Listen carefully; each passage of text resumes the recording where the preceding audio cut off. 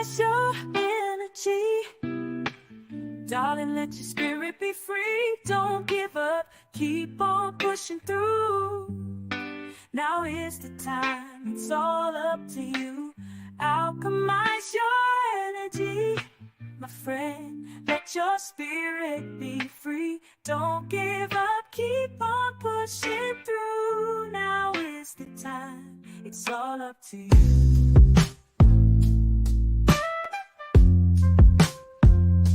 No matter the storm, but over tragedy. No matter the storm,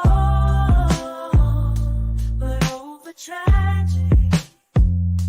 No matter the storm, we will always take flight. Keep on pushing through the darkness of night. There's no limit, let's reach for the sky. Shine so bright, from darkness to light. I love who I am. I'm loving me.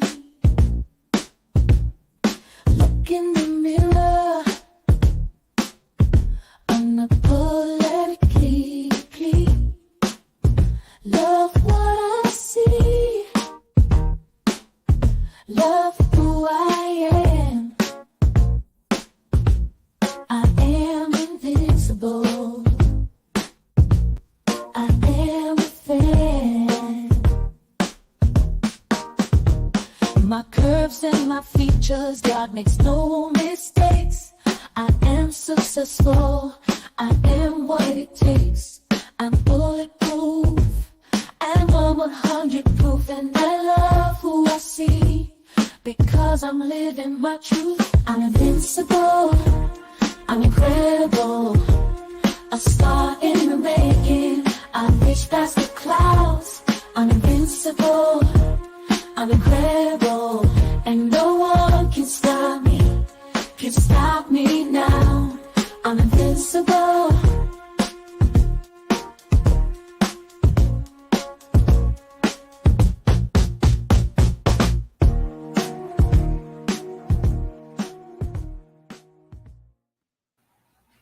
Ashe, welcome to Alchemizing Energy and the Sugar Love panel.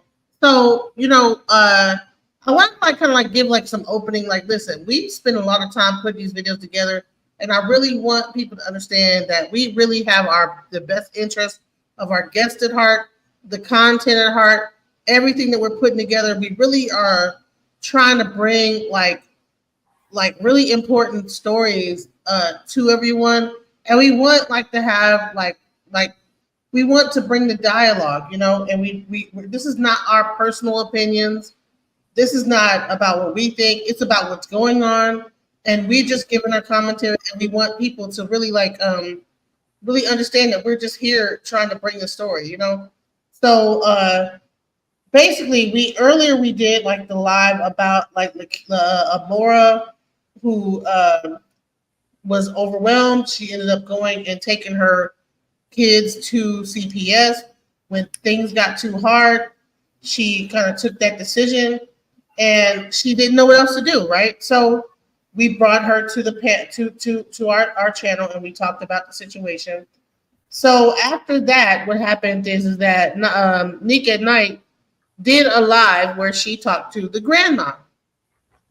And Sugar Love actually covered that live on her channel. And we're going to review her video of it, because, man, it just got so disrespectful with the grandma and everything. And now it's even worse on Amora. And I've talked to her. They're trying to reopen this case. But one good thing is that, she's been trying to get some help with help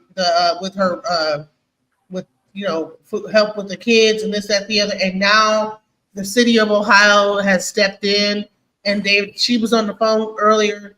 I called her and said, hey, come on through. And they said, you know what? I guess they reached out to her, and now they're trying to help her with some services. So they reached out to her because she went viral. And that's why we do this. when we want to push these stories because we don't know who's watching this. We don't know who's seeing this.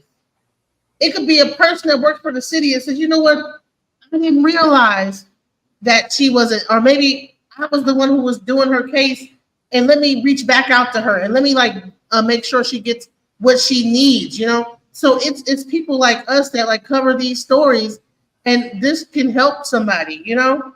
That's all we're doing. Everything that we're talking about is not just only on some gossip or on some just talking mess. It's about truly helping people.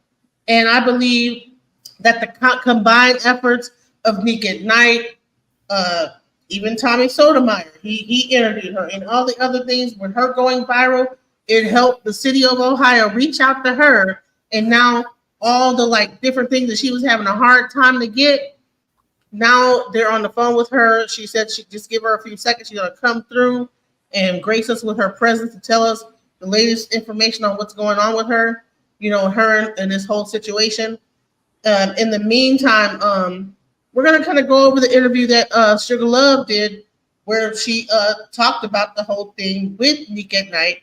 We're gonna give our commentary, and I just want everybody to understand that we don't do this just to be gossipy or just to like talk mess. We're here to try to create change in people's lives and help other people. When you see these videos, we want to like bring light to certain things. This is alchemizing energy from darkness to light, not just darkness, you know? So here we go. So like I said, is that we first we want to do, I'm gonna let Sugar Love greet everybody that's coming into the chat on her side. Go ahead, Sugar Love. Well, they're on both sides. Hey, boss Jackie. What's up, Summer Breeze? Hey, Lakeisha Queen. Hey, Queen. What's up, Sugar Burbs? Spice is nice. I figured you was my sister. And everybody, all the Bush babies, hello, and to all my replay gang. We appreciate you too. Yes, and thank for everybody that like came back from the last video. I made a mistake and hit the wrong button, but I think it was time to end there anyway because it wasn't going nowhere. Kind of was going in circles. So I think in this case, we wanted to like actually get into this. So I'm glad that we were able to end that and start this conversation because really I really want to do what we can to help this young lady. She still needs support, you know what I'm saying? She's going through a lot, you know, and I think that people are not respecting that this is a 27-year-old woman, and I can only imagine to be 27 and not feel like you have anybody in the world. You know what I'm saying? We talked about her whole story. We talked about what she's been through. We talked about her mom and how her mom was suffering from abuse of alcohol and how she had to grow up at a very young age. And I don't think that people should ignore that, you know? So let's get into the video with her grandma. First, they're going to talk about what happened, and then we're going to get into the thing with her grandma. And you're going to see, I'm going to let you guys draw your own conclusion, but let's get into it.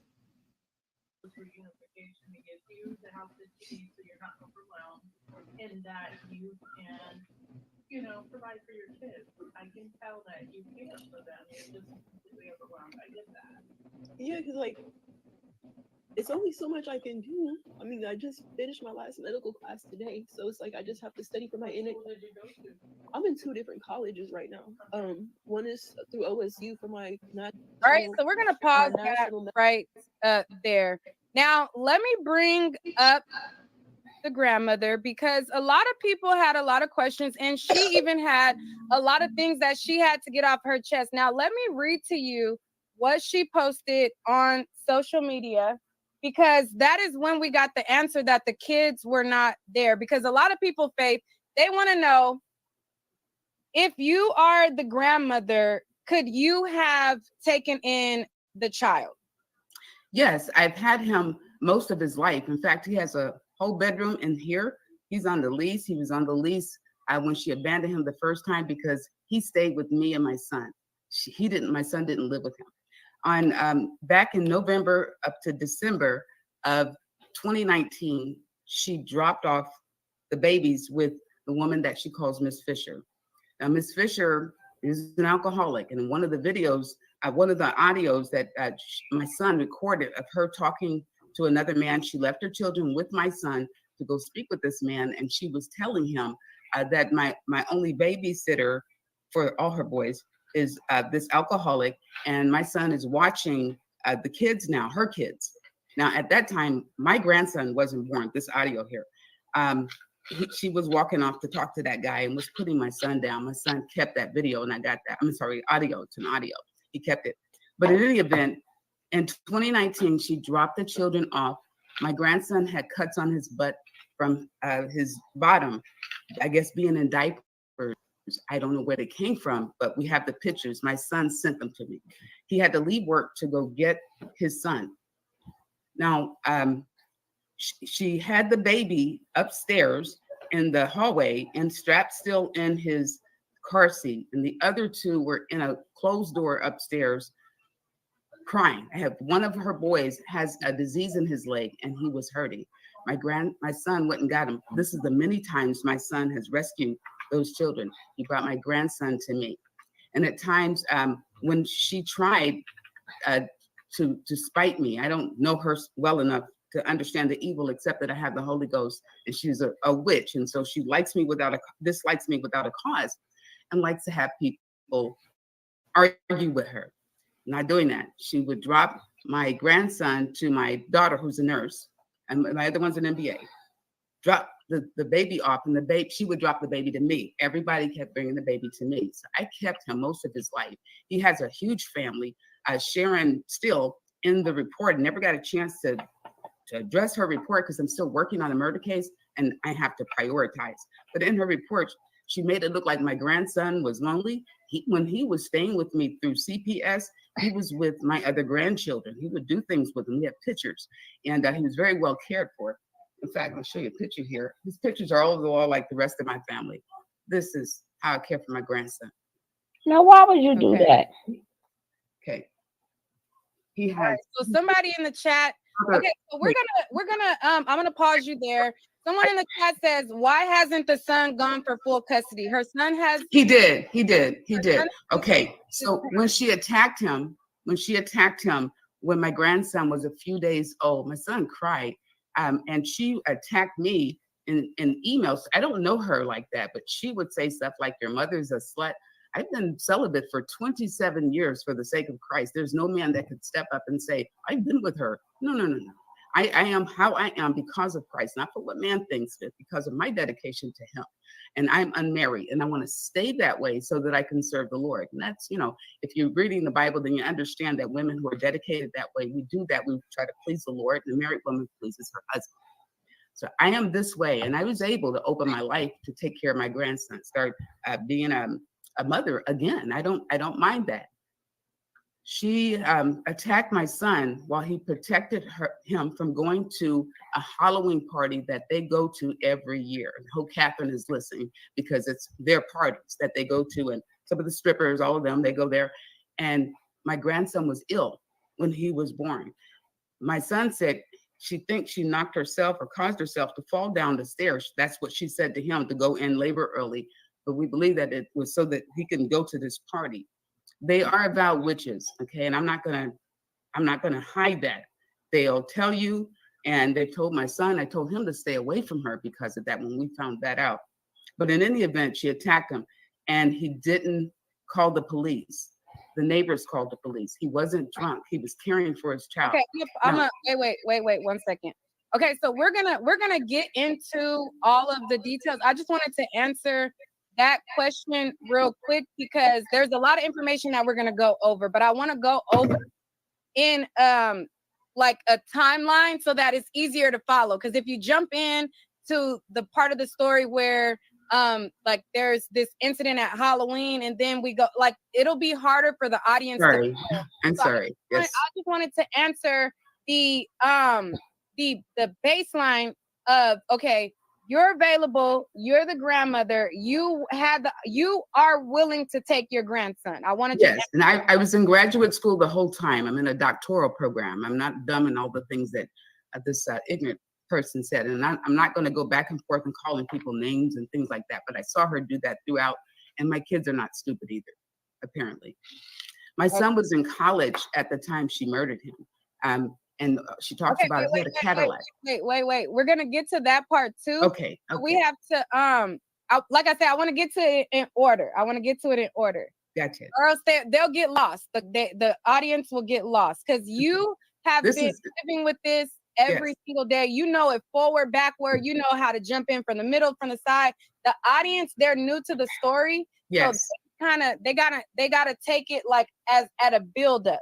Okay. Okay. So before you go again, let me just give everybody a background. So this is the grandmother of her middle child. So the woman who went viral, she has 5 children. Okay. She has 5 children, and her son has a child with her, and he is the middle child. And then she had 2 girls after that. She had two kids before. Then she had the child that is in the middle, which is her grandson. And then she had 2 children after. Now, in the course of them being together, her son and her were dealing with each other. It was a toxic relationship. And while they were dealing with each other, there was an incident where her son passed away. Now, according to Faith feels strongly that the woman who has given her kids up and at the center of this story, Faith feels like she has something to do with her son's passing, and she feels as though she is the culprit. Now, just because it's my platform, and anytime there's allegations like that, I have to say it's alleged, even though you know for sure what you know. I just have to protect my platform and say it's alleged. But that is what Faith feels strongly about. Now, we're going to get to why Faith feels like she's the culprit. We're going to get to all of those things, but we're going to back up first. So you meet her from her dealing with your son and them having a relationship. So in the interview, she says that she started to date your son, I want to say 2017 or 2017, they started to date, correct? I believe it's the earliest part of 2018. He didn't know her very long before she became pregnant. Okay, so 2018, they started to date. So once they started to date, what was their relationship like while they were a couple? When I first knew about her, my son came home with her 2 children, and I asked who they were, and they were calling him dad already. They started calling me grandma, and he said that he was babysitting her sons so that she can go to work as a nurse aide, that she was working as a nurse aide. At this point, we didn't know she was a stripper, and that was really distressing for my son. We finally found out. When she finally met me, she introduced herself and quickly told me that the 2 children she had were by rape, which is, unseemly. And I knew that they both had the same names that start with a K, and they're named Miller. They're named after their father. It didn't sound right. And I spoke with my son. My son said, "Mom, I can explain." There's no explanation. When you say a person raped you, you're thinking it was something violent. R word. Violent. R worded you. Yes, I'm sorry, the R word. You think it's something violent. Mr. Miller and Alexis Wright were teenagers when they met. He was about a year and a half older than she was. They had the first child. They even lived in the same house together, had the first child, and then had the second one. They said that her mother consented to that. But then by the time she had the second one, she was 18. They were engaged. He even proposed to her on Facebook. And if you can find those posts that she's made about vacays in 2015, that she complained that he didn't want to come get his kids. And I mean, you don't talk like this about a person that raped you. You want your kids to be with the person that raped you. I can't let that go on and not address the grape, okay? Now, on our panel earlier that we did with her, she explained that this man was climbing through her windows while her mom was inebriated, right, Sugar Love? Yes, ma'am. Correct. But I mean, we get into that, but you can, like, again, you can stop it, but we just wanted some of it to play. But we gets into that. But you are correct, And then she said the second child she had at 18. No, you heard me see me right. No, they're 11 months apart. So grandma don't know what she's talking about. But uh-huh. Okay, so all right, so y'all gonna get into it because I'm like, man, it was painful to watch this when I saw it. I was like, oh my god. Yeah. God, Telling dang you, it. Shit. she This is getting on my nerves. Okay, I didn't cut it off. Thank goodness. Now, if she was, y'all heard the interview yesterday, right? The man was in his 20s. She was 15. How was this consent?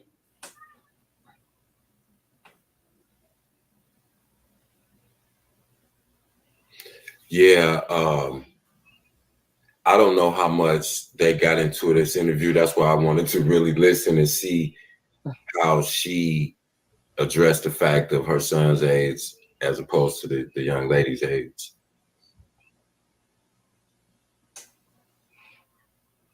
No, we're talking about the first two kids. So, even like, let's carry on because I didn't hear it. Some of you guys heard it, and as everybody says, down to CC, this lady is all over the place, right? So obviously she did not prove her point.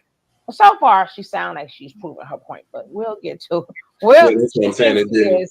All right, go ahead, bro. She didn't think anything about the fact that this young lady had 2 children when her son started dating her, and then she said her son, she got pregnant shortly after the, like I said, it's things that we have to be aware of. She said the first time she met the kids, they started calling her grandma. They were already calling her son dad. These are things that, there are a lot of signs to let you know maybe something may be going on, and you have to look deeper into it, because if she was whatever age she was when she met her son, just by doing the math, if she had 2 children, go back and see how young she was when she had those children. Right. I don't think she took that into consideration. But yeah, go ahead, Shug. Okay. I also think that she's from that generation that, it was okay, about young girls being with older men. And I think the point that she's trying to get to, she's a liar and deceiver. And I knew this from the beginning, right? Remember, she has to do a ERT case, right? A ERTA case in her mind, right? Right. So I think that has a lot to do with it. Right. So she has to paint this picture.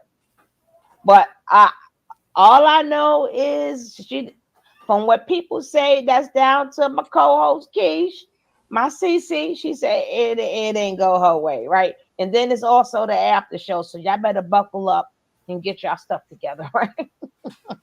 Because we got the after show to watch too. But am I correct without you giving anything away, CC? It didn't go the way she expected. It did not. It did not. Well, that's why I tell men, you have to be prepared. When you have a child with a woman, you have to be prepared to say, if something goes left, if she gets on drugs, if unfortunately she may pass away, do you have the ability to be able to care for your children? What if you need to step in and take custody of your child? If you're not prepared to do that, you're not in position to do that, you shouldn't have a child, because life circumstances happen. And even if you only have one child by her, and say she lost her place, you have to be able to say, oh, I can't take all your children, of course, but I can take my son and, me and my mom or whoever help you or whatever. And you have to be able to be in a position where you can immediately step in, because if you can't sit back and go, oh, well, she lived in the projects, or she this. If you can't take responsibility for your child, then you're probably not in a position to be a father. That's what happened to me when I lost my place. I was really young. I had my first place and I lost it.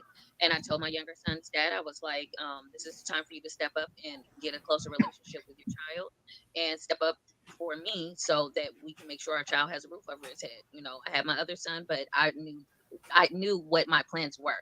But as his father, I was like, I need you to make sure that you step up. And I said, under no circumstances am I giving over my custody rights or my parental rights I stayed once I did get on my feet. I lived right down the street, like not even 5 minutes away from him. So there was never no discrepancy, even though he tried to make it otherwise to his people. That didn't matter to me. Exactly. As long as didn't nobody serve me no papers saying it, or some craziness happened, I was cool because I ain't got to worry about what you got going over there. It'll come out in the wash. And with one thing too, we can't make women feel bad if they say, "Hey, I can't handle this right now for whatever reason," and that father needs to be able to step up. And it's no shade, because that would just be like me taking my child to their mother. Like, it's the same thing, but it's a stigma if a woman gives, even if it's partial custody. We're not, and she's not turning over your parental rights to your custody rights or whatever. But it's like we have to be in a position as people, if we're not with the other parent of our child, we have to be able to make a seamless transition. If my kid needs to come over here and go to school and finish the school year, I need to be able to, okay, I got to take my child to school and pick my child up now because they're over here, not with their mom. They may be out of the school district. So those things, you have to have those kind of things in place. That's how serious it is having a child. But yeah, that's why it ends up like this. And let's not forget, some women transcend during childbirth. A lot of men had to learn. Yeah, that's what I mean. Yeah, you got to be prepared for anything. That's part of your responsibility. Yeah. Even if you're the non-custodial parent, you have to be prepared that if somebody calls you today and say, "Hey, something happened, you need to come get little man. You need to come get, prepared. You got to come get." You have to be prepared for that. That's just what it is, because that's how it is nowadays. Yeah, because women, throughout all the fighting, and you could call it the bitter, and you could call it all of that, we sort of kind of made it easy for you guys to not think like that. But again, it takes men. That's why it got to be. You got to have accountable friends. I think you said one time too, you had a friend who thought he was telling you something. You had to set him straight. Yeah. Because he thought that you was going to go along with what he was saying. Yeah, I forgot what how bad this woman was. I said, "Listen, first of all, you picked her.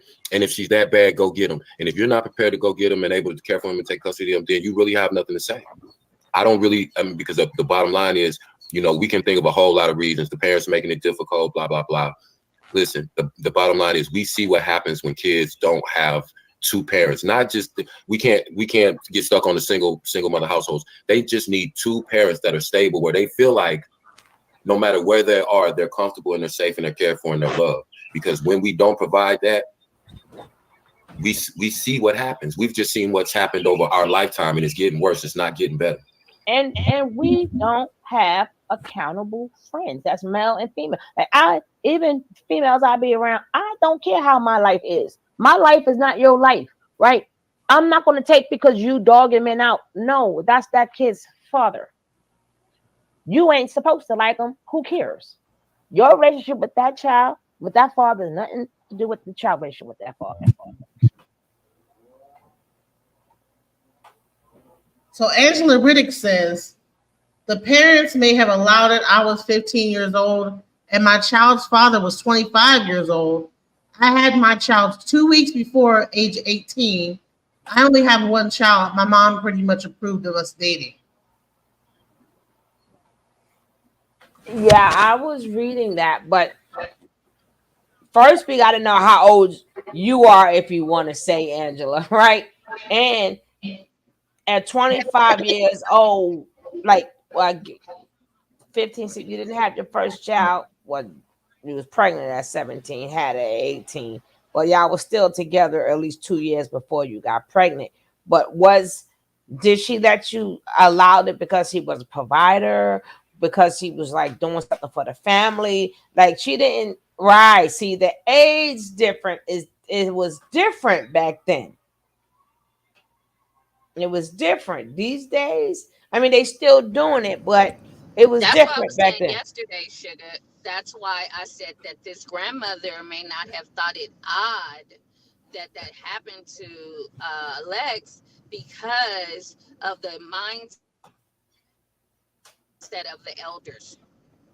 Right. And if you were 57, when did the crack era hit and the drug era, all that stuff? Oh, that's the 80s. 80s, mid 80s. So 57, how old was she? How are you during the 80s? Like in your teens? Yeah, she probably would have been like, let me see. She maybe like 50.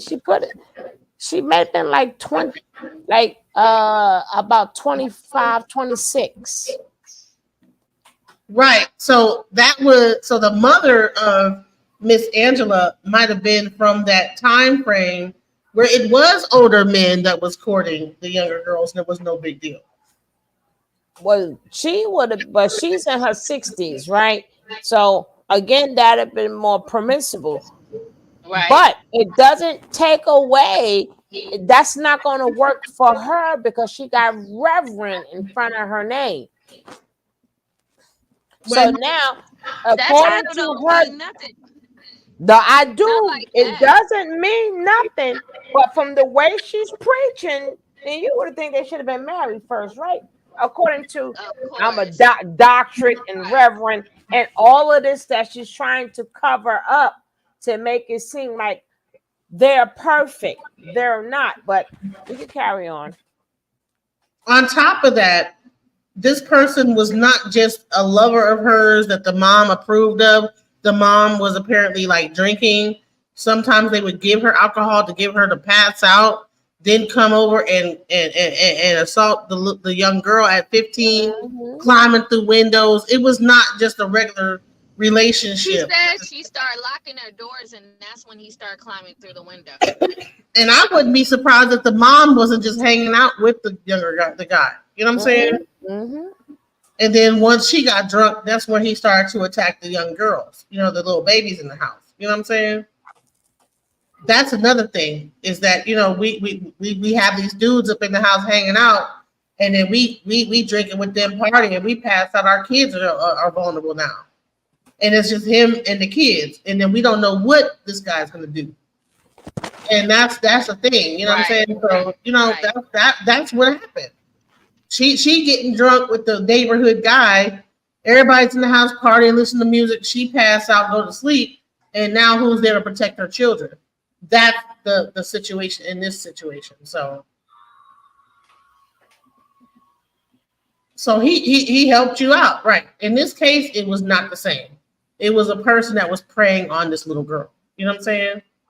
But in her mind, he was helping. Remember, she said, I was hungry.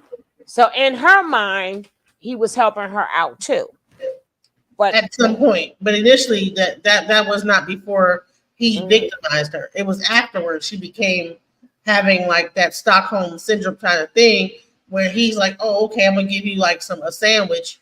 But then she said she did all it was candy at first, yeah. Mm-hmm. Candy, then a sandwich, then some Skittles, little Starburst here and there. You're like, what are we doing here? And she still was playing with baby dolls. When he encountered her, she still was baby doll, still like a little baby, a little child. So it's like she was like a fast girl coming out doing her thing. And that's what this grandma is trying to make her seem like. But no, she's saying, listen, I still was playing with baby dolls. I was still playing. He was able to give me a Skittles and this, that, the other. I was a VIRGIN. Like, yeah. So that's what's going on in this case. It's not the same thing. That grandmother just trying to make her seem loose and wild, like she a wild child running wild, and her son was completely innocent when it's not like that. Exactly. So let's get into the video again.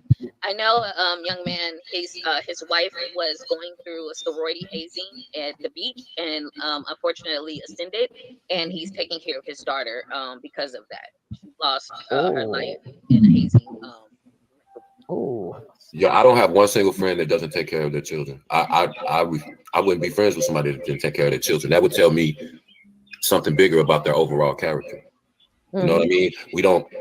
And we hold each other accountable. We really do. We hold each other accountable when that's why I said we make sure that our son's friends have our phone numbers as well. If they can't reach their dad, if they can't talk to their dad. Sometimes I have one of my friend's sons called me, he's 14. Uncle Kev, can you talk to my dad? I'm trying to talk to him, but I don't really know how to. He shut me down every time I try to talk. I said, okay, then I can give him advice. Okay, listen, how about you let him talk since he's your father? And then you respond to him and he'll let you say what you have to say. Just me giving him a different perspective on how to handle a situation with his dad because he trusts me because I know his dad. Me and his dad been friends forever. You have to give avenues for women to be able to say, hey, I don't know how to deal with my son right now, but I know I can call his dad. If I can't call his dad, I can call his dad's best friends. I can call his uncles. I can call his grandfather on his dad's side. You have to make yourself available. You have to make yourself available to people. And new women and new girlfriends or new love, mind your effing business. That is a pet peeve of mine. Please and thank you.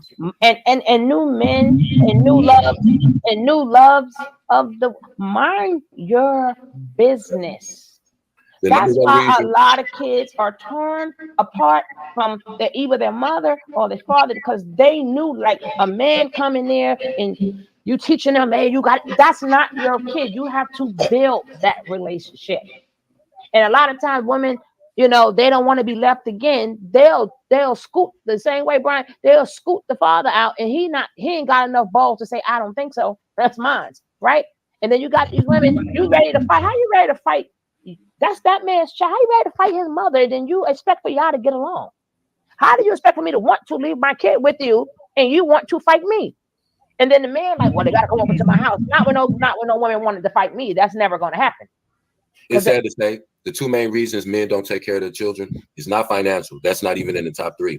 The number one reason is because they have a child with a woman who they're embarrassed of.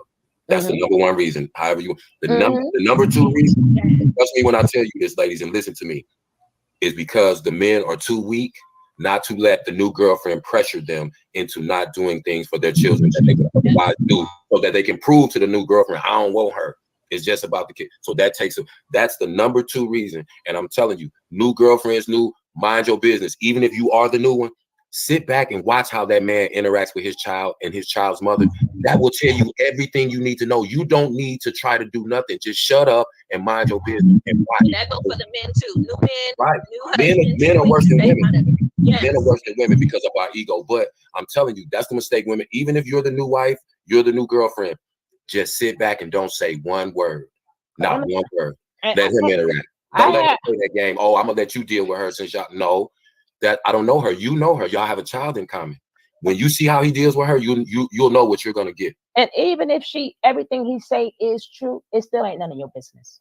Your job is when them kids come over, your job is to just love them as you would love your own. That's the only job you have. And any man that I've ever had, I cut off conversation when this is me.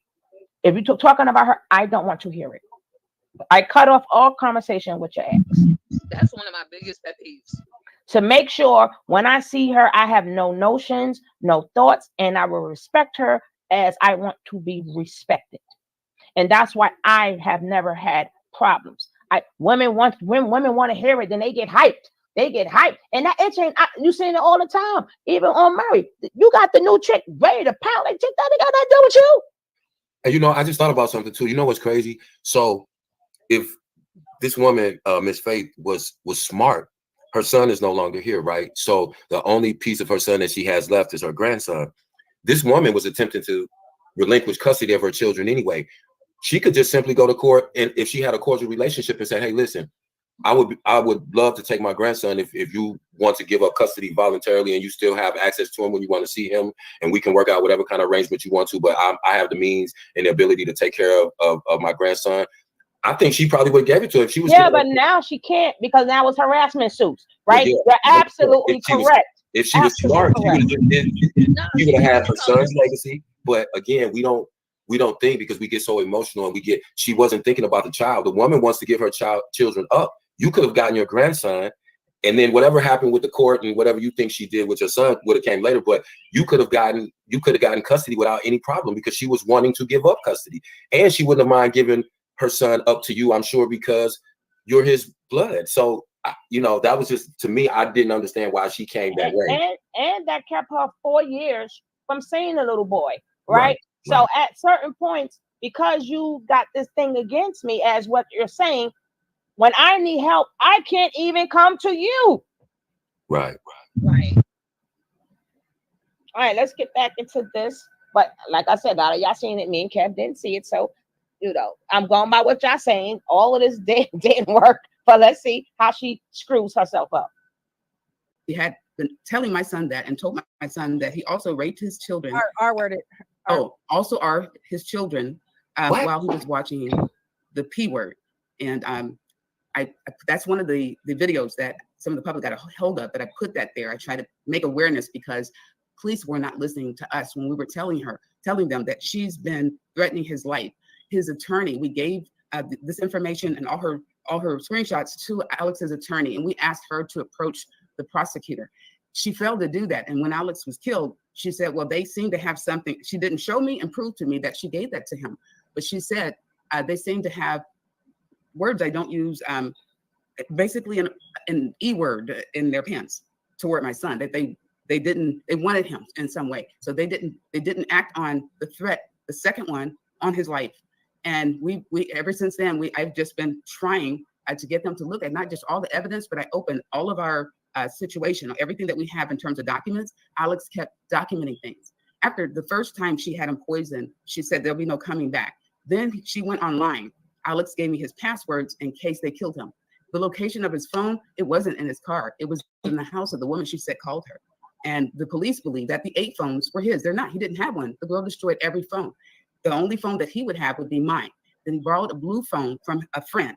The phone that he ordered didn't arrive until after he died from Amazon. I have that. And the computer he had, she still has it. He took it with him to study. He had deadlines for Sunday. He died on Sunday. And he didn't die when we made it to the hospital, as she said. I was called at 3 a.m. Alex and I had just moved in an apartment that I got for him and the baby. And I was telling Alex, as you're going to school, he just bought a Cadillac because she destroyed his car. And that's documented on Facebook as well. And I have the copies on his profile. I have the copies of those things. I also have his profile. But where am I here? There's so many things. And so I'm trying to stay focused. Yeah. Okay. Yeah. We had just gotten a place and the baby was with us the whole time from November to March. She had abandoned him from November to March and abandoned the boys to their father. And remember, my son went and picked them up at Robin's house. He had to leave his job and go pick up the kids. And my grandson had cuts on his butt. And my son, before he even made it home, he sent us a picture of the cuts on my grandson's butt. Okay. So I had the baby every day up until March something.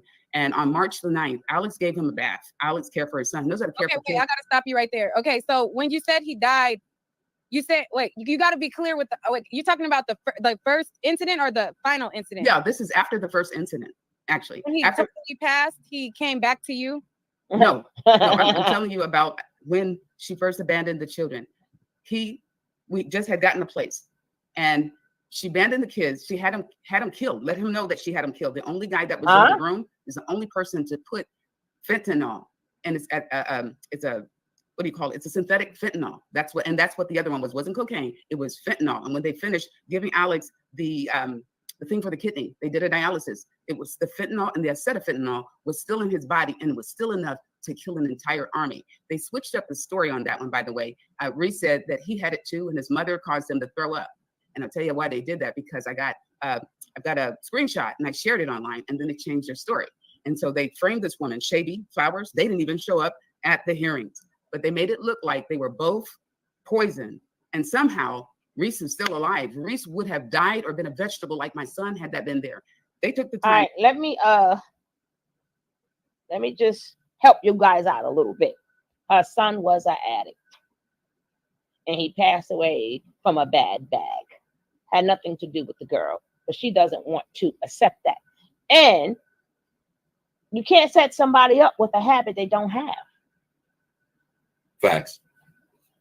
And she has to understand also that may have been part of the reason why your son was with that young lady. It's not that she was necessarily so toxic, but if you're, no disrespect to the no longer living, but all of those things play a factor in it, and I feel for her because a lot of times it's, as a parent to lose a child, it's hard to accept a lot of things, but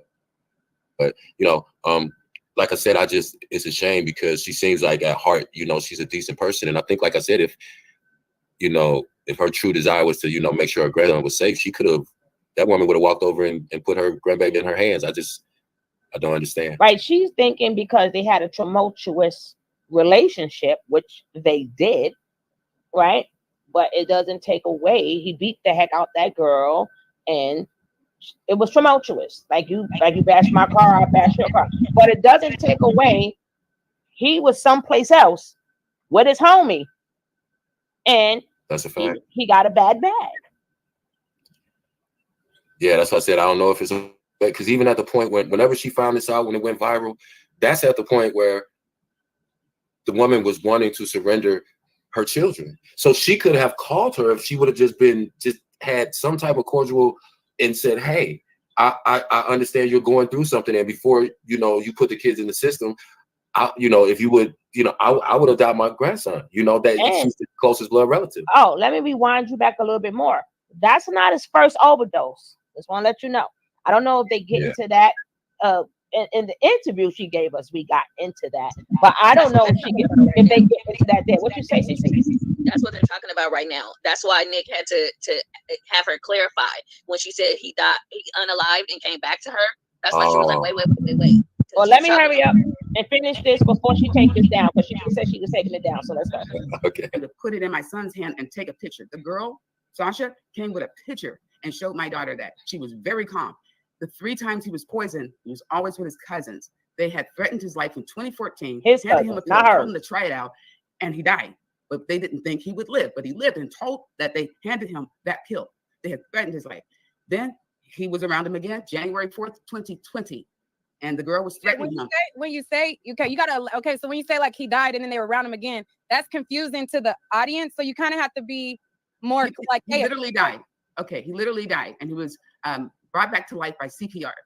Okay. And when they did it January 4th, he was telling the doctor, I was on the phone, my son was there as well. He was telling the doctor, I don't do drugs. Somebody poisoned me.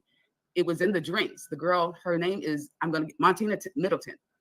They put it in her drink as well. The hotel guy actually bragged about fondling her with the remote control while she was dead beside my son. I had my grandbaby with me, and I started praying. And my other daughter, my youngest one, her and another friend that she worked with rushed down to the hotel where my son was, and they revived him with CPR, and he was extremely damaged. And the woman continued to do these messages to him while she was in Miami, where she was trying to go with the CPS thing, just wanted the rest of the public to pay for it. She was still in Miami, and she was telling him that she's going to kill him and that it's going to be no coming back. The night before she killed him, she left a voice message, and she said, "You are dead." I shared it, and I even called the detective and played the audio for him so he can hear it. They were ignoring me. They wanted to buy the fact that she's saying that he was an addict. But right there at Franklin County, he dropped clean urine the day before they killed him. And that's problematic. It's problematic for them. He told Jordan, a guy named Jordan, who's his best friend in Toledo, in his messages, they killed me. And he goes, what? So what happened? He told him what happened. He told Sasha Ray, the people that are always involved when he's poisoned this way, that she's trying to kill me. She never quite responded in those messages. And he was telling people he was trying to protect himself. And when they did it this time, they set him up. And the kids told just how it was done. Okay, I was pause you right there. Okay, so she made an attempt on his life where he flatlined and then he was revived. And then he was going around telling people that. Wait, hold up, Nick. Don't take the video down yet. She's not. What she was telling him, and she keep doing, please, if you guys did not catch my interview with the young lady, please catch it. But even if you didn't catch it, she's skipping the fact that nobody's trying. He's with the drug dealers. She's not there. He's buying. He is an addict. How somebody's trying to get you? They're not there. But you keep buying these bags or whatever you get. Like when you get into it with your dude and you be like, all right, keep playing, keep messing around and find out. That's what she was saying in that text. Right. But she did explain that. But even if she didn't, as you hear her speaking, she kept saying when she tried to ill him, no, baby, that's the drug dealer. That's the dealer. That ain't her. And he keeps going back because it's some good stuff. And he keep going back. But you see how she glosses upon, those people that are always with him when he gets poisoned. What is you talking about? If your son is around people that always that he's around and he gets poisoned around them every time he goes, it will behoove you to inform your son to stay away from ththose people and you keep a close eye on your son. Well, the thing too with poisoning, if you don't do drugs, you're not going to take a pill, and you're not going to take a pill that you don't know what it is. Exactly. And remember, this is over and over and over and over again. It's not the first time. Right? You didn't hear her say, my son never did drugs ever. He was just the smartest person until he married. She didn't say that, but we'll carry on, right? Yeah, you remember though when she said his cousins poisoned him, she said they gave him a pill, but when he got to the hospital, he said, I don't do drugs. They gave him that was his own cousin. Right, but if you don't take drugs, you're not going to ingest a pill that you don't know what it is. But yeah, she's just in denial.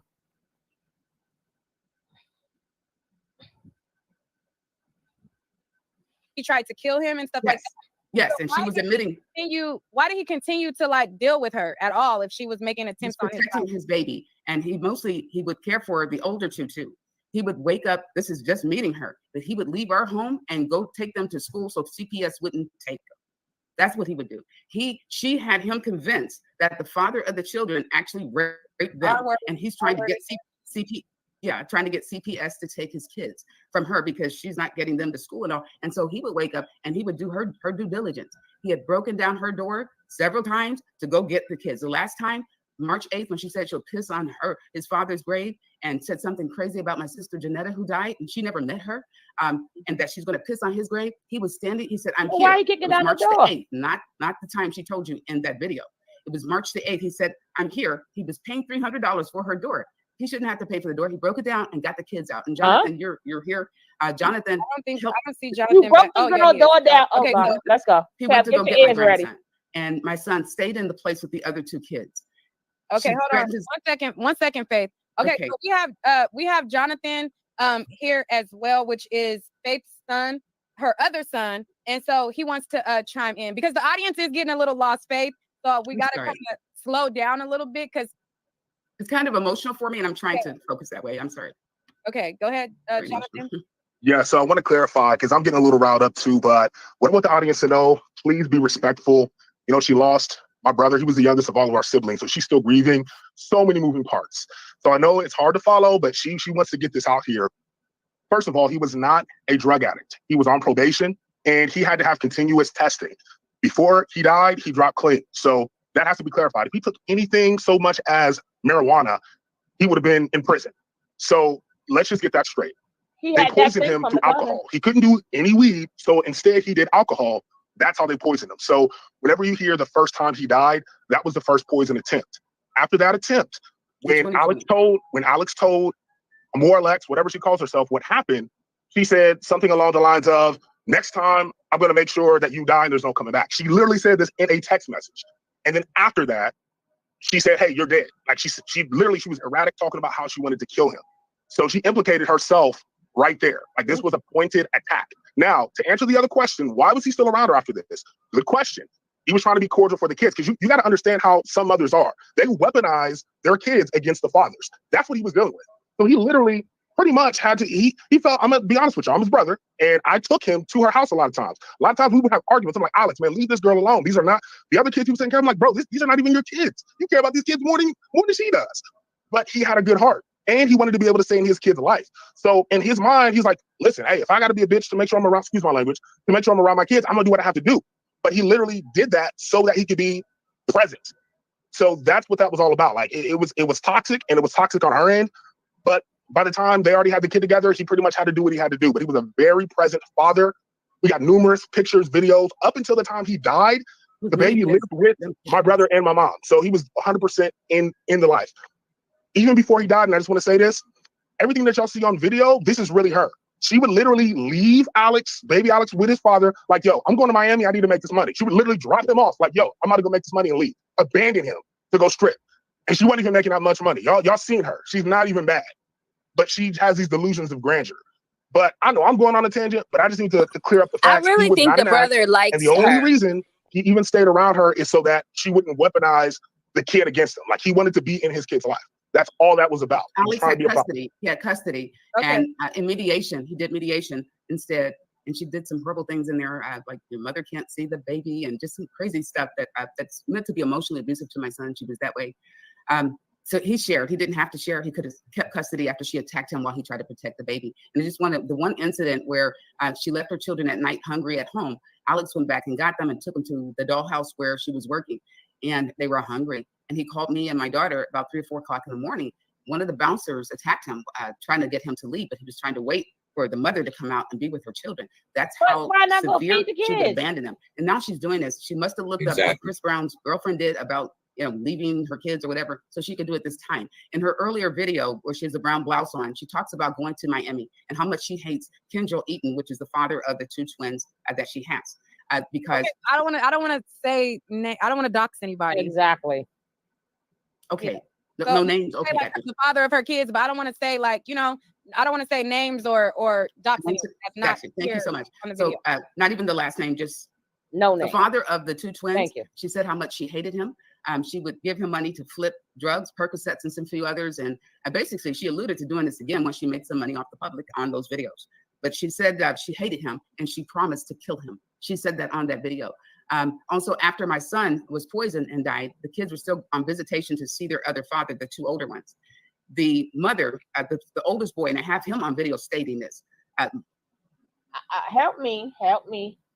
It's nothing stated that he was poisoned. What is stated is he took an E-pill. Right, and that's just the denial. But here's the thing. Here's the thing too that we can't skip past. She said her son had custody when he passed, so he wouldn't have to have any more involvement with her if he didn't want to. It sounds more like, and again, if he goes over there and the kids are hungry, just go get the kids something to eat. I'm not taking them to a strip club and waiting on you to get done so I can take right. you. Imagine If that's what I'm taking kids to a strip club and you can feed them yourself just so you can take them to their mommy. Like and why you keep kicking the door down? You're breaking the door. Then you say, I ain't got to pay for it. Yeah, you do. And then you said you want to kick the door down. I don't understand if the son was living with the grandmother and the father, what dealings did he have to have with her? He had full custody from what she said. He was lenient with the custody. He was going over to her house. Right, but then she switched up and said mediation. If you heard her. Yeah. So which one is it? Right. Because mediation comes before a custody agreement. So, but even at the point that he was living with you, I don't understand. And why did your son still? What was the connection still? You didn't have to deal with her or put up with anything because you had custody, so you were in control of whatever happened with the grandson. Right, and you can't say, well, she said this about the other baby daddy. Okay, I'm glad you said that. Now take that down for evidence and get custody of your kid. Right, that's what I'm saying. They can't even argue with you no more. How doesn't she have custody now if the son had custody at the time of his, being deceased? Right. And the son was already living there, so she would have had a stronger case, and the woman was ready to give up custody of her kids. So I'm not understanding why she just wouldn't even have them now at this point, because she was ready, literally willing to go drop her kids off at the fire department or the police station or whatever. She could have very, very easily went down and said, hey, I have mediation and custody agreements already in place with my son. My son is deceased. I'm the next closest relative. She's relinquishing custody.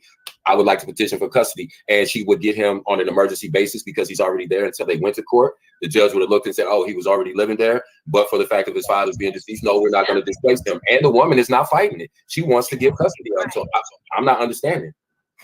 I just wanted to make sure my ears was here, right? Okay. They hear right. I told you it's a mess. Like I said, we're not bashing in no way, form, or fashion. Yeah, no disrespect to her son. Rest in peace to him. No disrespect. Or to Miss Faith. But somewhere down the line, as they put in the chat, she's in denial, right? And if he wasn't allowed to do drugs, but then the next thing you come up with, well, he drank. Like he shouldn't be, like, so he still had a habit. But poison and an E-pill is two different things.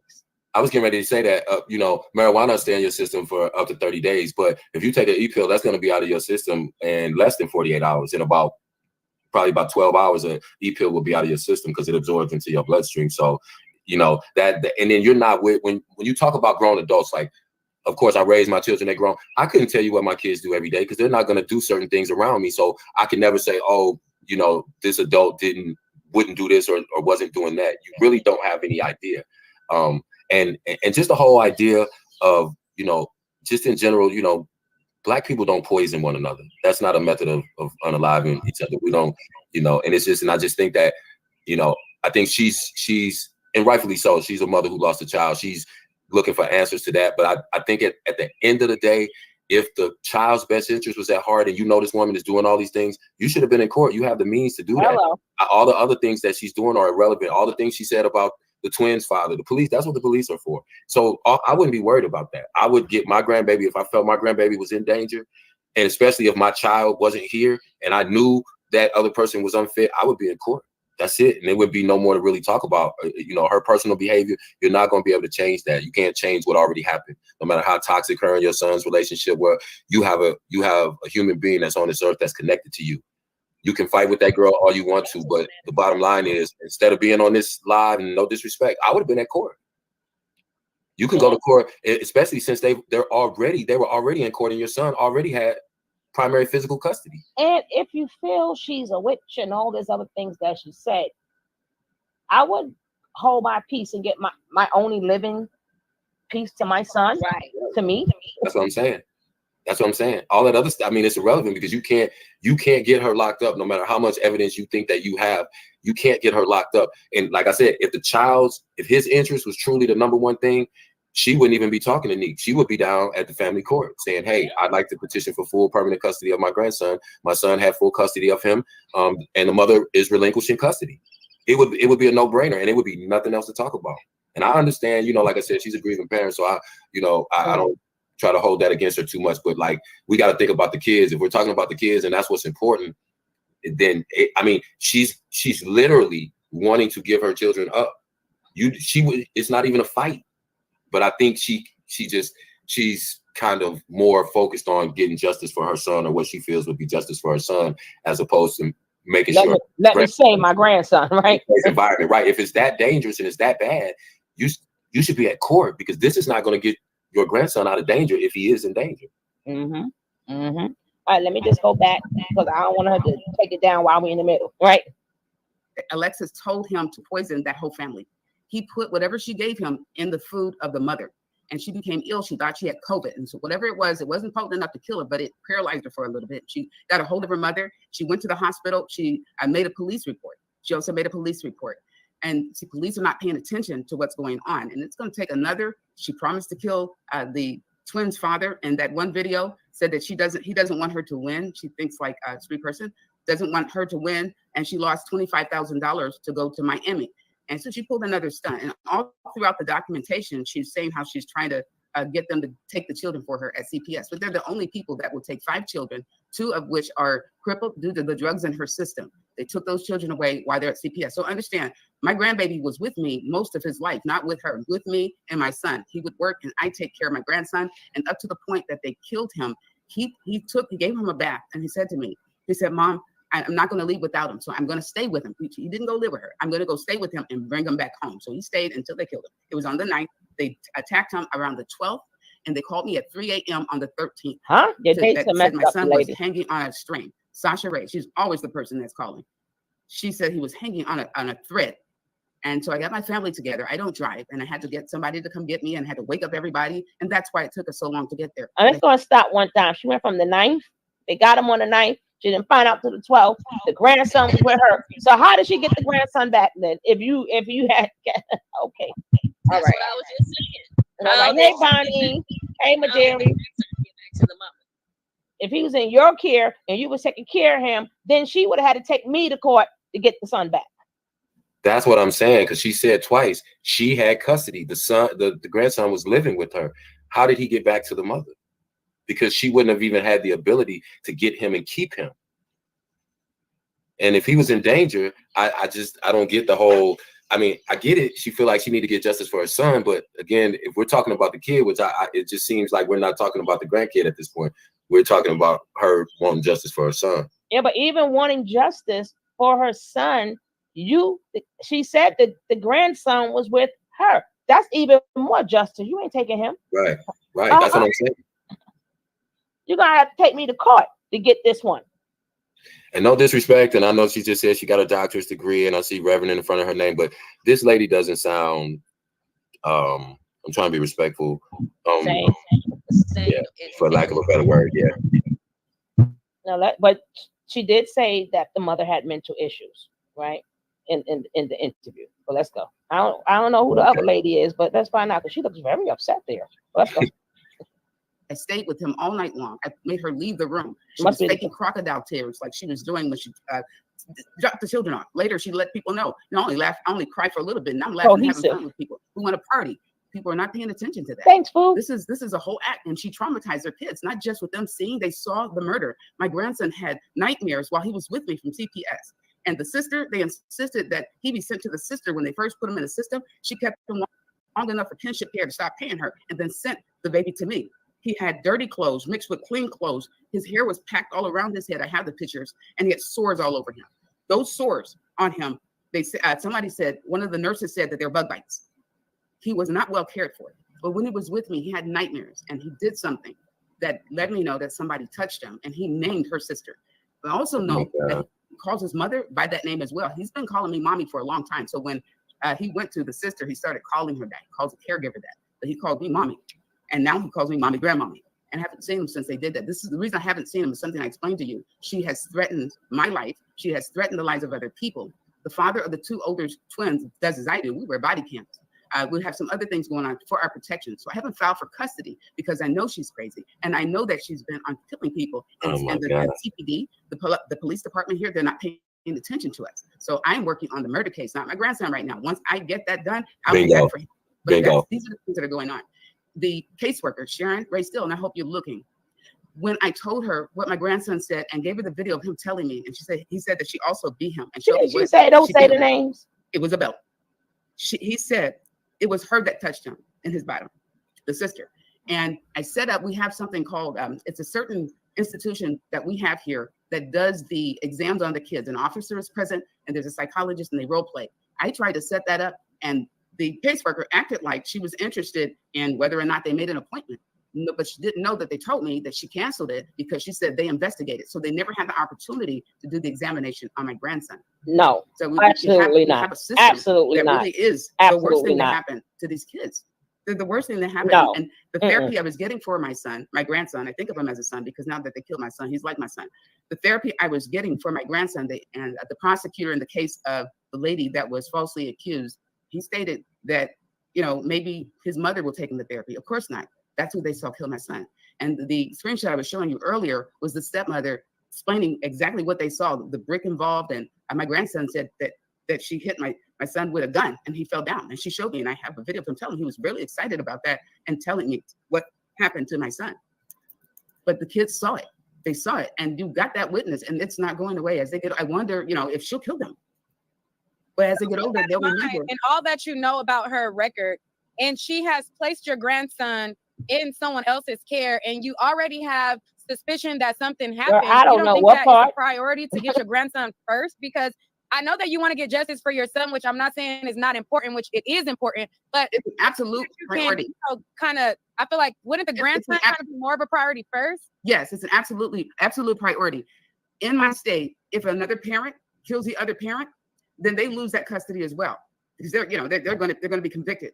This is important. This is what makes that case important, because it frees my grandson. I just said that it endangers us. It endangers us. She pretended when she went to this man looking for someone to kill him, said he's trying to take my son, somebody shoot and kill him. I told them to break his legs or something, but basically tried to kill him, but it didn't work. I have those screenshots that my son took. Wow, this lady's a radical. She was threatening him and looking for a killer. The guy agreed to kill my son. Well, then she would have killed all the baby. Okay, Jonathan, murked all the baby you've been on the screen the whole time. I just went ahead and brought you and your cousin up as well. So if there's anything that you want to chime in on, let me do that, because I didn't want to cut my mom off. But the reason for that is y'all got to realize this system here, they're not really looking into Alexis. The reason why, even if my mom tried to get custody, all they keep doing is putting him back with her. They see these videos, they see what's going on, and they keep putting him back with her. So it's a moot point. So that's why my mom's focus is making sure that this case is settled, because first of all, she's a murderer.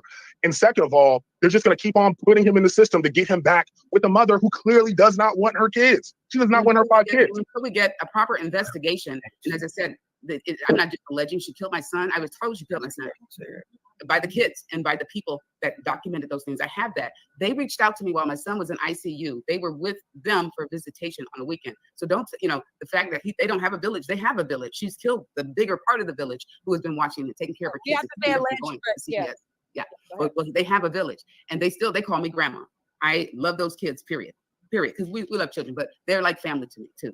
And anyway, the cousin boy reached out to me on Facebook to tell me that the kids have to tell me something. They got a hold of my sister, whose name is Angie. She's my father's from later down the road. She's about 14 years younger than I am. Had gotten a hold of her. She came to the hospital and she told me what they were saying. That's what occurred there. And I have the screenshot. I just didn't get the message because I was with my son. I stayed with him all night long. And I made sure that all of his fluids were there. All his fluid, that the nurses started letting his fluids run out. He was dying. And then they did everything they could. She sent me the coroner's office report of what he died from. Okay, they documented it that way because they believed her. Oh Lord! That I tried to get her to investigate as well. I called the coroner. My son's head open to see bruises and all. I called the coroner. He should have corrected that, and that's another reason why the murder case has to be done. That's why it has to be properly investigated, because they need to fix it. Also, again, the toxology report shows that he had enough fentanyl for an entire army. I thought he didn't have no drugs in his system. He would have been dead. After Alex had died, he came to my place and he said, "I've been absent because I went to jail." And he said, I was in the house sleep. I didn't know Alex was in. Then changed his story. The detective called me telling me that the mother said that they found them both in the car. And that's what that lawsuit, that's what the criminal case is about. They named Reese and they named my son as victims. They couldn't find the girl victim. They couldn't find the girl responsible for involuntary manslaughter for my son. Who sold them the bad bag? Documentation and things that I sent. The attorney that I hired to go in and talk to them, he didn't speak, but I was able to submit an affidavit, and they took that affidavit. I'm not finished. I'm going to make sure that my son, he gets justice, and that my grandson is saved. I am not trying. I'm military. I think you see that right there. I'm not trying to do a war, but I know that the moment I go to do that, I got to have guns. I've seen her with Army guns. I showed that to you. Oh Lord, have mercy. Can I please clarify the autopsy? When I forwarded the letter to Prosecutor Holbrook, those were the attachments. She was in Miami another time when the kids were taken away. She was in Miami and she had the AR-2 and some other. She said, the guy said, "You look like an assassin." She goes, "I am by nature." So this is the kind of person we're dealing with. Mr. E, the father of the two twins, the uncle was riding in a car with them as they were doing drugs, according to the brother of the uncle. He had fentanyl and whatever drugs he had. And I think it was probably meant for the other father, but he died. The other they father, didn't not request any kind of investigation because all three of them were doing drugs. Your drug addict is her, and that's evident in what happened with the kids. She wasn't on any medical marijuana. She doesn't take marijuana. In fact, I think the latest video she made, she was smoking a whole blunt. She does weed. And that's, and the other stuff, the Percocets that she flipped. I thought marijuana was weed. Talked about on May 5th before giving away the kids, no doubt taking them. She had mushrooms in her car and cocaine in her car while she was on her way to Miami driving during this time after my son was murdered, and she was still on probation. And she's telling her audience, "I'm still on probation. I don't want to get caught. They just tapped me on the hand and they let me go because the police stopped her." And she said, "What got to do with your son taking smoking the bad bag?" This lady is wild. She going. Okay. Okay, so Jonathan wants to clarify. Yes, clarify. Also, Lexus in the chat. I don't know how you. I don't want it to get messy, but if she wants to talk to you, would you be opposed to that? There's nothing. Absolutely, yeah, absolutely. Yeah, don't let her on here. Wait a minute, Hold on. Never been a genuine person. Anytime Alexis, who always talks about plotting and all that, she don't take people seriously. This person, anytime they're nice, they have an agenda. Well, look like cousin to be her, but look at her. Her electricity. My son wouldn't leave her. The cousin. He left for 4 days and came back. He would not leave that place. Cousin with all the and smoke. I paid for her electricity to be on. I look like a dude, man. I got it. I have the receipt. That's I just want to speak real quick. So about Alexis, real quick. You to bring up everything she said. She lies so much. And here's the deal. When she's talking to you, she'll be looking over to the side. The mama is wearing me out. And you can tell she's lying. And this is the reason why when I spoke to you earlier today, I said anything that I have to say, I can document it. And I wanted to prepare those documents. It's important because she is a liar. All right, Mom, I want to clear this up real quick. So first of all, with Alexis, not a good idea. Before she did that viral video about CPS, literally a day before, she wrote my mom on Facebook on a burner account, literally taunting her about my brother. My mom has those messages. So this is a person that cannot be reasoned with. And keep in mind, my brother talked to me about everything. Alexis told my brother that she was diagnosed with bipolar, borderline personality disorder. The girl is crazy. Now, the issue with the autopsy, let's get back to that real quick. Y'all gotta stay with me here. Keep in mind, he was on probation. He couldn't even smoke weed. He did like to smoke some weed, but he couldn't even smoke weed because if he did, he would have gone to prison. His alternative was alcohol. They put it in his alcohol. He did not overdose. So hold up. Wait a minute. You just want to skip by the point that he wasn't a good boy, and how did he get in jail, and why was he on probation? You want to skip out all of that, right? And by the way, you can't put fentanyl in alcohol. You can't? I don't know. No, That's you what the can't. mama and the brother said. The mama and the brother said the first overdose was fentanyl put in the liquor. That's what Okay, the but first overdose was. but she said the first time they gave him a pill. Pill, He didn't know what right. it was. What, like I said, a person who's not a drug addict, what person that doesn't do drugs would take a pill and they didn't know what it was? That's crazy. And she said this girl is an assassin. This lady is all over the place. I don't think she's mentally stable for real. And it's like she said, oh, he got hit in the head with a gun. The kids told her that and all of this. By hanging by a string. Yeah, but they missed all that in the autopsy. And all they found was fentanyl. They didn't see the bruise on the head from him getting busted in the head with a gun and all that.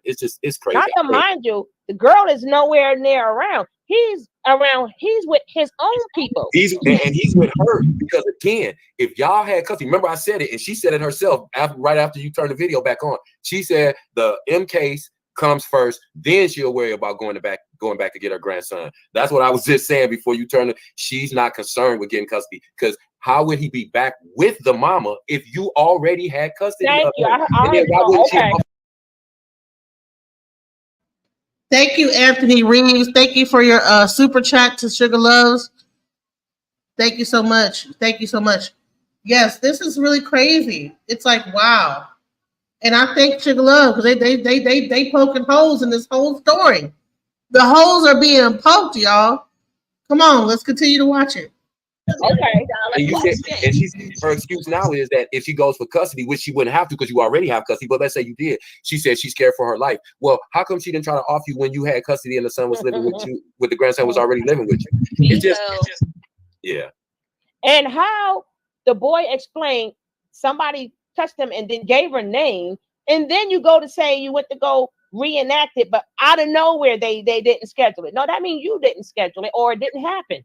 And the police are mandatory reporters as well as schools, whoever. And this is another thing I almost forgot. Then did you hear her fake trying to blame the nurses? Say the nurses tried to off him because he was. Yeah. That's what I said. That's when I knew I was like, this lady is spinning out of control because now the nurses aren't keeping his fluids up, and they were trying to do something to him. And everybody's trying to do something to him except the person that had fentanyl in his system, except for the person who said his cousins was trying to poison him, but he stayed around him. The one that said this girl was crazy, but he had to protect her older two children. He couldn't even protect his own child apparently. So it's just none of it makes sense. And then the brother keeps saying, well, he was on. What does that mean? How many people you know are on probation and still do it and pray to God it don't come up in their urine, right? But she's just going to skip past. He wasn't a good son. Yeah, he keeps talking about the marijuana. He loves his marijuana, but he switched. You got to remember, every other drug, hard drugs, they don't stay in your system more than 72 hours, more than 3 days. That's what marijuana does, though. That's cocaine, that's mushrooms, that's ecstasy, that's methamphetamine. Every other hard drug, it doesn't stay in your system as long as marijuana. So he keeps talking about if your brother did control because now the nurses are. I think coke is 24 hours. Ecstasy is like about 3 days. Like, yeah, I mean, marijuana stays in a long time. So, first of all, you're on probation while you're doing marijuana. He had a drug problem, period. His So, brother said he didn't do the marijuana, though. His brother said he drank. His brother said he didn't do marijuana because he would get arrested and go back to jail for marijuana. oh, so he basically was trying to get around the system by doing other drugs. Correct. That didn't last long in the system. You understand what I'm saying? Because hell, Terry, I used to do ecstasy on the weekends, and I knew it was going to be out of my system by Monday if they ever tested me. So that's what they do. That's what drug people do. And I was a drug person, so I know that that's what you do. Hey, I know I can get tested on Monday, so I'm going to go ahead and on Friday I'm going to drop my pill, and by Sunday it'll be out of my system. That's what they do. So, and I got to be honest about my own, that's what I do know is that you know how to skirt around some stuff. You know what I'm saying? Right. Yeah, definitely. So there we go. And thank you, Sugar Love, for this chat. You did a great job on this live. I'm so glad that they was just busting this whole thing open. Oh no, we not finished yet. We not finished. Y'all are on the case. Y'all sound like the investigative force. we ain't nowhere near finished. You sound like the investigative team here. Breaking it down. King Cam shouts out. Do he have like a With his Sugar Love? Yes, we the Sugar Loves investigative team. Man, did he have like a pen and pad, like writing everything down, all the facts? No, we do this off the dome. That's why you heard me say in the beginning, me and Kev have not seen that. Me and my brother, we just bounce off each other. It's like I know what's in his head, he know what's in my head. We've been doing this for years. Breaking this down. We hearing it. We didn't remember. I told Lakeisha, I said we didn't watch this. So we coming up in there, right? No, but we didn't see it. We just busting it down. Y'all killing it, man. I'm like, damn. And King Kev didn't have like a. He didn't have no like. Was he typing it in? Okay, this is what he broke it down. No, this is how we do it. The girl, you gotta come to our place sometime when we come live. You gotta bring your butt over there. What? Wow. Are keeping his fluids up, and they were trying to do something to him, and everybody's trying to do something to him except the person that had fentanyl in his system, except for the person who said his cousins was trying to poison him, but he stayed around him. The one that said this girl was crazy, but he had to protect her older two children. He couldn't even protect his own child, apparently. So it's just none of it makes sense. And then the brother keeps saying, well, he was on what does that mean? How many people you know are on probation and still do it and pray to God it don't come up in their urine, right? But she's just going to skip past he wasn't a good son. Yeah, he keeps talking about the marijuana. He loves his marijuana, but he switched. You got to remember, every other drug, hard drugs, they don't stay in your system more than 72 hours, more than 3 days. That's what marijuana does, though. That's cocaine, that's mushrooms, that's ecstasy, that's methamphetamine. Every other hard drug, it doesn't stay in your system as long as marijuana. So he keeps talking about if your brother didn't do drugs, how did he have fentanyl in his system, and how are they getting fentanyl into his drink? And the alcohol. They're going to hear that right now. The effects of fentanyl, if you know anything. Man, how? Okay, you put fentanyl. So is that like a new thing to be able to put fentanyl in somebody's alcohol? It was in a pill form, but you gotta let it play. Okay, my bad. Okay. Cause don't forget we got the app. We're gonna hear it right now. All right, because I don't want to. Because she is supposed to be taking us down in 48 hours. That's why I started like really early. And I was hitting y'all up like, let's go. But the cousin alone, I'm scared of her. Shit. Think about this other little girl, this little young Amoras assassin. Look at the damn cousin. She look like this damn assassin shit. Justice for Helen. Shit, that been scaring me. Shit. Let's go. Like she served for. Gotta let y'all understand this. Oh, my brother was thank you. very clear-minded, and he was a college student up until the time he was killed. So we have to get that out. No, he was not a college student. The issue with the autopsy is when they institutionalize you, and when no, he wasn't a college student. He was on parole. Well, let's go. You in the system, they're gonna write you off. They didn't want to look into his death, so guess what they did? They wrote it off as an overdose. They didn't want to investigate the text messages, the recordings, everything that Alexis said, admitting to the fact that she killed him. They didn't want to look into that. That is the justice system that we have. That is why my mother is so impassioned. Have they do that now? They just put anything. I'm not Lord knows about that. Never in the history have I heard of the court. They do that now. Tell the truth. When they wanted, being that you was in the system, they just put you down as an overdose now. That's what they do instead of investigating text messages. That's what they do now. Kev, let me find out. Me. Kev, tell us the truth. Kev on mute. He better unmute. God dang it. Then he must didn't hear what happened. Kev. When that mother said that they just took Alexa's word for what the determination of the autopsy was gonna be, like, girl, please, they will get sued left and right. They don't just take people's word for it. Like, oh yeah, he just died of a transcend. They're not going to tell me the truth. Now I'm being really funny here, guys. Hey, listen, y'all. Thank you, Naughty Nikki, for your cash at your super chat. $20 super chat to Sugar Love. Shouts out. And she loved me too. Yeah, you love me too. Well, just go over there on Alchemizing and send one over there too. I'm trying to get to my little quota, $100. I need to get my $100 quota, y'all. Y'all get a chance.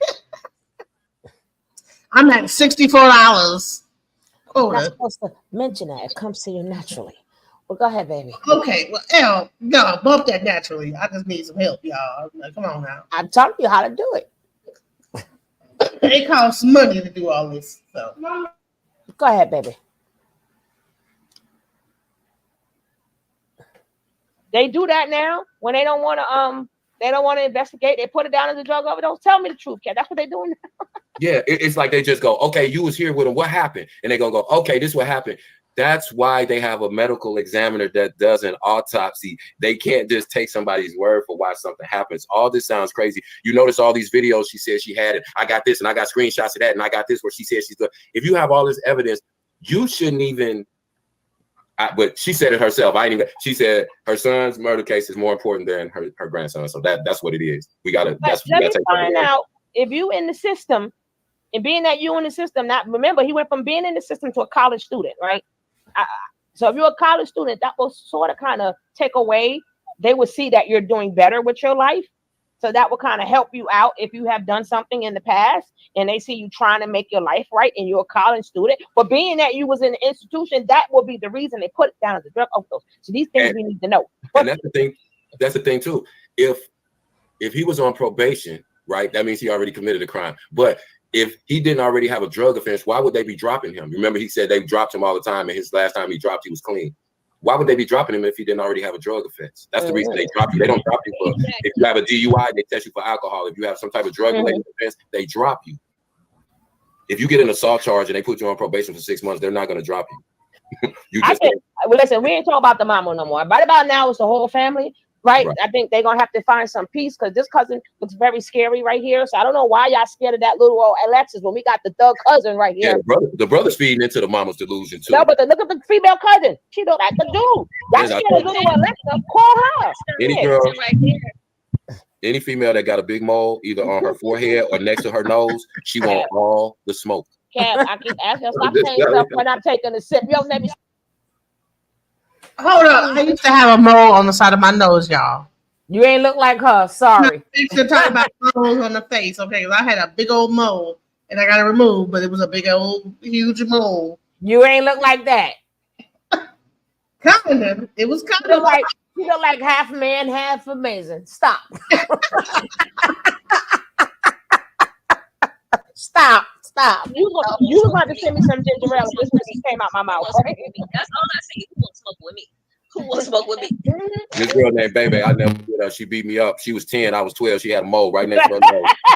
Beat the brakes off me in 5th grade. I'm telling you. I'll never forget, Baby. Moles on the face, they want all the smoke. People have been teasing her about that mole her whole life. She had about 150. She ain't blinked yet. She ain't blinked yet. Look, and I'm like, what is she looking at on that screen? I don't know if she's looking at Nick like that, but some on that screen, she's staring a hole through it. I was like, what is she looking at like that? They're watching the comments, Kat. They're watching the comments. Okay. Well, she's scared. Please put some nice stuff in there because the cousin scared the shit out of me. I'm like, hold up. I'm talking about this girl, this little old girl, because we seen the picture of Alexa. But this cousin right here, shit. I'm going to rewind that part a little bit. And just in case y'all watching I don't know if Kevin went to go get a brownie because he usually got to get his little brownies. Listen, my name is not Kevin. The family may be watching this. This is not my real account. This is I can't stand you. Yeah, because we don't want that cousin with the mole coming to get you. Oh, yeah, she's pulling up. Look at her face. She's pulling up. Let's go. She's pulling up. They scared of her. Bipolar, what is it? Borderline personality disorder. The girl is crazy. Now, the issue with the autopsy, let's get back to that real quick. Okay, listen, Kev. Y'all gotta stay with me here. Keep in mind, he was on probation. He couldn't even smoke weed. He did like to smoke some weed, but he couldn't even smoke weed because if he did, he would have gone to prison. His alternative was alcohol. They put it in his alcohol. He did not overdose. So I gotta let y'all understand this. My brother was very clear-minded, and he was a college student up until the time he was killed. So we have to get that out there. The issue with the autopsy is when they institutionalize you and when they get you in the system, they're going to write you off. They didn't want to look into his death, so guess what they did? They wrote it off as an overdose. They didn't want to investigate the text messages, the recordings, everything that Alexis said, admitting to the fact that she killed him. They didn't want to look into that. That is the justice system that we have. That is why my mother is so impassioned about getting all of this information out here because they're not listening to us. So if they're watching and they see these viral videos of her giving her kids up and, I'm about to go sprint, I'm about to go make this whack-ass rap song, then they know what her character is. It's on them if she continues to kill people around her. It's on them, and they're putting themselves in a litigious situation. That's all I'm gonna say on that. So if they continue to let her run rampant, killing people, putting her kids in danger, she's literally endangering her kids in front of the world. I know this is social media and everybody is getting their entertainment, but this is real life. Wow. Okay. But wait, I gotta like show. Look, I used to have a mole. See that? That's my mole. See that? I had the mole. Not, it wasn't in the front of your head like that. I had the mole on the side of the nose, right there. Not in the front of the head. You say anywhere on the face, they want the smoke. No, we mean in the front of the head like that. It was kind of big though. I ain't gonna lie. It didn't look like that. Goddamn it, no. I would have ran from your ass too. Then shit. Mom's in her 60s.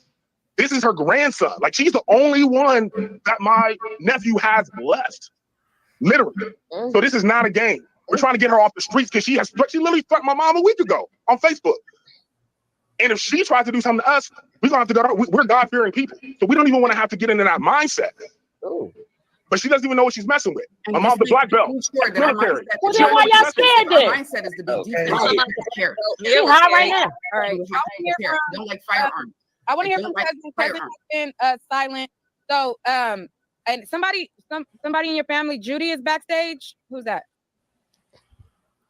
That you talking to me? Somebody backstage named Judy. Who's that? You talking to me? Who's this? Judy. Oh, family. Yeah.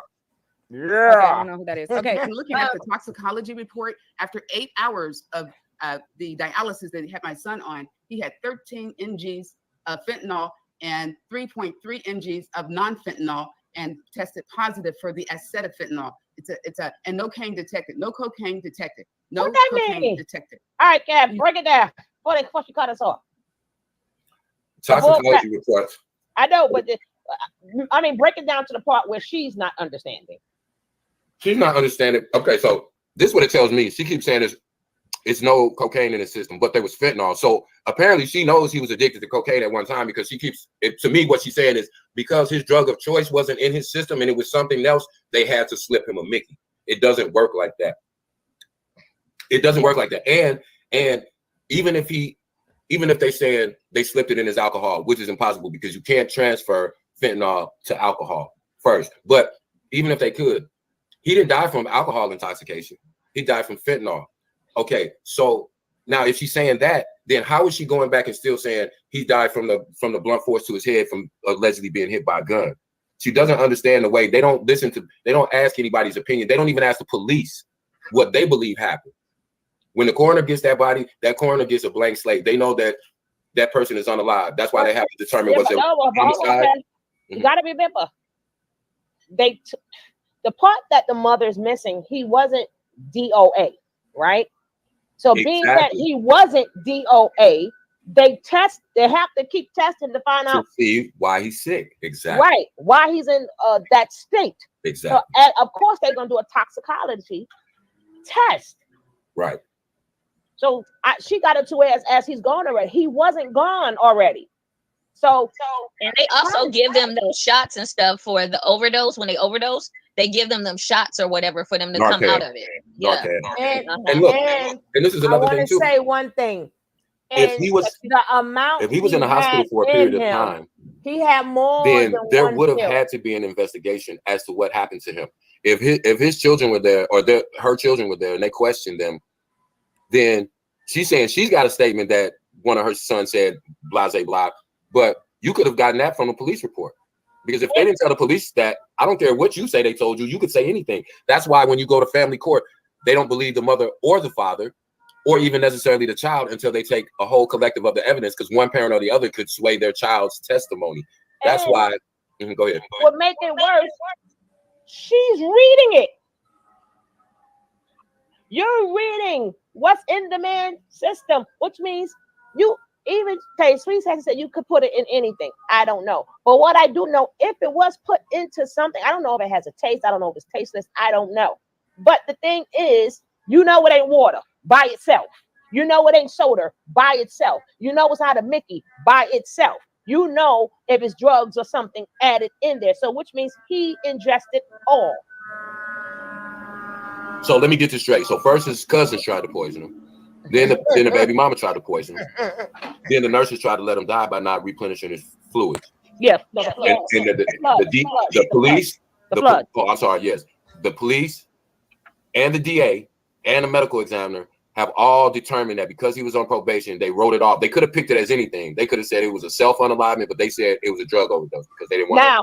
Now they had the audacity to put in what was in his system, the nerve of the autopsy people.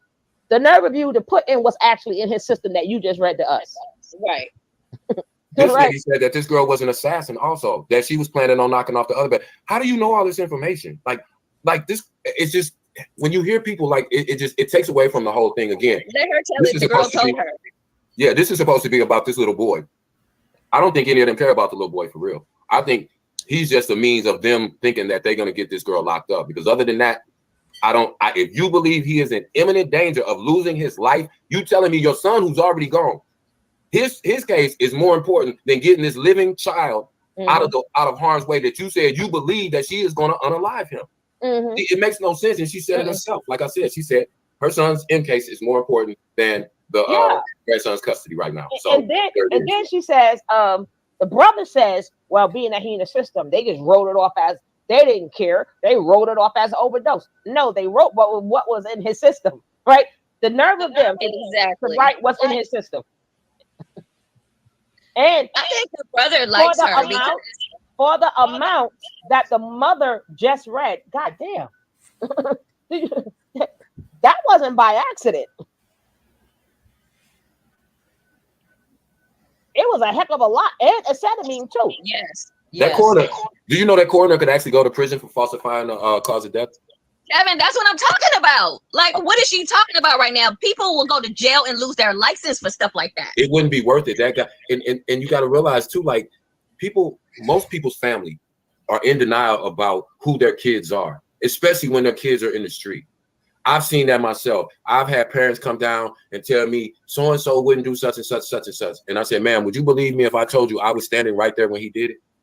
Nah, because I read that boy my whole life. I ain't never seen him do nothing like that. Ma'am, I'm telling you, I was standing there. Some people just, I'm just, and she's as soon as you said my kid would never, there your kid go doing it. There it is. That every time, it's never failed. I've lived too long. That's why I said, as soon as she starts talking, you got to understand, when you mentor kids, you hear this parent every single day, all day long, to the point when you find one that goes, hey, listen, when he get in trouble, don't go down to the school and get him. Let the police take him down to juvenile. And then another point that she's missing, you claim she did drugs or whatever, but I ain't never heard her say anything was ever found in her system. So if she's selling it, that's one thing, as she say. But you saying she did drugs. So if she did do drugs, that would be another reason for you to get custody of your grandson. You have them already, right? And the son kept saying they don't want to get him because they just keep taking him back and giving them back to her. She has to pass drug tests. She has to meet certain criteria if the state takes your children before they get them back. Parenting classes, which includes drug testing and parenting classes. So that's number one. Thank you, St. Hudson, for the super sticker, the sugar love. Thank you, St. Hudson. Thank you, Booski. Thank you, Booski. Also, again, if he said, I want to clarify this point that he was in college and he was doing this. There is not a person in this world that's in college that's doing the right thing to hang out with a bunch of drug addicts and killers all the time. It's true. I'm just saying, you don't do that. If you're busy raising your son and you're going to college, that would take up enough of your time that you wouldn't be hanging out with no woman who's already, in their words, tried to off him, nor his cousin. I mean, we do get the point that according to her being a pastor and doctorate and all that, she don't want to admit the fact that a lot of people want to admit I failed. Yeah, because T.D. Jakes is also a bishop and he was at Freak Off, so allegedly. But right. That's why I say when people get to putting these titles in front of it, that's fine, but it's what you're saying makes no sense. You're all over the place. It's not coherent. You can't tell a cohesive story. You can't tell a chronological order because everything that you're saying is what your son told you. And if it was that bad, like when she simply asked him, why did he keep going back? Now it's every excuse in the world. Oh, he loved the other kids in it. Well, And then you heard how she screwed up. She went from the kids was hungry to he went to the stripper place, which she did say, you know, she stripped for money. That's in the interview. But then you went to the saying he kicked down her door. Like, miss, how does he be kicking down her door, be at the stripper place at the same time? Instead of, you know, your son ain't got no business kicking down her door. He didn't have took the kids to the stripper place. Right, he didn't have to kick down the door. The kids let him in and said, "We hungry. Take us to go get something to eat." He took him to the strip club. When you kick the door down? Oh, after she came back from the strip club, when she wouldn't leave because they had to threaten to call the police because you wouldn't leave the strip club, trying to get one of the strippers to leave. Do you know how many times they've seen crazy baby daddies at the front door trying to get their baby mamas and girlfriends out the strip club? Yep. Of course. Why would you? That shows me he doesn't have good judgment. That shows he got anger issues. Right, and you don't have good judgment because you rather kick down the door rather than to call the police. Thank you. If that's, wouldn't that be the quickest? And you rather take the kids to the strip club before feeding them. Right. I mean, not before feeding them, rather than feeding them. But let's go back. You already got custody of your son. So then they say, well, why did you go back? He was concerned about the other kids because they were hungry. So then why not call the police and stay right there and have CPS come get her kids right there? Then you have taken care of your child, removed him, and then also made sure that the other kids were out of danger. But what did you do? Put them all in the car, load them up, and went down the bottoms up. Went down to shake your tail feather. Come on, bro. We gotta, you know, that's why. You took the kids down to shake your tail feathers and see their mama shake her tail feather. What type of mess is that? All right, let me get back into this before she take it down because she did put on her page. She's only going to keep up to 12 to 48 hours till she's taking it down. So let's go. Use straight fentanyl. The boy said they put it in a liquid after they attacked him. And the boy Taylor Salmons, who was jealous of my son, who had once dated someone my son had dated, he forced it on my son. And then so now it's not her no more. Somebody who's jealous. The dude that dated somebody who's jealous person. You know what I'm saying? All right, here we go. They both had the nerve to go buy a Cadillac just like my son's. They killed him. They had conversations that let you know that they did it. They were running from people. They had guns. She was at his grandmother's house. His grandmother's now dead. In his grandmother's house trying to fix guns, looking behind their back when they're driving and videotaping this stuff. It was a reason he was afraid. No one was after him. The wicked fear when they run when nobody's chasing them. Okay, I'm gonna pause you right there. We're gonna hear from cousin, and then we're gonna get into some of the receipts. How did they? Again, like Cap said, if it was anything else besides the drugs in his system, like it would have came up in the autopsy. Like if he was strangled, hit. None. I didn't hear you say none of that, girlfriend. But go ahead. Receipts that you sent in. I don't know what Lex is saying in the chat, but I want to hear from cousin, and then we'll get into some of the receipts that you have. Can y'all get the moderators to get her out of here?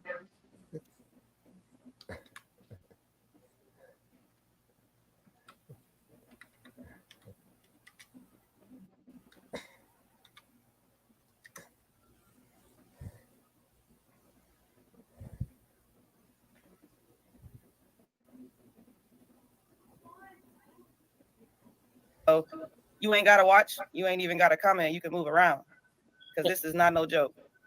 Okay, the person Jay clicked on, I haven't given the link out to anybody but you guys. So this has to be somebody that I haven't given the link out to anybody but you and Anna.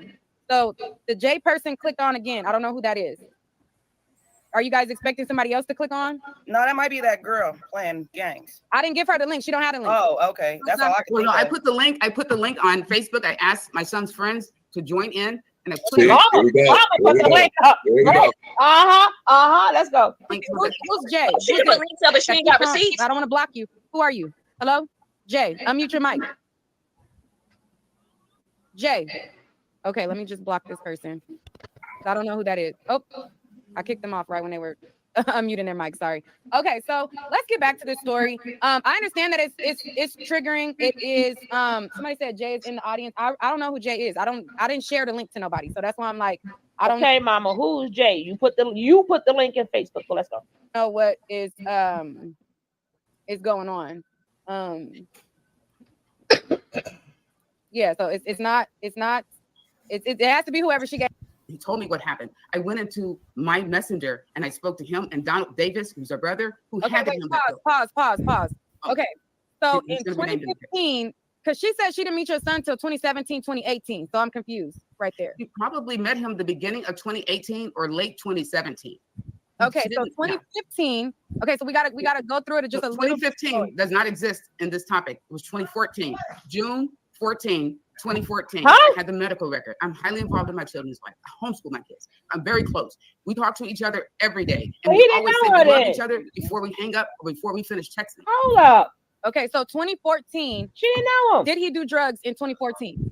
No, he did the drug they handed to him. Oh, Lord. So before that, he never. He did, Oh, Lord. Oh, Lord. Oh, Lord. I'm sorry, Lord. I'm sorry, Lord. I'm sorry, Lord. I'm sorry, Lord. I'm sorry, Lord. I'm sorry, Lord.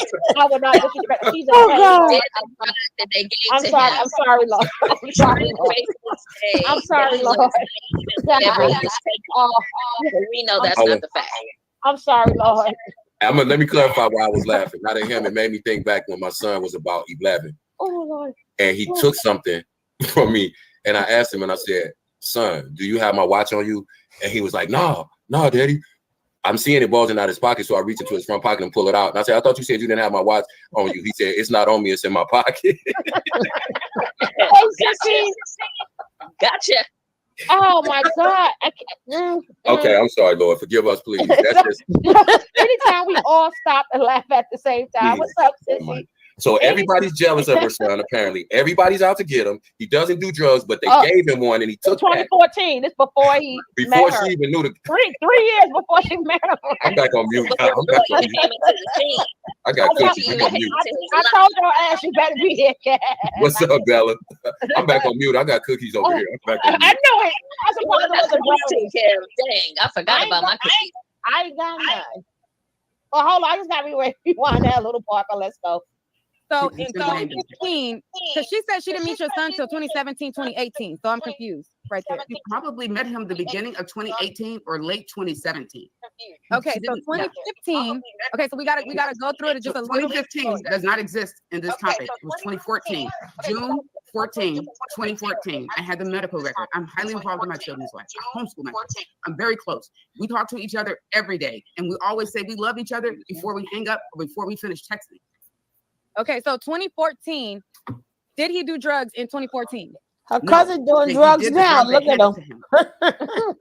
So before that, he did. So somebody handed him a pill. How old was he? Yes, let me clarify. So he was still underage in 2014. He was still underage. Okay. So those people, the reason I know it's kind of murky, but the reason why my mom's mentioning this is because those people in 2015 were there when he died. They were literally there on the scene. So that's why it's relevant that he died kind of like in that same way. But during that time, he was still underage. Damn, case closed.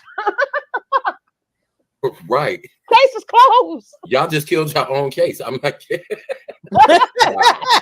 is closed. now they never even told what would be the cousin's motive to try to off him. And you said the baby mama or whatever, but what was that's crazy. Right. Case is closed. The reason why they was there 3 years before she even known the guy, and then they were there the minute when I'm sorry, YouTube, the minute he transcended. And then they was there for 3 years prior, and then they was there that same day. That would mean that him and his friends would be the problem. Then would be his drug buddies. Then would be the dudes he gets high with. She closed, opened and closed her own case. No, she bringing up because they were there. Oh, okay. Well, let's go. And they gave him something. He didn't know what that stuff was. Just to clarify. I protected my children, and they were made fun of by being protected. These are the things I protected them from, so they wouldn't be statistics. He went around Reese, who is my nephew's son. My nephew has a child near the age of my son. How old was he in 2014? 20. He was born in 1994. Oh, so he wasn't underage. He wasn't underage. He wasn't underage. He was just with them. He was at their God house. damn it. I can't take this. Yeah, now they just flat out lying. See, now everything you said don't mean nothing because you. He said he was underage. The brother, shut up. He said it 3. They said it 3 or 4 times. He was underage. He was underage. He was come on now. Okay, never mind. But now I'm glad she asked that question. See, oh Lordy. Here we go. And they handed him that pill. And it's going in that report. They didn't force the pill on him. He took the pill. Yes, he took it. He tried to fit in. So when he took this pill, so he got addicted. It caused him to go to the hospital. It caused him to die, and they didn't call me until he was in the hospital. No, like they did before. Like when he died this time, they did that. And the guy, on January 2020, 2 months before they actually killed him, the guy that was in that hotel room, the only person able to put anything in their liquid, he filmed them, and he called her And I asked him, how do you get the number? He said, in your son's phone. No, you don't have his password because that phone is actually mine. He had to borrow it because the girl kept destroying his phones. He borrowed my phone and he didn't have that password. He knew to call her. He had the number, but he didn't get it from my son's phone. He knew to call. Oh, okay, Lord. so Sasha Ray. I'm sorry. Wait. Okay, Yeah. so the person, because I don't want to say too many names. I don't want to. Okay, let me fill you in. Sasha Ray is the daughter. Sasha Ray, I'm sorry, SS is the daughter of the babysitter that she talked about that was drunk when my son picked up the kids. And they had an incident where the kid got burned over there or somewhere near. Okay, wait. Like, again, I know this is very triggering for you, and I know it's emotional, and I know that you have a lot that you want to get out. But I want everybody to be able to follow, because it sounds like we started on 2015, and then you start talking about. Okay, I'm just telling you who the people are. Right. Sasha No, Ray. right now, okay, we're going to get to that. They're using my name. The chick kept saying my name. So let's say their names. Sasha Ray is the daughter of Robin Fisher, who was the babysitter who was an alkie. She got doctorate where from? The boy that was with my son when he died and lied and said he was in the house. Then the mother later said he was also affected. So they filed a police report, and this woman is now serving time for other things, but not for killing him. So this last report, he's saying, the police said it when he called me, that his mother said he was in the car. That case is about that. And also want to touch on the other girl she spoke about. This other girl didn't kill anyone. Her boyfriend and her boyfriend's friend. Wait. You have to, okay, so wait. Okay, so listen. Whenever, okay, so. It has to do with it. On this live. It has to do with it. Wait. There could, okay, so anytime I present information, you have to, like, even though I did the live, I conducted the live, I talked to her, I know things that she said, the audience, they don't know what you're talking. So you have to kind of tell them, like, okay, so in her interview, she mentioned this person, this what happened, this is the allegation she said, and then you have to kind of, like, you can't, like, the audience doesn't, you know, it's a lot. They don't know the backstory. They don't know the backstory. So yes, let me give you the backstory. We didn't even get oh Lord, not the backstory. No, not the backstory. It is a profile she used to harass. We didn't get the front story. She thinks his name, Nashe Parks. Her name is, it starts with an S. Her boyfriend had killed a man, and her boyfriend's friend killed a man in defense, from what I understand. The man, according to the news, that's all I know, the man came to their house shooting in the apartment. The two other men came out and shot him. They shot him in the head. She is telling you that girl, they arrested her, but they let her go because she was innocent. It happened at her house. They let her go.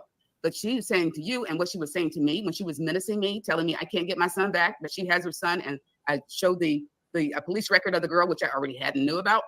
She said that she killed my son like she killed that man. She didn't kill the man. That man was shot and had nothing to do with any. All right, then you close the case again. I'm gonna roll up. I'm gonna roll up 2 feet. Right. Okay. But okay. So so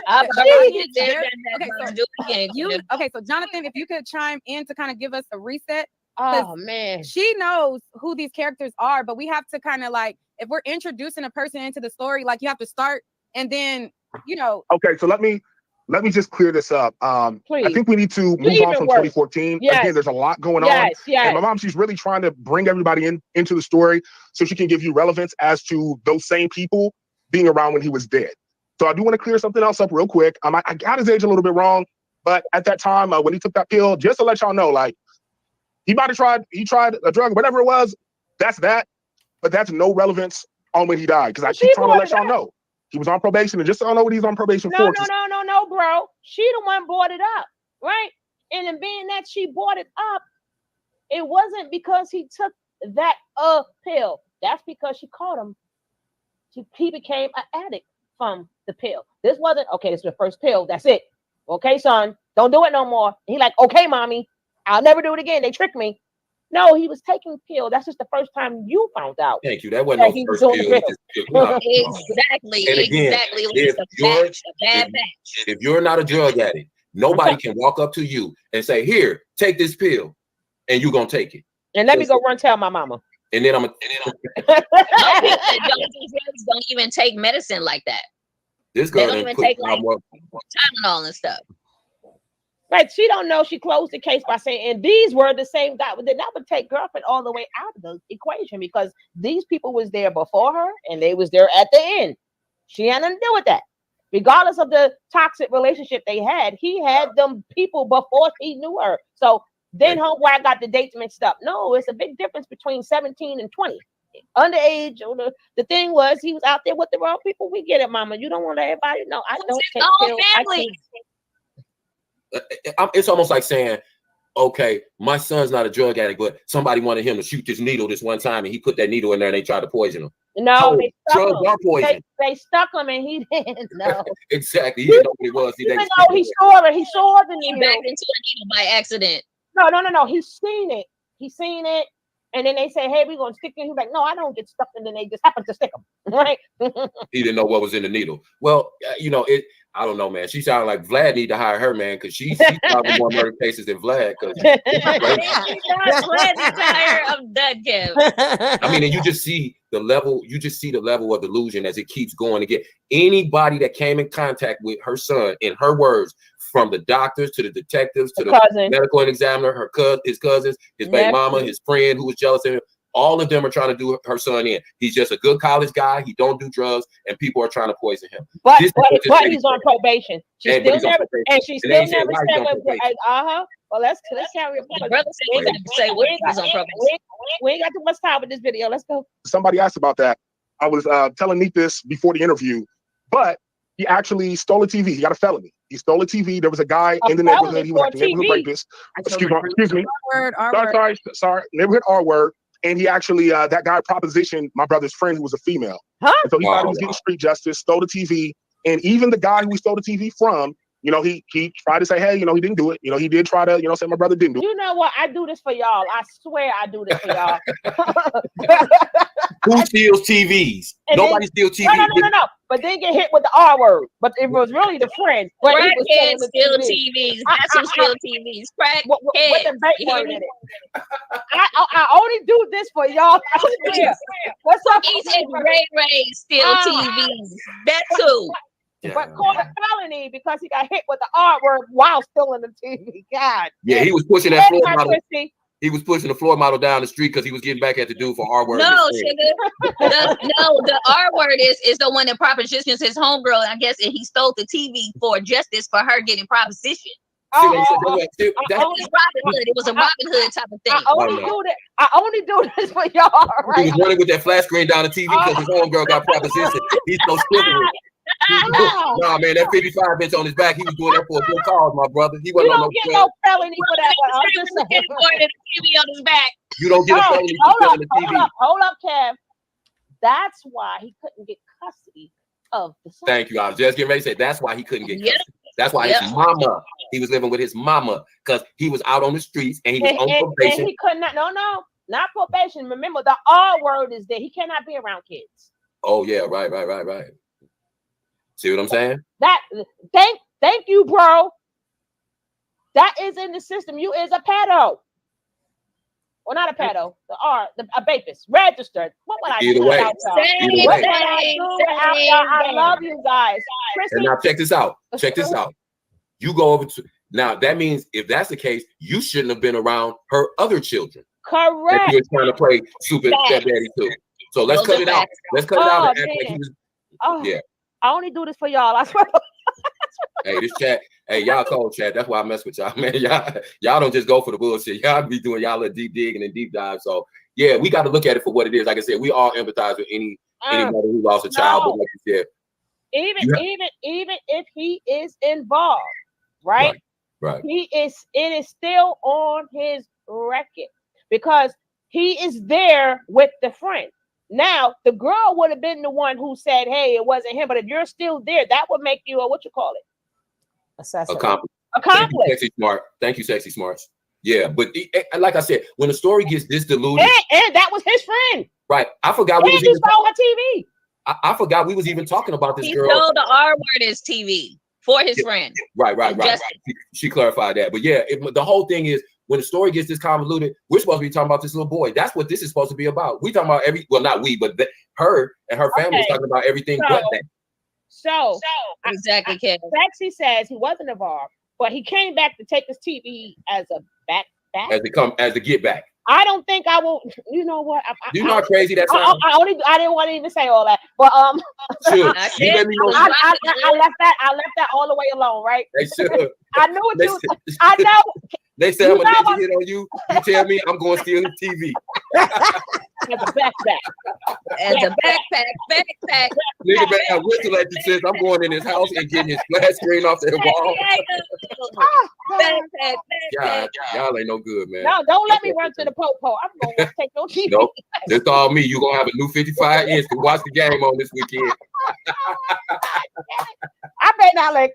And I am not on drugs. I would not be telling Cap. I'll be having TVs all around the house. Sir, why do you have a TV on your back with the game console still plugged up? Imagine coming home and somebody said, "Hey, I got a TV for you." You got the kids' game console still hooked up. Yo, Kev, you got me. Kev, you got me. You got me. This person bothers me really bad. God, well, y'all ain't no damn good, man. I swear to God, y'all ain't no good. Let's get through this, Suge. My bad. I'm on mute. Oh my God. But even who, I'm gonna rewind back a little bit to what he said, right? And we already know the brother's not telling the full story. I will still stand by. Even he wasn't accomplished, and he happened to be there because one thing has nothing to do with the other. That's two separate cases. So she got the R word.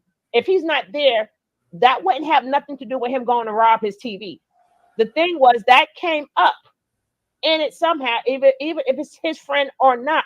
That's why he was not allowed to be around them other kids. Well, let's go. I still stand by that, but let's hear about the backpack. Actually stole a TV. He got a felony. He stole a TV. There was a guy in the neighborhood. He was like a neighborhood rapist. Excuse me. Sorry. Neighborhood R word. And he actually, that guy propositioned my brother's friend who was a female.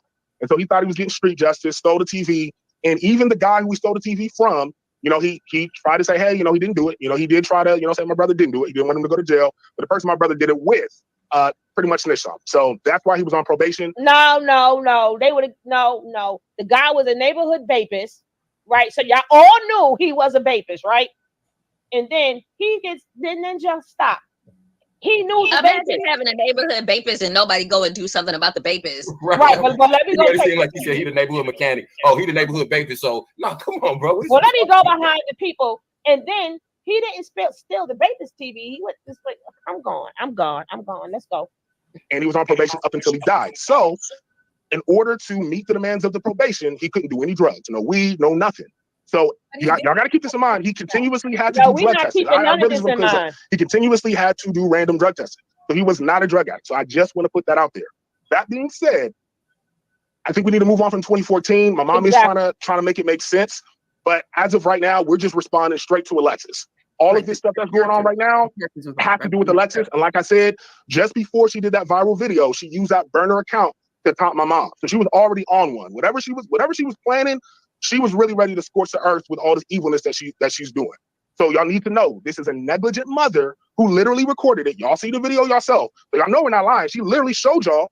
CBS sees it, the cop sees it, but they're not doing nothing about it. So every time when my mom does have any type of custody or any type of bearing on my nephew's life, all CPS tries to do is place him back in her household. That's what I'm trying to tell y'all. So even though they see all of this, they think they're doing what's in the best interest by placing him back with the mother, but they're endangering all 5 of those kids. So we're dealing with a person who has severe mental illnesses, who is threatening people's lives, and who said on video, and Mom, hopefully you can pull up those receipts, who said in recordings, text messages, and everything that she did it. And when he was poisoned the first time, she said, next time there's no coming back. She literally said she implicated herself. Nobody's blaming her. She did. No, she said the first time he overdosed. Right. That's what I'm saying, baby. She said, if you keep doing that, you ain't gonna make it the next time. Thank you. If y'all heard the first video. Thank you. That's exactly what she was saying. You OD again, you might not make it back this time. That's crazy. Anyway. Mm-hmm. Herself. So nobody's trying to put the blame on nobody. She literally sang, ha, ha, ha, I killed you. And she tried to get him to delete his messages, and she would unsend some of them. I have that, and I showed that to the detective. He wasn't being thorough. He was too focused on whatever they were saying. But normally, whatever he was look at smoking, the closest people to the person that died or was killed. They didn't do that too well. They were looking at everybody that they were saying did that. Okay, so the people, they want to see the messages, because so how I normally do it is I start from the beginning and then we bring up the receipts as we go along. Like I try to keep it, yes, in order, so that it doesn't get too confusing and going back and bouncing from here to there to there to there. So that's why I try to I wanted to start from the beginning of the story, how you met her, how you came to know her, your son got with her, how things went from there, and then introduce the timeline that way, and then you can introduce the receipts. Like that's kind of easier for the audience to follow. Okay. Yeah. So So the complicated thing about it, and I'll do it, I have to make a copy and blur it with my Nimbus program so that I can hide people's names and numbers. Huh? It's supposed to be between them two. Yeah, that's fine.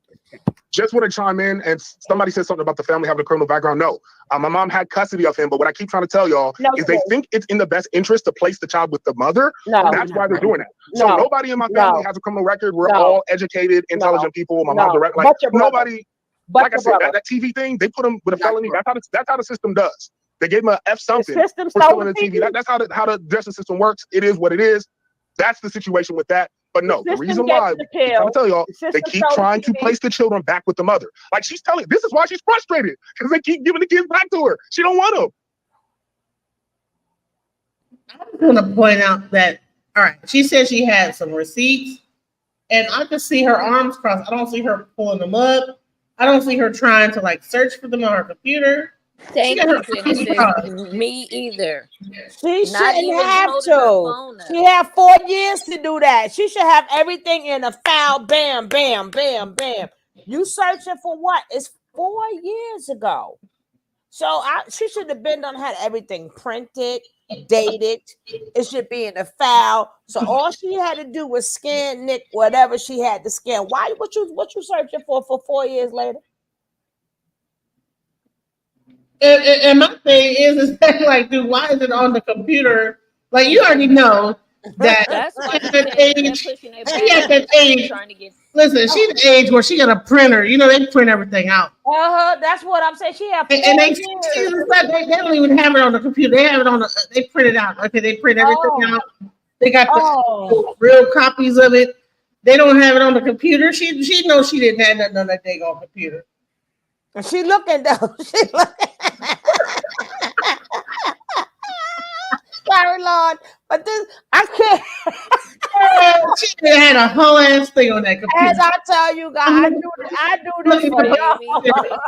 Girl, That was a mess. Oh man, she said you can't show. Man, you can't show what you don't have. My girl went back.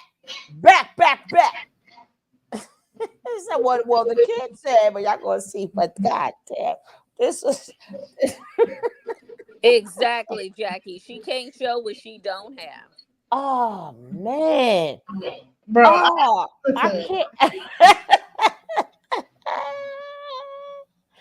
Bro, I bet you go in her house. Her computer like this. Her computer is like this. She told us I'm about to bring it up on the IBM computer. The first IBM computer.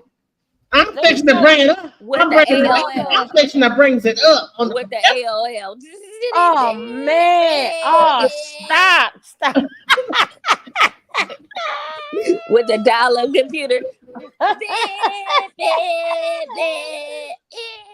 Oh, listen, she on one of these, so I'm about to bring it up on the computer. Oh, the dinosaur.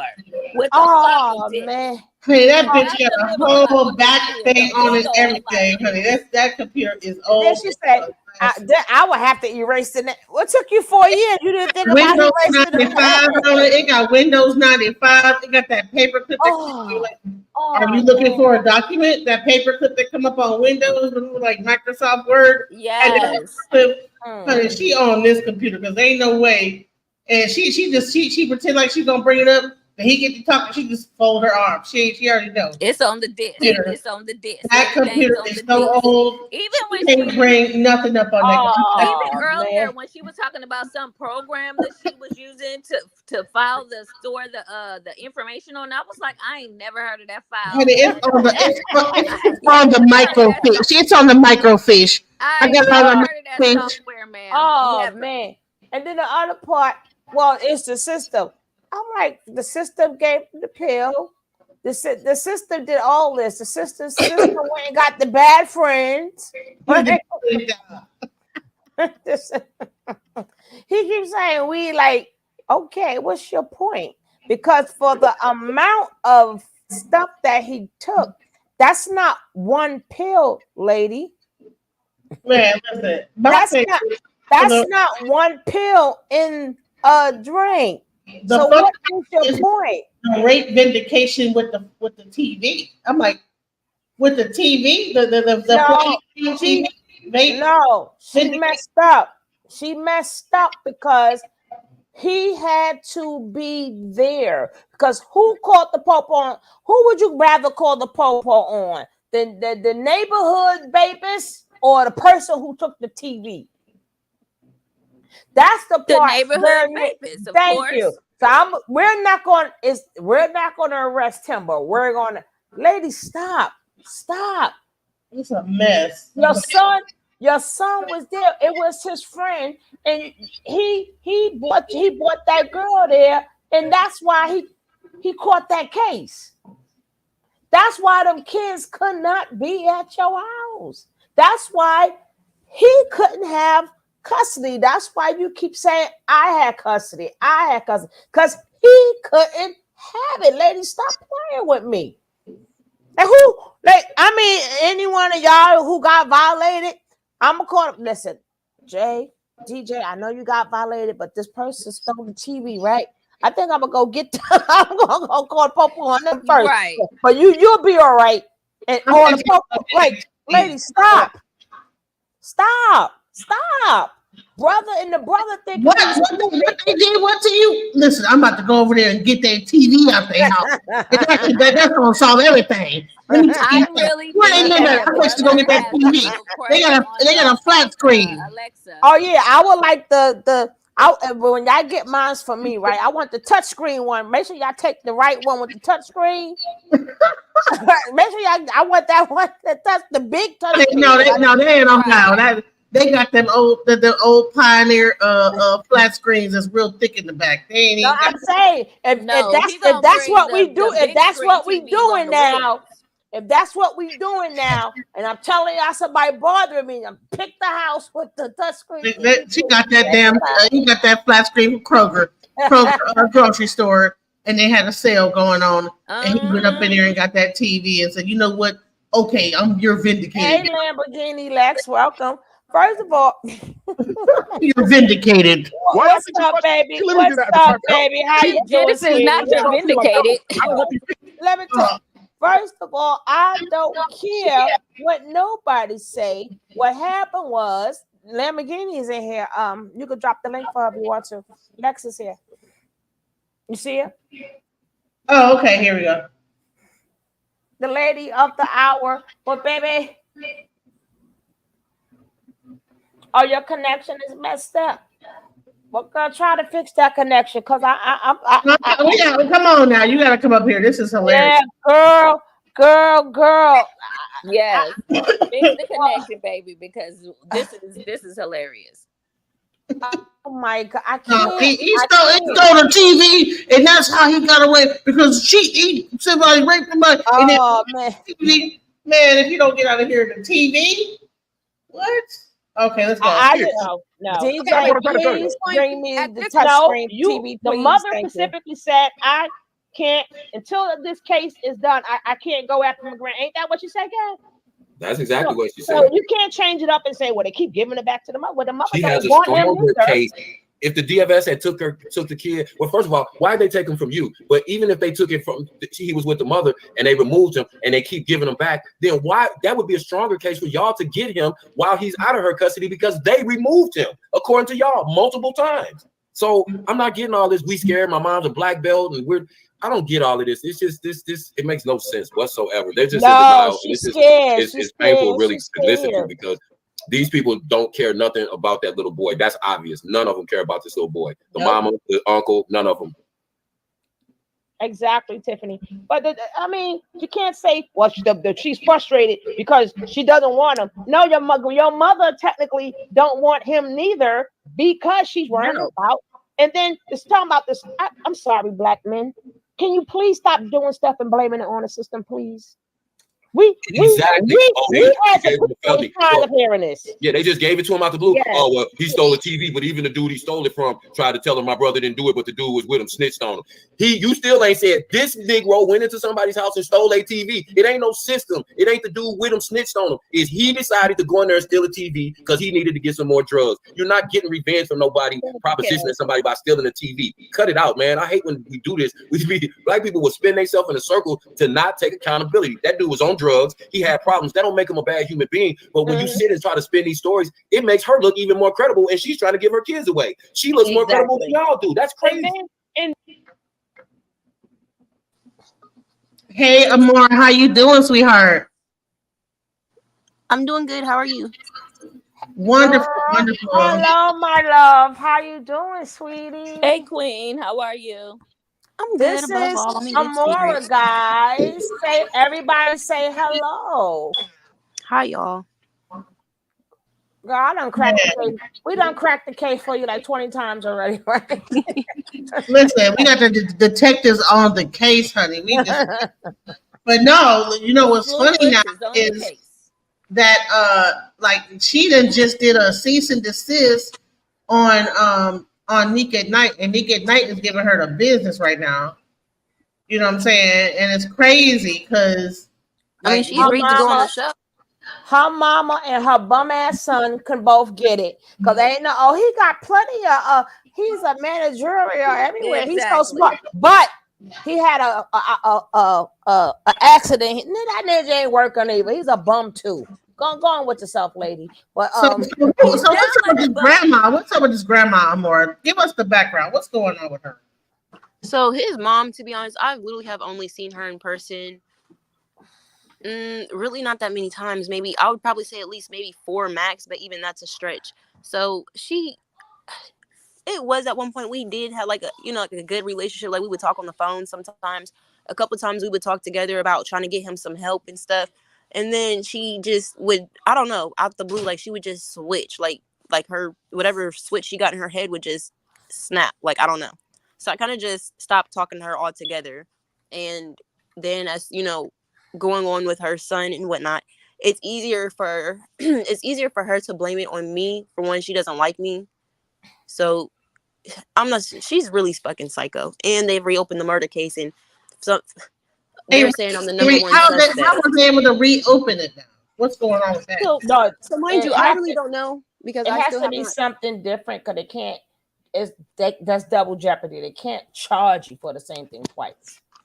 Well, and that's the thing. I've never even been charged at all. So I guess the girl that did go to jail for the first time, mind you, I'm finding all this out yesterday during the live stream, and everybody's like, "Oh, look at your heart beating." I'm like, "No, I'm not worried about it. If it sounds like I'm breathing hard, I did let them know I was, walking back and forth." But anyway, I still haven't seen it. I still haven't been contacted by law enforcement, but they're like, "Oh yeah, the case is reopened. You're the number one suspect." And I'm like, "Okay, if I'm the number one suspect, I'm in the same place I've been the last 4 days, and who knows how long that's gonna last." But I'm literally a sitting duck, and my car is down too right now. So it's like, well, as of yesterday. But anyway, it's like, how am I the number one suspect and I don't even know about it, let alone don't even got a warrant? And it's like all this stuff that they're posting now, that's circulating now, is literally the same stuff that detectives saw back then. Not to mention they did take over all my emails and all my social media. They just gonna have to live it up with the fact that he was just a fucking crackhead or he liked to do drugs. I ain't got nothing to do with me, but they wanted to be me so bad.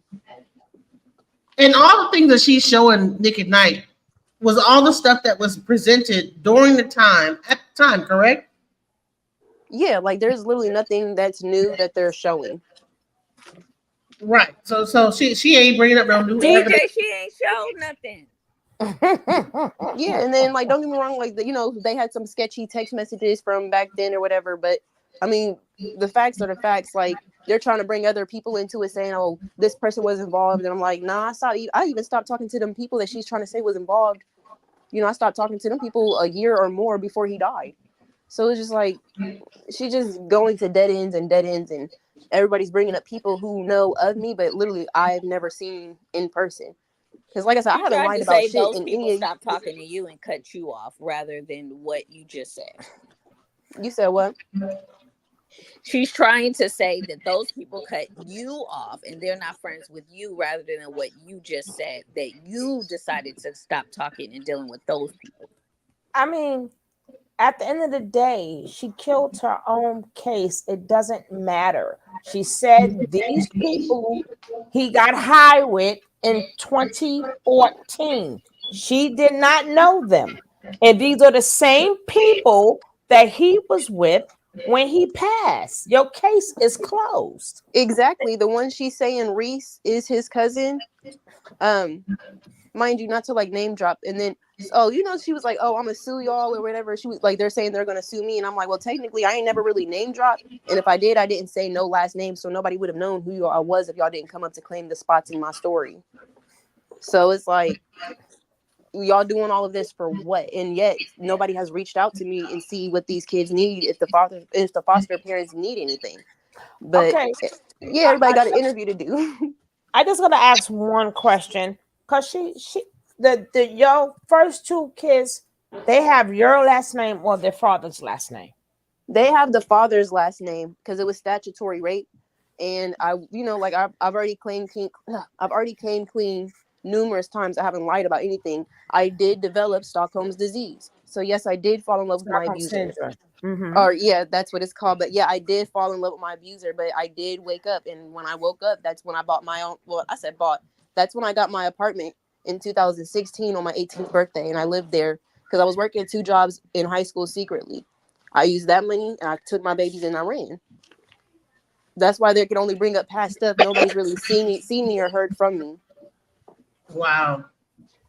You know what? It's sad that they see you getting some shine and they want to come and just steal your shine to make it about the son. Now everything is about the son and his MRDR. But you're the one that really needs help. You're the one with these kids. And I really wanted you to come up here because I want to get some support for you. You didn't put your Cash App under your name. I really want people to if it's $1, if it's anything, y'all need to help and support this young lady. You know, people try to bring up the fact that she said something about I want to just go to a strip club and make some money. Well, she used to dance. So what? So goddamn on what? It's a new generation now. You know, it is what she used to be a dancer. So goddamn on what? She's in Kev, anything, because you didn't get a chance to talk to her. This is my brother Kev, not my brother, but my brother Kev. This is nice to meet you. Oh, but he went in for you, right? And you need a man. It's good to have a man that speak up for you. We need some more men that speak up for women. But anything you have wanted to say to her, Kev? Yeah, first of all, how you doing, Amora? Nice to meet you. I want to tell you, first of all, I respect you because you changed my mind. Not what anybody else says. So it's something to be said to the fact to get to know a person before you judge them, because when you went viral and everybody heard the story, I'm sure you knew what probably the first reaction people had, right? And, and of course, being a man, you know, you think, man, she did that to my kid also.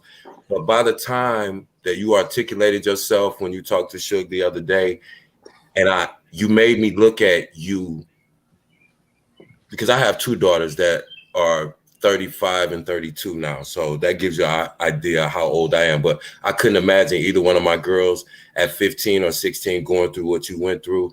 And so you made me see, I couldn't look at a 20-something-year-old woman, however old you are now, and judge you, because you made me look at you through a 15 or 16-year-old's eyes. So I said all that to say, no matter what people are saying, I think it's a lot of girls, young women that feel similar, and it would probably be hard for them to say.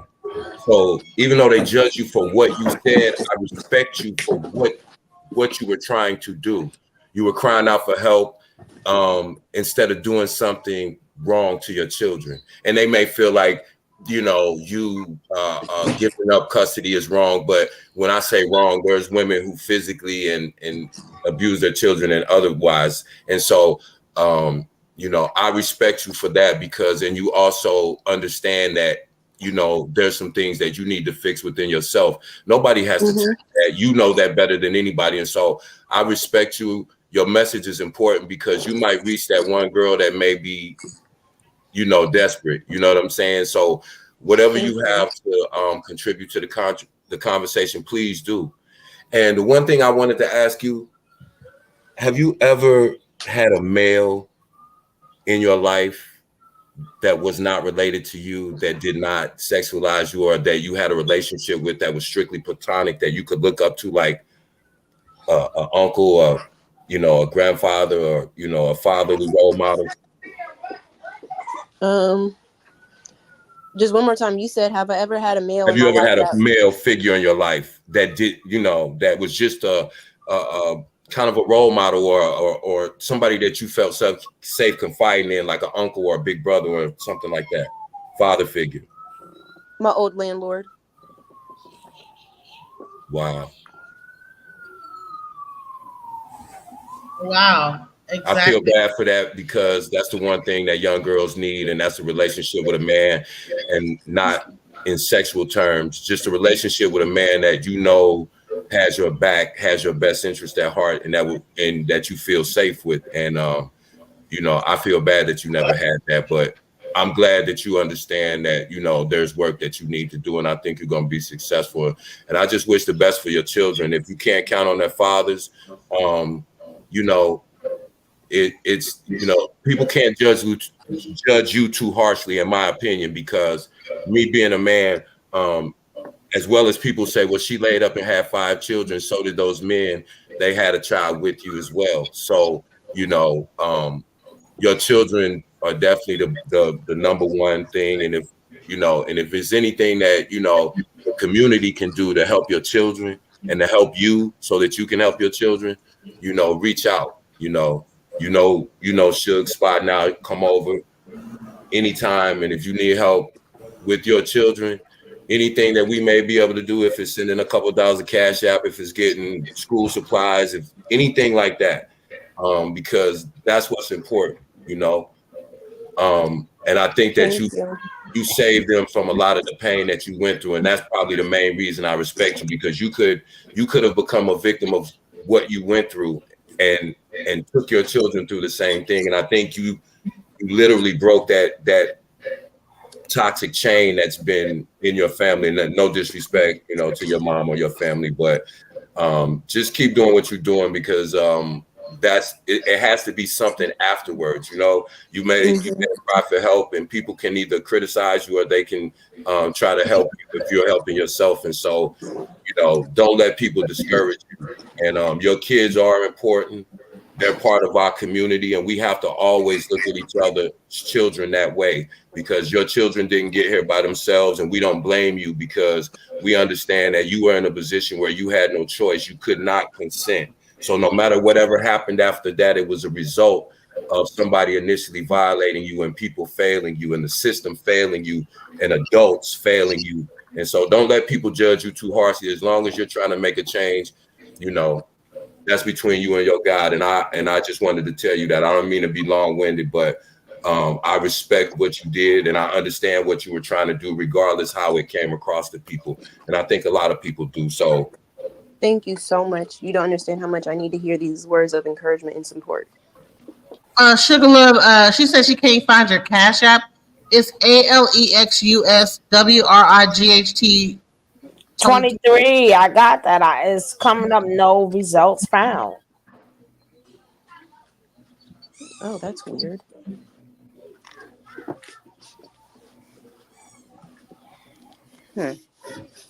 So we got to figure out that to make sure we can get the money to you that we want to help and give. Also, she has a girl 2 to 3T size C5 and C6 shoes. If you can get her, contact Lamborghini Flex. I would charge you to Amora to go ahead and get like a PO box so people could send things to your kids. She has 11-year-old, large, 16. Man, do an Amazon wish list too. That's so what I people can said. go on Yes, Amazon. exactly. Do an Amazon wish list. Man, he's 11-year-old. He wears he's a 16 in size. Yeah, he almost the same size as me, literally. like height wise. So like when I hug him, my chin is literally 5'16". That's big. 11. Oh, Jesus Christ. You're 5'6", so he's 5'6". No, he is. If I'm 5'6", my chin rests on top of his head when I give him a hug. So he's about almost 4'9". He's got to be. Yeah, we're not getting it under Alexis, right? You got to have another one. Maybe it's written another way.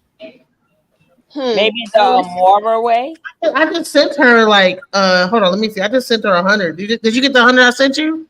Yeah. I just sent her $100. And thank you, by the way. Under what? Make sure you type it in the chat. It'd probably be easier I to think read I it. see it. Did you put the $sign in front of it, Sugar? Oh, I'm sorry. That's what it is. You gotta put a $sign. So let me my bad. So wait. The $sign is, I know I'm slow. God. Hey, we didn't we all we in the upper. I was trying to think of a delicate way to say it. We're in the upper age bracket demographic over here. So y'all gonna stop doing me like that. Niggas don't know how to use Cash App up in here. They're like, oh, we don't see it. We don't see it. We got our reading glasses on. We don't see what the Cash App and sending the YouTube and the Instagram and to the TikTok, the ticketing top. So, if you don't mind, I mean, if it's not too personal, what are the names of your children? If it's too personal, we'll go past that because I know a lot of people don't. But we just, I know you have twins. Though, matter of fact, you don't have to use names. I can tell you the nicknames that I call them. Okay, that's fine. You got twin girls, right? Those are the youngest. We'll start with them. Okay. So they're how old? 2. 2. Wow. Okay. And then your son's in the middle. Yep. 5. Okay. And then the older 2 are 10 and 11. Okay. See, and that's kind of how mine fall too. I call them the big kids, the middle one, and the babies. Because I got 5 grandbabies. So the 2 boys are 13 and 14 and 13. The middle one is 12, and then the babies are 6 and 5. Right. So the 5-year-old, that's the one where the grandma tripping out on about the Yeah. Yeah, that one. Well, just keep us updated with what's going on with you. It's already hard being a middle child as it is. Then you got all this other nonsense going on, man. Yeah. I also want to say that I'm very proud of you for having the wherewithal to still do something with your life. You're in school, you're getting an education, that for one. And don't let anyone ever make you feel bad for doing what you have to do to feed yourself and feed your children and to get a better life. I used to dance on the side, and that was because I really wanted to know what it was like. I had a best friend that did it, and anything she did, I pretty much did. But we are college educated women, and I had a job and was still doing it for a second. It wasn't for me, so I went back. But you do what you need to do to better yourself and shake anything negative off of you. Thank you. I say, okay, dance, but you in the wrong place. Columbus, you were wrong. That's why I went to Florida. That's why they kept trying to You gotta go to a place that's making some money. You don't want to do that in Columbus. You're gonna be in the broke area of the world doing dancing. Hold on, we don't want to encourage. Tampa's where it's at. I was making $1,400 in Florida. I was in Florida for 3 months. So we're not encouraging anyone to go and do anything like that. But what I am saying, it is what it is. If that is what you're doing, do not be ashamed of what you're doing to take care of yourself and your family. That is what I'm saying. But I would like to say too, and I would like for you to clear up this message she was supposed to, even though it really doesn't mean nothing to the case, but it makes her feel better that you is a iller, and you was like, oh, don't ill the person, just take the kneecap out. I mean, when people is mad, they say certain things. She didn't even say what year it's from and who was you even talking to, but she got it as you was an assassin. I don't know. She thinking people be taking a fall for me and all type of craziness. So, and I guess she thinks I got the power to put out hits. So yeah, I don't know.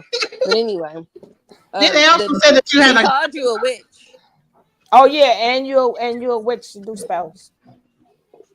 well, I'm pretty sure I would have did a fucking money spell by now. Shit. Hey, Amora, what was your honest aside from, I know it's a lot of, you know, drama and it's a lot of emotion involved with the whole situation, but tell me about your relationship with your son's father, with your middle son's father, and just from your point of view. To be honest, I love like he was a. I'm just gonna say what it is. That man really was a complete monster, and I really did love him, and I stayed so many times when I should have left. It was very, very toxic on both his end and mine, but he opened the doors for it to be toxic, and he kept it going. So it got to a point to where I started physically attacking him as well, like because I especially like I'm not gonna lie, like when somebody's about to hit you. So it got to a point like, okay, well I know you're about to hit me, I might as well just fucking hit you and get it over with. But Were you used to that back. physical? Were you used to that in relationships, the physical abuse? You said what? Was that something that was normal in your romantic relationships with men, the physical abuse part, like the, you know? Just with the three, like my twins' dad, he did it the less. Like he did it the less, but he still did it every now and then for sure. But with my middle son's dad, yeah, it was a lot. He was always doing something because he was always drunk or under the influence. And of course, with that mixture, of course, you're going to become an angry and aggressive person. So I could just be talking, and sometimes he would just smack me. And I'm like, all right, here we go. Wow. And is that the same one who beat you up when you was pregnant? Yeah, like there's actually a video of me jumping out the window while I was pregnant, and everybody's like, oh, she's crazy. She really don't want that baby. But no, people don't realize not only does he like to slap me around and then push record while I'm already under distress and pissed off and shit, saying all kind of crazy shit. But a lot of people is like, okay, well, what did this man really do? Like, it's like they don't even pay attention to the fact that this man literally won't leave me alone, to where my only choice at that moment in my head was to jump out the window at a 2-story window while pregnant at that. Thank goodness you're okay. He was kept poking at you until you retaliated or until you did something to get away from him. Yeah, like he would just keep fucking with me, and then when he was getting the reaction that he wanted to make him look like the better person, he would start pushing recording.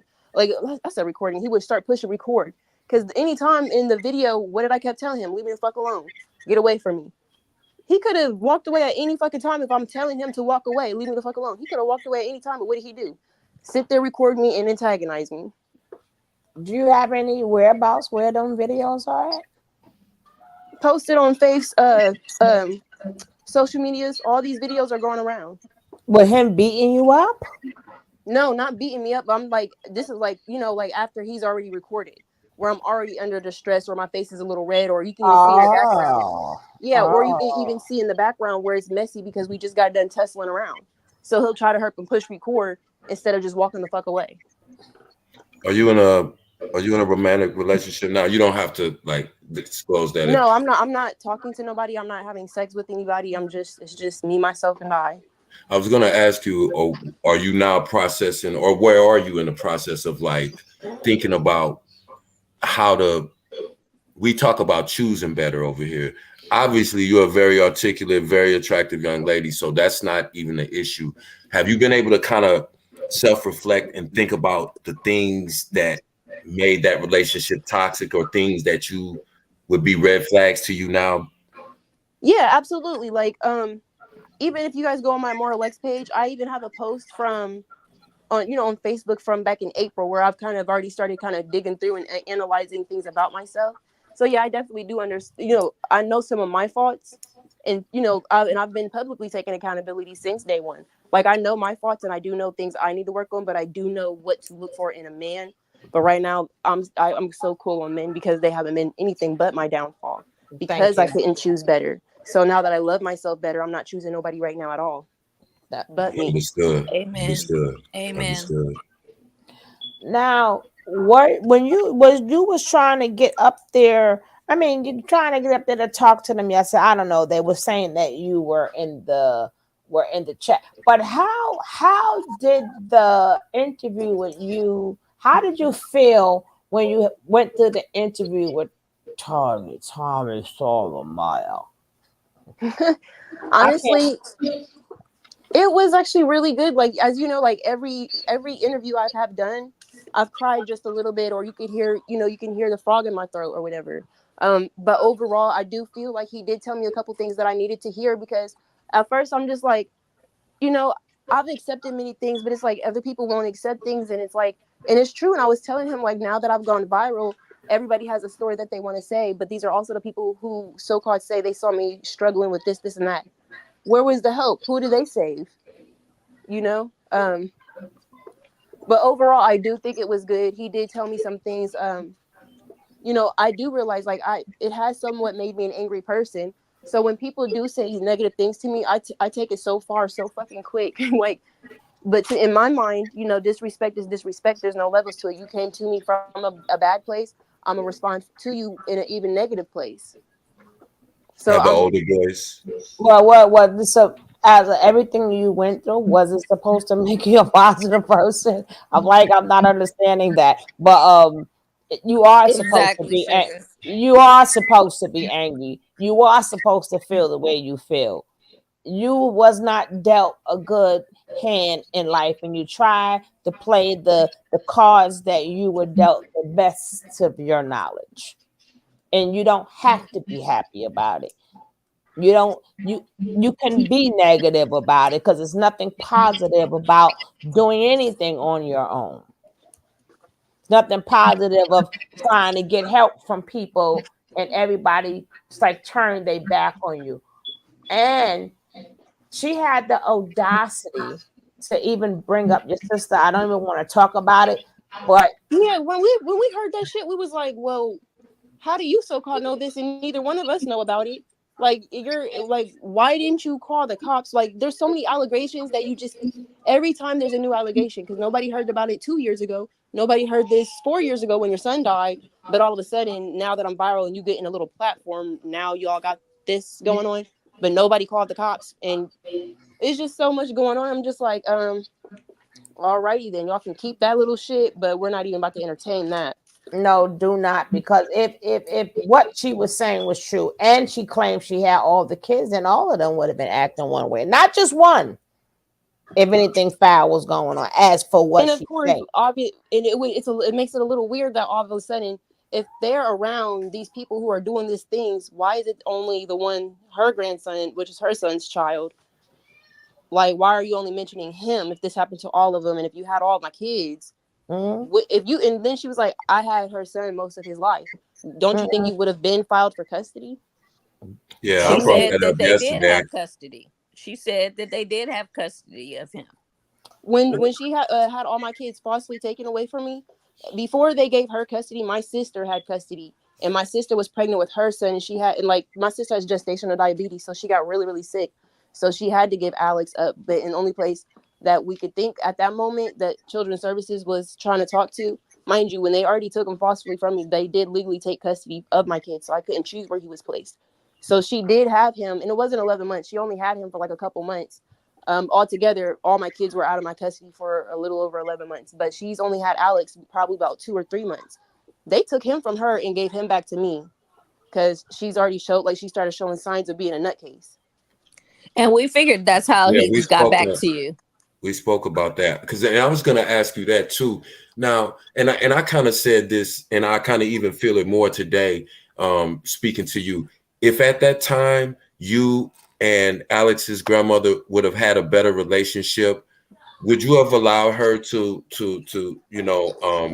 have Alex or take care of him? Because Absolutely. Yeah, and see, and I said that yesterday before we even spoke. I said, and that's when I said, I think if she would have been just a halfway decent person and called you, I said this, you can go back and play the tape. I said, I'm sure that young lady would have willingly given her son to knowing that his father was passed, and if they were stable and all that, yeah, that would have been ideal. So that just answered my question. Yeah, and honestly, the main reason why not only has she done too much regarding having people take off of my kids, having my house kicked in, and she's literally had so much stuff done Like it's gone past that point to where now I really just can't trust you Oh because yeah, you she's hate so me. unstable. I would Yeah, not. I was gonna you say hate that me I wouldn't trust her with my child because exactly mentally because she hates she me so much. She'll probably fuck around and kill my child trying to get she, back at me. Right. she And that's I seems why don't I trust said her unstable. no he way. wasn't going to give her to him because if, for one, if she's talking bad about you, you're not going to give your child to her. And also, if she thinks that you did something to her son, you're not, if you don't have a good relationship with her, period, you're not going to hand your child over to her. Exactly. And then she's already made it very clear that she wants my son to know that I killed his dad, and that's not the truth at all. If you I really love said my that son, then you too. would tell the That's so truth about his unhealthy. I dad. said that too. I said she wants to raise him so that she can say your mama killed your daddy, and that's why you with me. And she don't care what. I mean, I'm sorry, Ill. I'm sorry, you too. I'm so sorry. So Yeah, sorry, you so too. and why she's trying to paint me out to be the bad person because I made my decision. Your intentions for my son was never ever good. Ever. Her intentions for you were never Yeah, good. we figured that out kind of by the end of once we watched it because I said that I said Yes. she hasn't mentioned that little boy. She hasn't choked up one time that she hasn't seen him in 4 years if he allegedly lived with her and what And you want to happened. know what's crazy? Go I've ahead. had the same. I'm sorry not to cut you off. No, I've no, had go the ahead. same Sis. phone number for the longest. I was actually at the same addresses. You might not like me, but what could that have ever stopped you from sending your grandson something? Because why would I not give him something that you buy just because I don't like you? Shit means I ain't got to buy the shit. Right. And speaking of the address, like, so how is the living situation? Did you talk? I know you said you talked to some people trying to help you with that situation.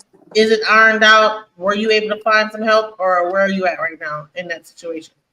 No, we came to agreement because I did tell them because I told you I tried to work with them and I tried to even tell them like, hey, I'll be late, but I can I can catch up. It's not impossible. They weren't willing to work with me, so yesterday I texted them. I said, hey, I just want to let you guys know, I not in any way, shape, or form do I intend to bash the company, but I am going to tell them about the experience as well as the text messages or whatever. And I said I'm going to raise awareness, and I said I have over 2 million people who will probably see this, and a couple of them will be lawyers or whatever. So today they was like, okay, well, because mind you, I've already given them $6,500 to move in, which would also include my security deposit, first month's rent, and last 2 months rent. So they was like, okay, well, here, we'll do this. You already gave us your last 2 months rent, so we'll just say that this month is counted for, but you do have to be out of the house by the 31st. It has to be cleaned out and all that other stuff so we could avoid filing the eviction. So I still have to leave, but they won't file the eviction if I leave. So that's the house that had the electrical. Yeah. Okay. What? You need a lawyer. You need a lawyer. Did you call I was legal just aid? going to say that. You said what? Did you call legal aid or do you need a lawyer in Ohio? Is it legal aid not working? So legal aid, their intake is so slow. I'm just still waiting on somebody from their intake department to hit me back because you do your intake and then it takes however long. They said between not 4. They said anywhere between 2 to 3 weeks before you're assigned a lawyer or whatever, and then it still takes time to do all that. And let me So just say listen, this. if anybody that's in like the Ohio, Columbus area that might know a lawyer, please reach out to them and see if that someone could help this young lady because especially because she is, how can you evict someone that the house burnt up based on their error? What are you doing? You know what I'm saying? That's not right. So And it even wouldn't be safe for her to a even leave that house anyway paralegal. unless they did electrical work on the entire house. Right. Oh, and even still, they didn't do. They I would only fixed also show up the to wire court. that was messed up. I would if you have pictures of the burning and everything that happened, I would take that to court. You know what I'm saying? Don't miss the court date. Go to the court date. Show them that listen, this house was burnt up. I just now I paid them. Show them that you paid them $6,500. If you don't get a lawyer, okay. The next thing is, and also save up if you can $1,500. And what you can do is you can file an appeal. If they evict you at that moment, you can file an appeal. I'm not sure how the law is in Ohio, but I know that you can appeal eviction, and then the court will take the money for the appeal, and they have to go to the next level up because what they do is they do the area in which the house is in, The next level up is like the county. Then the next level up is state, and then you keep going from there. But and then if you actually continue to pay the rent from that point on, they can't just evict you. You know what I'm saying? Okay, yeah, I'm gonna definitely get that shit done because they really got the right one. And we also to make sure while you're doing that you get like a case manager or like how we were speaking like yesterday, get somebody for you, right? Yeah. Because it still leads into you need some ear, right? You're like, it's too much. So just make sure while you're doing that and going through that you could that'll be a big help for you too.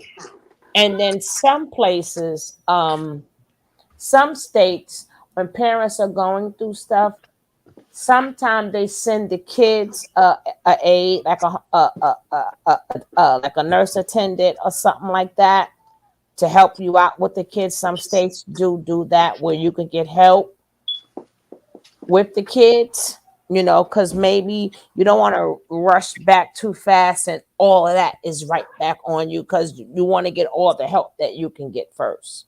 But I gotta say, exactly. she is in Ohio, which is a very racist place. And I even encourage her, you might need to go ahead and when you're able to switch, go somewhere else because Ohio sucks. Hold on 1 second. You said what? What hot chips? No, those are Alexander's. When it comes to support, Ohio is the worst place to be because everything is like so far away. It's not like it's like the Midwest. Like, okay, in Texas, if I each city, I can just go down the street and like get taken care of. Ohio is almost like all the Midwest, where just to like get the right services, you gotta like drive almost 30 minutes over here, 40 minutes over there. The main places over here. It's like it's a huge state where all the stuff is spread out in different cities in Ohio. So that's probably the biggest problem is that you might have some services in your city, but the biggest stuff might be, oh, okay, well, if you would really want to get it done, you got to go to Cincinnati or go to like Cleveland or some bullshit like that. And I know that that's how Ohio is like, it's just spread out. Yeah, but that would still be a big move. So she would sort of have to. That's still a big enough move, and she still would have to find a place. She still would have to have the money. She still would have to have a car. She still would have to round up everything. So right now she has to work with what she got right now, and then get the move. I'm gonna say this. Mm-hmm. Okay, not saying to do this, but I'm saying like a place like Texas, right? You can come to Texas and you can just say you've been abused, whatever, and you go to like a place. They'll put you into a shelter for like about a month, and after that month, you have like they'll give you housing for a year. So it's like a thing where like different places have different services, but you're in the Midwest, it's harder because it's like a liberal, like I don't think they're a red state and they're not like organized. You know what I'm saying? Like even like Ohio is country as fuck. Bro, like dude, they don't even have DoorDash all the way just to get to Walmart or drive far. I'm not sure how it is in Columbus. But I know just when I was in Steubenville, I mean, everything is like a drive, everything is far. It's just such, you know what I'm saying? So you're in like a place that's a dying, like the whole Ohio is like a steel mill, factory, bullshit ass area, like the Midwest all together. This is where you come to be 12 years a slave. Yeah, you have to go somewhere. Oh my goodness. Like you cannot be in Ohio and try to. You're in the wrong place, period. I'm sorry. I just like I was in Michigan, right? The dropout rate in Michigan is 60%. You know what I'm saying? 60% of high school students drop out that bitch. You know what I'm saying? I knew immediately I did not want to raise my children there. And I don't know how it's probably comparable in Ohio. Like you're in like a dying, like the Midwest, that whole it's called the Rust Belt for a reason. You need to go where the jobs are at. You need to go where the even North Carolina. If you don't do Texas, you have to go to a place where it's thriving. Do the research, find out where it's thriving at, and they have more services in places. Because my thing is, she's already down in a down place. So my thing is that like the best time to do stuff is when you're down. You know, you don't want to like get a house, get an apartment, rent, and then try to move. You need to move right now while you're down. If you have a car or whatever. Yeah. Find out where about North Carolina, because I did look into North Carolina because it is family oriented, and I was like, I could actually raise my kids here in a family oriented place. Then you'll find out what the services are. You might have to spend a little bit of time in the shelter, but they might have services immediately where they like say, okay, you spend like a little bit of time in the shelter, and then we'll put you in a house. But Ohio ain't gonna do that shit because everybody's fucked up. It's like your mouth, DJ. I'm sorry, my bad. First, let's ask this first question. Amora, darling, are you physically and mentally ready to leave everything behind, like all of your family, and start anew? I've already walked away from my kids, which is the hardest thing. Anything else could be worked on. So it's okay if you take them all, and then because you're gonna still be by yourself. Yeah, because actually earlier this year, when I had that little 6,500, I actually thought about taking that 6,500 and just going somewhere and just try to work with that. But I did let my mom talk me out of it. She was like, just wait another year, and I said, no, I don't think I have another year. Things are just gonna be worse here. So yeah, I definitely already tried. I started filling out applications for houses and everything. So you wouldn't mind moving to another state, right? Absolutely not. Okay, so that's where we start from. So now Texas, like she said, is easier for women because you could go into the shelter there for maybe a month or so, and they'll give you look into Texas too. And well, DJ can help you out when you speak to her about how the angles. Maybe you saw it in a different angle. She could show you in another angle. Heck And yeah, I've done this before. There was a lady that I knew from Atlanta that came to Texas. All she had to do was say, you know what, I was domestic abused. All you got to say who it was, and then okay, they put you into a shelter. Now it's gonna be hard. If you got like 5 kids, honey, they're gonna make you stay in one room with them 5 kids for that little month until they can place you. Then after they place you into a house, they'll place you into a house probably with another person. Then after that, they put you into a 1-year situation where you have your own apartment. That gives you enough time to get a job and get yourself on your feet. But I'm saying is that these things do not exist in all states, especially liberal states, because liberal states are not, but Texas is Republican, so they have a different way of thinking about stuff. And that's the thing, is that you have to like really do the research on where you're at. You're in the wrong place. That's why you're having so much trouble. You're in the wrong place. That's a racist town. Columbus. Not to cut you off, I'm sorry, Genesis. Amora, do you have any type of financial support from any of the fathers? Do you get child support? Or are you able to get your child support? If I'm not being too personal. No, you're not being personal at all. Like, this is literally stuff I've already came out and was very transparent and honest about. So the 2 dads actually there was a child support order for all 3 of them, but the one who died, although he was on drugs, he did say he do want to try to be there for his son. So he was kind of in and out, sort of like he was there, but he wasn't there. He couldn't provide, if that makes sense. So I saw him trying, so I dropped it on him. The other one, the first one, there is a support order, and they're actually getting ready to file a contempt of a court order because he only pays like every once. Sometimes it'll go a couple years without payments, or if he does actually the last payment I got from him was like $200 something, and that's because the caseworker, our support officer, reached out to him like, I'm about to file because you're just not handling business. Before that, I had got like $50 in February and then $25 in December. Was that the same father that when you had went to help? And what was that he said when you told him to take his kids? Because remember, I know you said it over and over. Some is new to some people's ears. Are you saying in the video when I said take him, I don't want him, when I was pregnant? No, when you was like, when at one point in time you was reaching out to them saying, hey, I need help, take your kids, and they refused to take the kids. That was right before I walked in the CPS office. Right. Now can you go back through that? So as you seen, except for the one that the main video that everybody saw at the CPS office, there's 2 other prior videos where one I was online for a few hours telling everybody to reach out to the dads and stuff.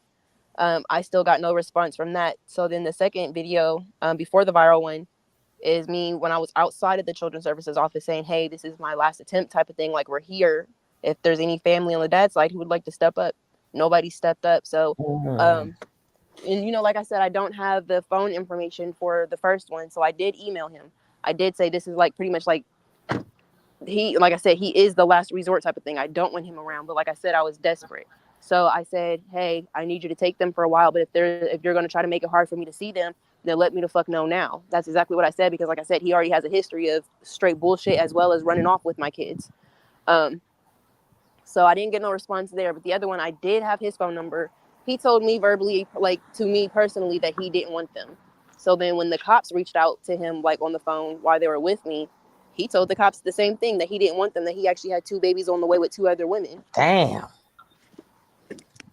Yeah. And he just started. So with him, I didn't open a child support case on him until a year after my daughter's, was born, because I tried to give him a year to, man up and try to get himself together.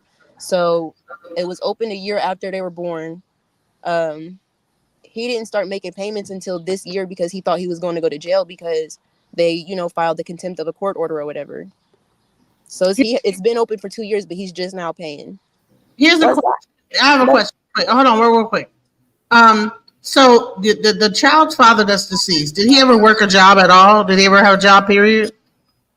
He tried to work every now and then, but he, like I said, I'm sorry, I'm smoking.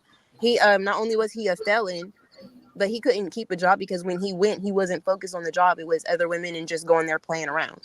Okay. He actually has okay. The BBBs. How old was he? How old was the father? The dead one?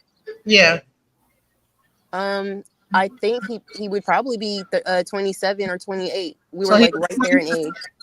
All right. So you need to contact the Social Security office, because I'm sure that at some point he worked at any point, right? And they have a good idea, Genesis. Survivors benefits, right? So you need to contact the Social Security office and tell them. Yeah. Okay, so you did that already? So I called them and I asked them about survivors benefits, and they said even if he was on the birth certificate, which I really can't remember if he did sign it or not, to be honest, I'm not gonna lie. But they said pretty much his mom would have to sign off on my son getting survivors benefits, and she already made it clear that she wasn't going to sign off on me, but she made sure she would sign off on the other baby mama getting, survivors benefits, because she didn't want me to reap his benefits if I was such a bad person or whatever. He has more than one child? You said what? He has more than one child? So after he died, a girl popped up. Well, actually, I'm not going to say after he died. Probably like a month or 2 before he died, this girl, I guess he had a one-night stand with her, or I don't know. I really don't know that situation, but I do know that, they do have a baby. So 2 months before he died, she popped up saying that the possibility of her daughter being his.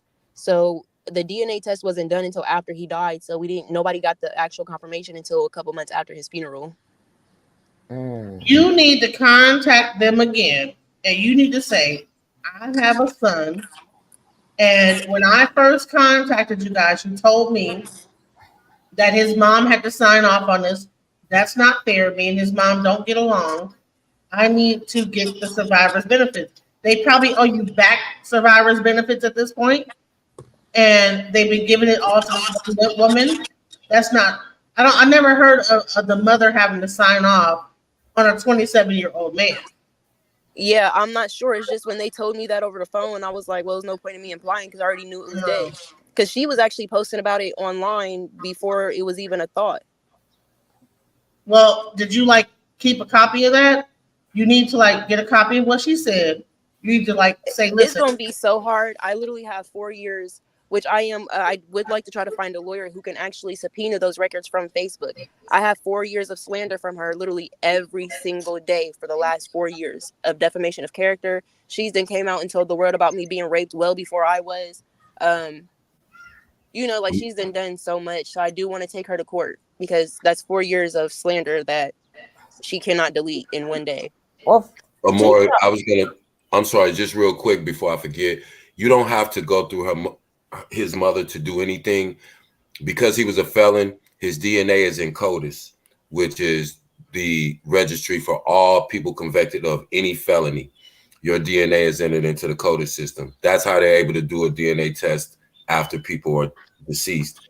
You can establish paternity that way for your son because they keep your records in file on file indefinitely, just in case it's a cold case and your DNA is linked to that. So if he's a felon, his DNA is on file with the state, and they will get a DNA sample that way and improve and establish paternity. So you don't have to deal with his mom at all. But go ahead. And also, and with that, they owe you like 4 years of survivor's benefits. So that's another thing you need to like look into. That's 4 years. I mean, my daughter gets survivor benefits, $750 a month.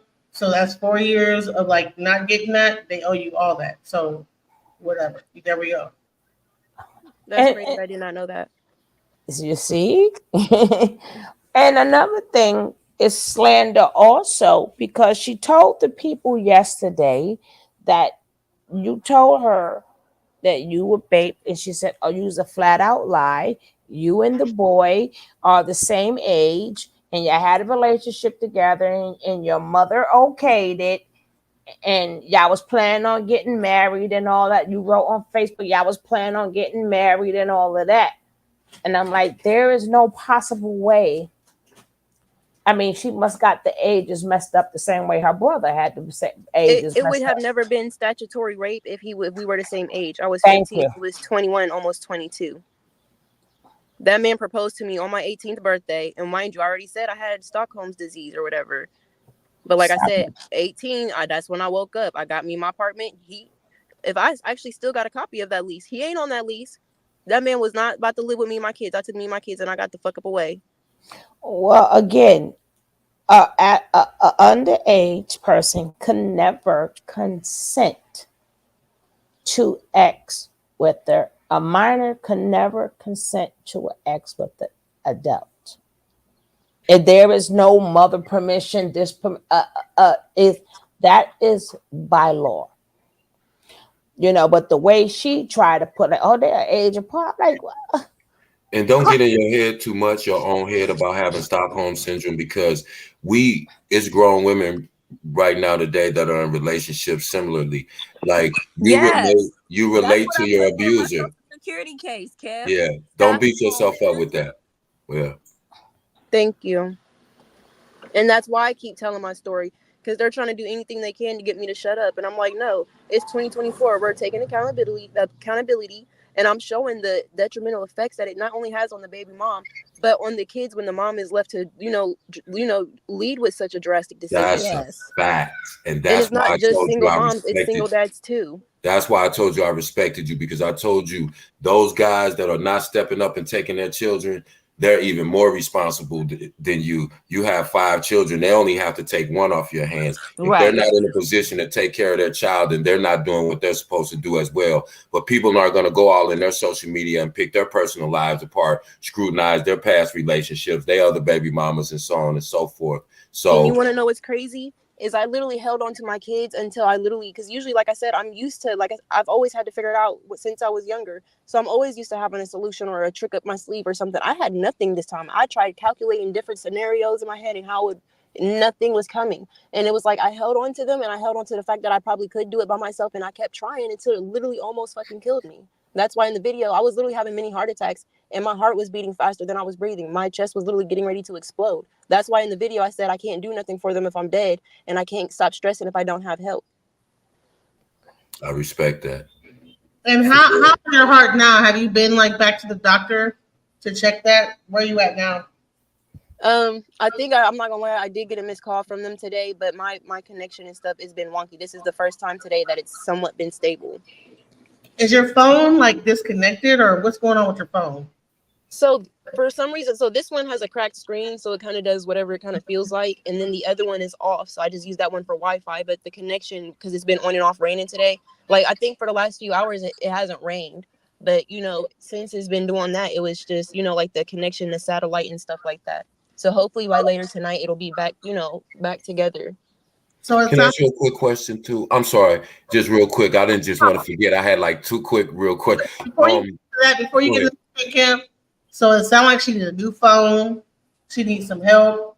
Anyone, even if you have a phone, you can send to her.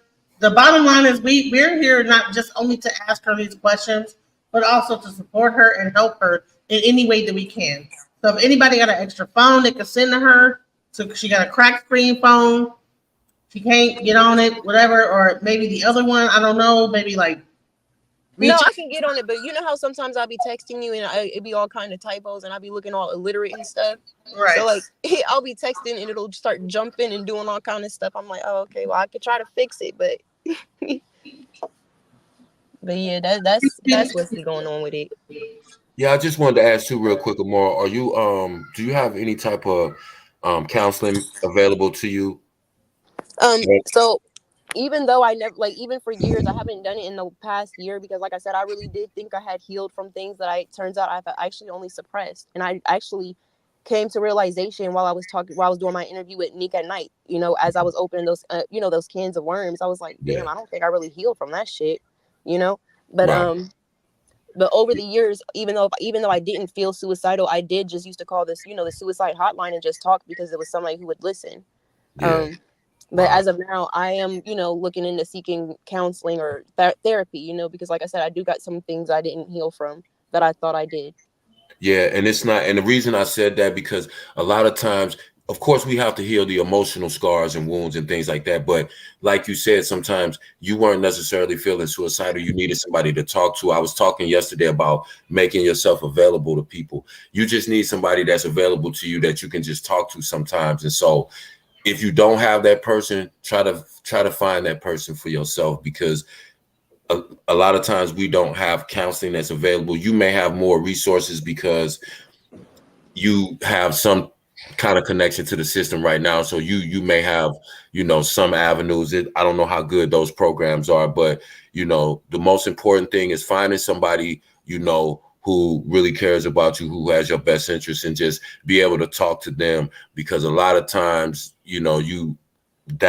that gets you through the day more than anything else, and I think in order to get to where you need to be able to, get your children back and be where you want to be, your mental health is going to play a big part in your healing, not just from the psychological part, from, all the, negativity and the abuse and the SA and the R's, but the when I say mental health, your spiritual and your mental health, because you're on the right path. I can just tell from, what you're saying right now, you're on the right path. So, but just always know that your mental health is number one. Your physical health is not going to be important if your mental health is not in place. And, so just, I just wanted to make sure that you had some type of availability. If not, I'll get with Genesis. I'll send her some information that you can contact some resources locally to get some mental health assistance if you are looking for that, or any type of counseling. Yeah, please. I'm definitely not opposed to it. Okay. Or Genesis could give us your email, or how we can get in contact with you. Okay, yeah, I'm gonna send it to you, behind the scenes, of course, for sure. Yeah. But yeah, not on, I'm sure she's getting like a lot of people hitting her up, and I mean, so here's the question. This internet is not your friend right now.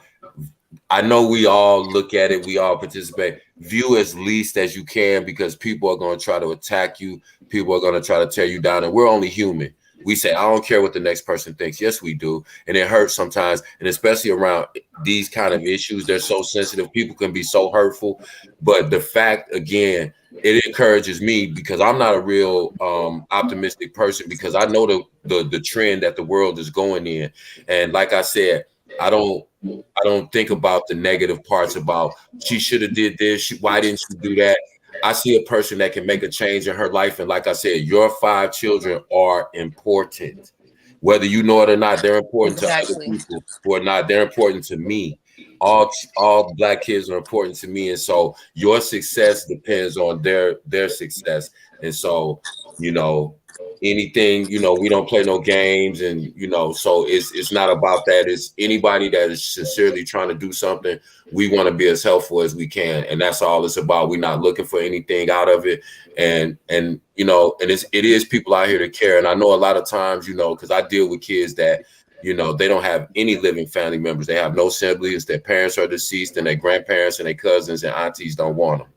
And so I deal with that emotion, and I know, not know your position, but I know kids when they come from that place, how it can be. And just to hear you have that pep and that optimism in your voice, and to see you're going to school and you're trying to get yourself together so that you can reunite with your kids, that gives me hope. So, you know, because I've given up a lot on the younger generation, because like I said, just the way the world's going. But like I said, we proud of you over here, because you could have went a whole nother direction. You really could have. And so you cried out for help, and we're here to assist you as much as we can. We can't fix everything that's going on in your life, but you know, you seem like you know the things that need to be fixed, and you're taking the steps to work on those. And so just any help you get, accept that, be grateful, and I think you're gonna be fine. So just keep us updated on what's going on with you and your children, and we wish you the best. Thank you so much. And once again, if you want to help Amora and her children, please send gifts. Contact her on Lamborghini_11. It's better for her to do an Amazon where she can pick out the things that she would like, and then people can go pick up, instead of us picking out what we want, she can pick out the size, the shoes, or whatever. And then people on Amazon would just send it to her through Amazon. So do that, and then get back with us, and we'll do a live, and we'll say, okay, she got the list up. We'll support you in that way. Also, and I hope that you guys have hit her Cash App with what you can. Everything helps, because, like I said, she's facing eviction. Do you still have your car, or is it repo? I'm pretty sure it's out for repossession. You know, like as of the 15th, I'm now 2 months behind. Plus, I don't have tags, so and it stopped, so it's kind of sitting on the street, so it could be gone at any moment. It stopped working, like I think the battery died, because like even when I get it jumped out, it'll just sit there, and I try to go start it, and nothing's happening. It could be your alternator draining the battery. So at this point, where are you staying now? Well, I was bouncing around from house to house, but I'm actually at one of the places where I've placed my kids. Oh, okay. Cool. Yeah, but you know. So why are you bouncing around? You still have the house, though. You're not evicted yet. Why don't you just be there? Is it still messed up a little bit from the fire, or what's? I don't feel comfortable there. But I do have to go be there to clean it out, because I do have to be out the 31st. Is that where the break-in happened at, or like why don't you feel comfortable there? No, that break-in happened at the last house, not the landlord that, you know, I said was my father figure or whatever, or somebody I could confide in. That was, you know, when I lived in my apartments. I wouldn't advise her to stay there. Don't stay there. Don't stay there. If you're not comfortable, no, and you already been going through things that where you're not comfortable at, then yeah, you know. Plus, I just can't get there, and like I said, I really get in my car. It's just I can't get there. Right. Oh, so you're where your car is at. Okay. Yeah, and it kind of stopped. I was over here with my boys, and I've had, like I said, since Mother's Day, I stopped over here, and I have my youngest two with me. So yeah, I'm kind of just here. If anybody knows any mechanics in Ohio, you know what I'm saying, some real mechanics that might want to be able to help her with her alternator, whatever's going on with her car, we need to pull together as a community and help this young lady out. That's all it boils down to. Everything is not just about the story. Some things are about coming in and call to action. Call to action. Anybody got any family? Well, everything goes together, right? Everything goes together, because even if you have all of these things and your mind is not right, then that doesn't help. Sugar Love, if you have a car, you can do a lot with a car. Okay. That's not what I'm saying, DJ. So I'm saying we want the mind, the body, and the soul, and the finances. well, Right? listen, So listen, you get the car first, then the mind, body, and soul. no, it has to go together. You can get to the mental. Okay, hold on. Oh, Let's I ask do. her. I Let's do want ask to. her. Oh, I'm sorry. Yeah, go ahead. No, I'm saying how would you? I mean, even though the finances is, but she's still broken. But you need money to get around. You have to get around. You have the part that the reason why she is going through what she's going through is a financial situation. No, we all going to give her a cash app. We are going to do that, but none of us are in Ohio neither. But we still want to make sure her mental state is good too. I'm sure that if she knows that she can get around her car, that she's not going to be evicted. I'm sure her mental state will somewhat improve. And then No, it don't work like that, DJ. That's yes, why it does. Let me ask her how you think things should go with you, young lady. I'm not gonna lie, I'm confused. The whole conversation kind of just took me out. I kind of was like, I'm not understanding the question. I'm sorry. Right. I'm like, at this point, what are your first steps? Do you like, even if like you get the car done, she's able to travel and go back and forth, but once we got to get her, once her mental get right, and let's say she still could drive, because nobody want to be driving and their kids are not in the car and they depressed, or that's how accidents and stuff happen too. Right? We want to work on the whole entire person. Yeah, we're gonna get together. We're gonna send the cash out. We already said she got to eat, she got to survive, but we want to also make sure we get her the mental help that she needs, get her mind right. She's, like she said, she's been through so much. There's a lot of stuff that has, and then now she got the grandmother opened up a new case on her. I mean, that's a lot for one person. Can I just say something, Sugar Love? Because I've been exactly where she's at, right? I've been 100% where she's at. I've been on the street homeless, right? Now, when you know that, if you know that you can get around and do what you got to do, take care of whatever, your car is good, even you can stay in your car. If everything, if they fall out, whatever, that's one thing. Car, that's a big deal. Car, phone and car. That's number one. And number two, then place to stay. Then we can focus on getting counseling and this, that, the other. The first thing is stability of where you live, where you stay, transportation, phone, communication, all that. You can't apply for jobs if you don't have a phone. You can't get to the job if you don't have a car. You can't sleep and get rest if you don't have a place to stay. So to me, they might give her one. Depends on where she go. Well, she could do that too. But what I'm saying is that, like, yeah, she could find. So I'm not saying to cut out one, but I'm saying, like, right now, her car is not working. If someone's in Columbus that like knows how to fix a car, hey, let's try to get her that. Number two, her phone's not working. She needs to have a working phone, because she needs to be able to get phone calls if she gets a job or gets in. This one is about to die. I gotta go. Is 1%. I gotta hurt. But you understand what I'm saying, Amora? That's how I'm looking at it. But we got you more, but we just want to make sure every part of her is fixed. Right. The mental even rich people, they got all the money, and if your mind ain't right, nothing goes right.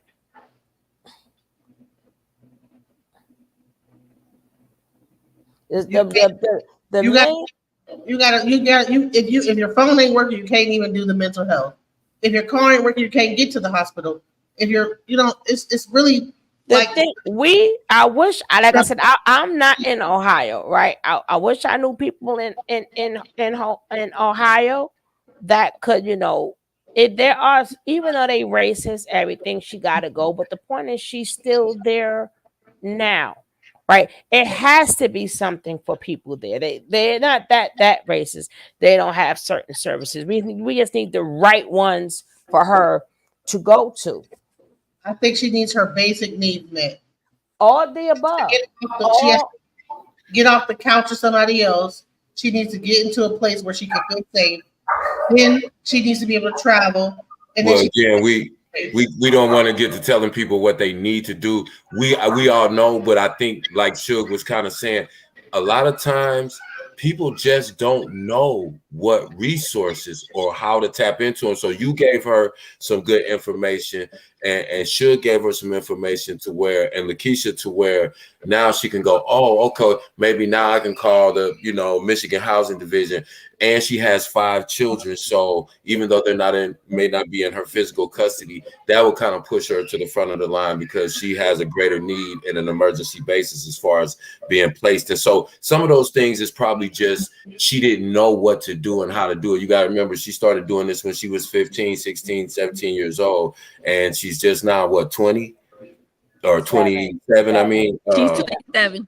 Yeah, so she's been busy raising kids and trying to figure it out. So she probably just didn't know a lot of the information that you gave her, and I think she's gonna be all right because maybe a group of people have never just told her, hey, we got your back. This is what you need to do. Here's what you need. Here's where you need to call. Here's the names, and then she'll get that ball rolling. Her, you know what I'm saying? So that's what I think. I'm looking at a whole. Whatever we are able to do, we're able to do, and we got to do what we're able to do first, right? We know what she needs first, right? But we do what we got to do. But we got to do what, but we got to do what we able to do first. Exactly. Like if we can find somebody in Ohio, that would be fine. But we do know it's more quicker. Everything could get done, but it won't get done at one time. That's the point. Right. Like Genesis said, the basics got to get met first, and then everything kind of can go step for step. You gotta get whatever you can get first, right? Now, if we able to get the phone, then get that phone out there, right? Right. But let's say the office she needs to get the mental help. What if that's across the street? Then that could be first. Like there's no particular order when you have nothing. Exactly. At the point. Yeah. That's all I'm saying. We did the best we could do. We offered what help we could, and we gave her the resources that we knew about. And that's what you do. And that's how you move forward in a community. So I'm proud of us as a group. Genesis stepped up big for her and just anybody else but that's what we do. And then some people always worry about getting burned. Listen, you're gonna get burned less times than people are gonna do the right thing when you help people sincerely. And again, that goes with discernment too. You can't help everybody, but again, when I look at it, it's not about her in the beginning. It's about those 5 children. And if she's not in a good position, then those 5 children by virtue are not going to be in a good position. So I'm proud of how we tried to attack the problem as opposed to going this and this and wow and the drama and you and the grandma, y'all gonna fight. It's like, okay, Genesis said it so perfect. What are your basic needs? You need a roof over your head. You need some communication to where you can take care of business because the phone is our everything now. So and transportation, then housing, or whatever. Suge might say it might be in a different order, but however it comes, we did what we were supposed to do. We gave her the information that we knew and let her know, hey, you got support. If you need people, come back over here. You know where we at. We'll holler at you. As long as you're doing the right thing, we're going to hold you down. We did our part. That's what community look like. And at least we know if she does go to Amazon, the things that they need, she would be the one that pick it out. Right. And then, but look what they did. Remember 21? That girl, they sent the girl a house that she couldn't even use. Goddamn. Couldn't even use because she had no place to put it. But Amazon is always the best way to go, and then the address is in it already when she does it. They got so many jobs. Where to sit now, those job stack, and indeed you can work from home, and it's so many different avenues now. Like as far as getting. She said she was working from home, but then when the fire happened, of course that messed that up. Right, but again, you can get emergency housing. They'll put you up in a hotel. It's just you got to be able to juggle sometimes. And again, when you got people, Keisha said, "Hey, do this," Janice can tell her, "Hey, I know about this." She'll tell her, "Hey, listen, I know that you can do this." That's how you help a person, because we can't give her enough money to get her out of her jam. But long as she has options, then it's up to her, and she have help, and that's how you push the ball forward. This is today, Jay. The lady said to Wait a the minute. deceased. Why you stop it right there, Suge? No, that's not me. That's DJ. I said that's from today. Let's go on to why we're here. Okay, I thought that was you. Okay, I'm on mute. Okay. Let me move this over here, because like I said, if y'all want to show love and y'all want to send me a Cash App, Neek at Night 12 is my Cash App. Okay. Now I titled. Then I make the girl lose her voice. I titled this video "Cease and Desist" this because you gotta change your title too, Suge. I was sent a cease and desist from a lady that I recently interviewed. So she typed up this cease and desist, and she threatened me. Okay. She threatened me, and she told me that I better or else. And she told me that this is a one-way street. Okay. And this is the thing with older people. Okay. Respect in California is earned. Okay. I'll lead with respect. I'll start off with respect. I endorse that. But to keep my respect, it is earned. You do not automatically get my respect just because you're older than me, just because you were born before me, and et cetera, et cetera.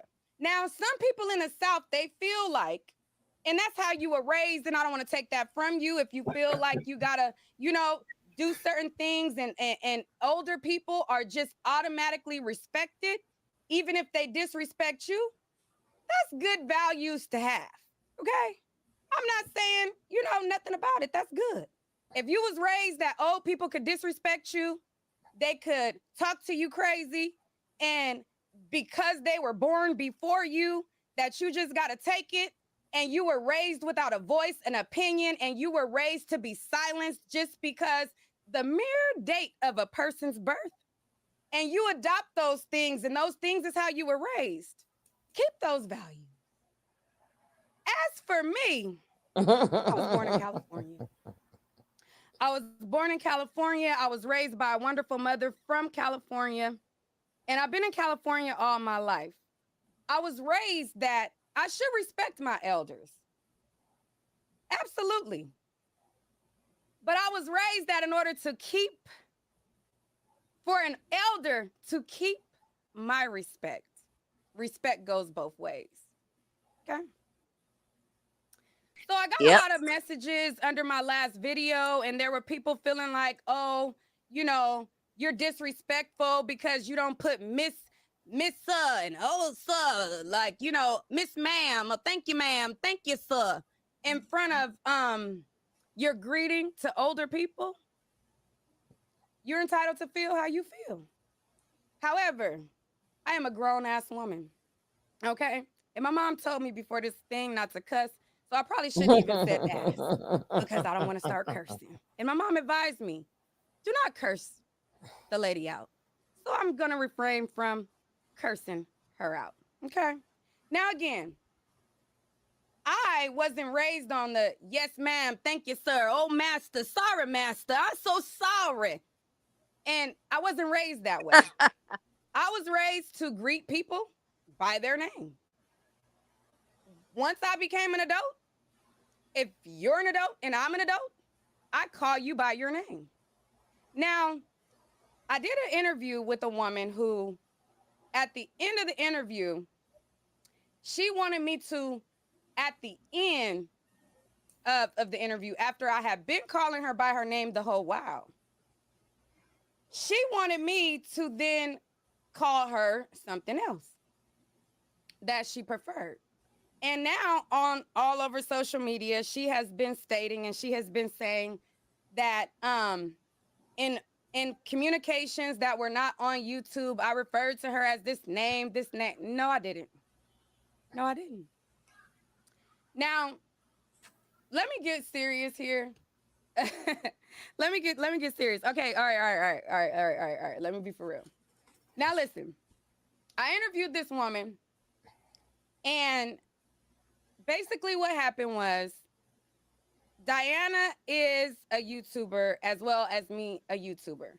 So I got a message from a YouTuber by the name of Diana who always helps me out, and she always likes to see me win. Diana is a woman who she started out her YouTube channel doing carbonation content, nature boy content, and that's how we crossed paths. Ever since she started doing nature boy content, I was doing nature boy content. We would converse basically about, things about nature boy. We would share receipts together, and we would kind of like work together behind the scenes on certain stories as it pertained to like nature boy. She would do her content, I would do mine. Diana is non-confrontational. She is sweet as pie. She don't hurt a fly. Diana has always referred to this person as the title that she would like to be referred to as.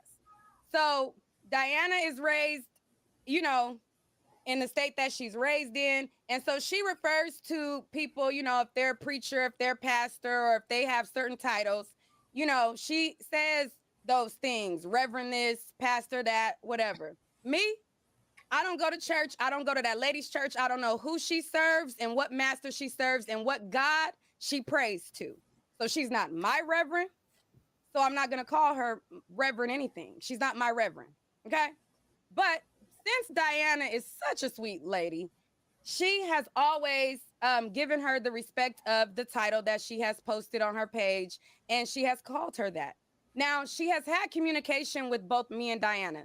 Diana reached out to me. Okay. And I might start being all over the place, but I'm going to tie it all in. Okay. So I'm chilling on Instagram. Diana reaches out to me and she says, "Hey, Neek, have you seen this story about the CPS situation, blah, blah, blah?"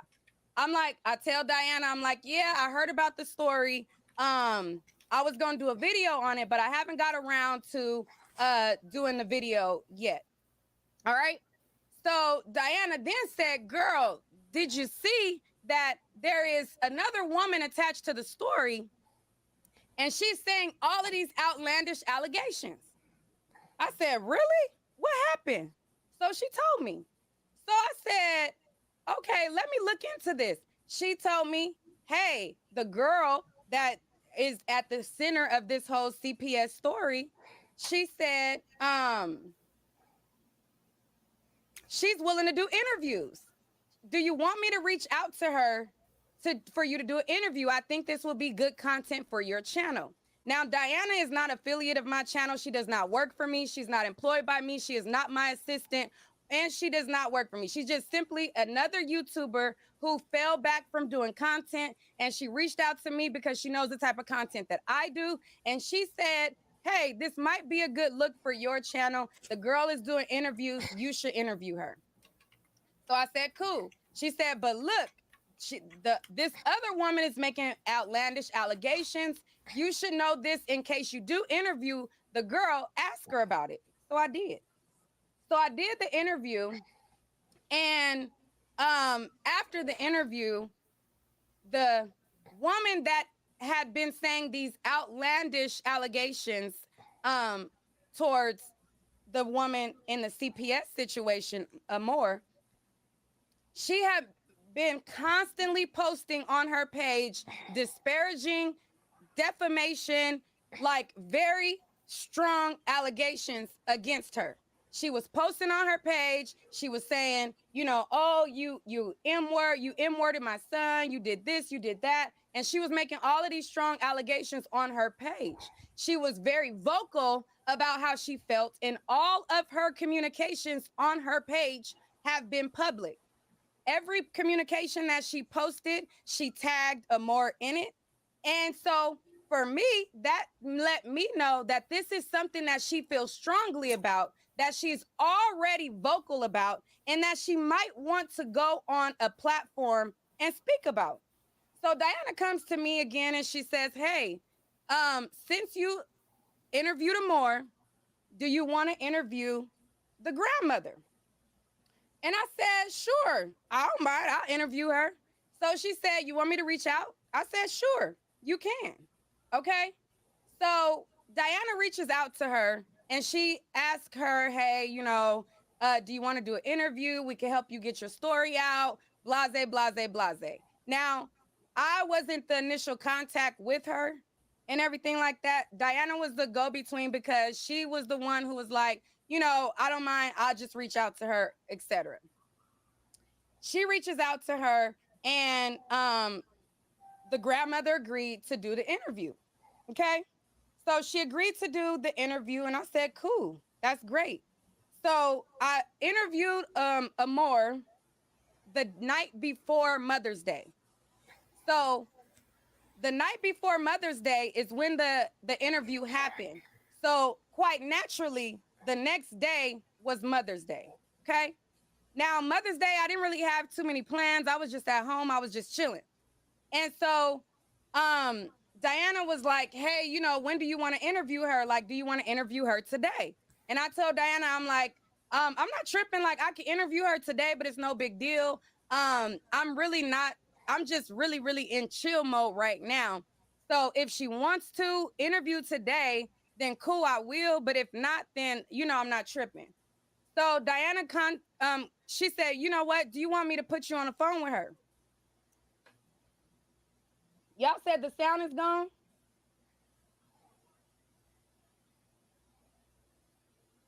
Can y'all hear me? Can y'all hear me? What happened? Somebody said it was frozen. Is it frozen?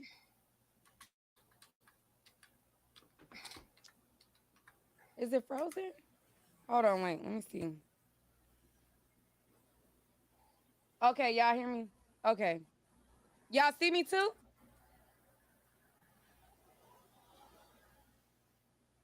Okay. All right. And sorry I'm taking so long to tell the story, but I got to tell everything. I got to tell it all. Okay, it's not frozen. Stop playing with me in the comments. If it ain't frozen, don't do that. Okay. Let me get back on track. All right, cool. All right. So Diana asked if I wanted to talk to the grandmother on the phone. So I said, I don't mind talking to her on the phone. That's cool, whatever, like that. So when I talked to the grandmother on the phone. Thank you, Julie Wilson, for like the $2 super chat for Sugar Love. Thank you so much.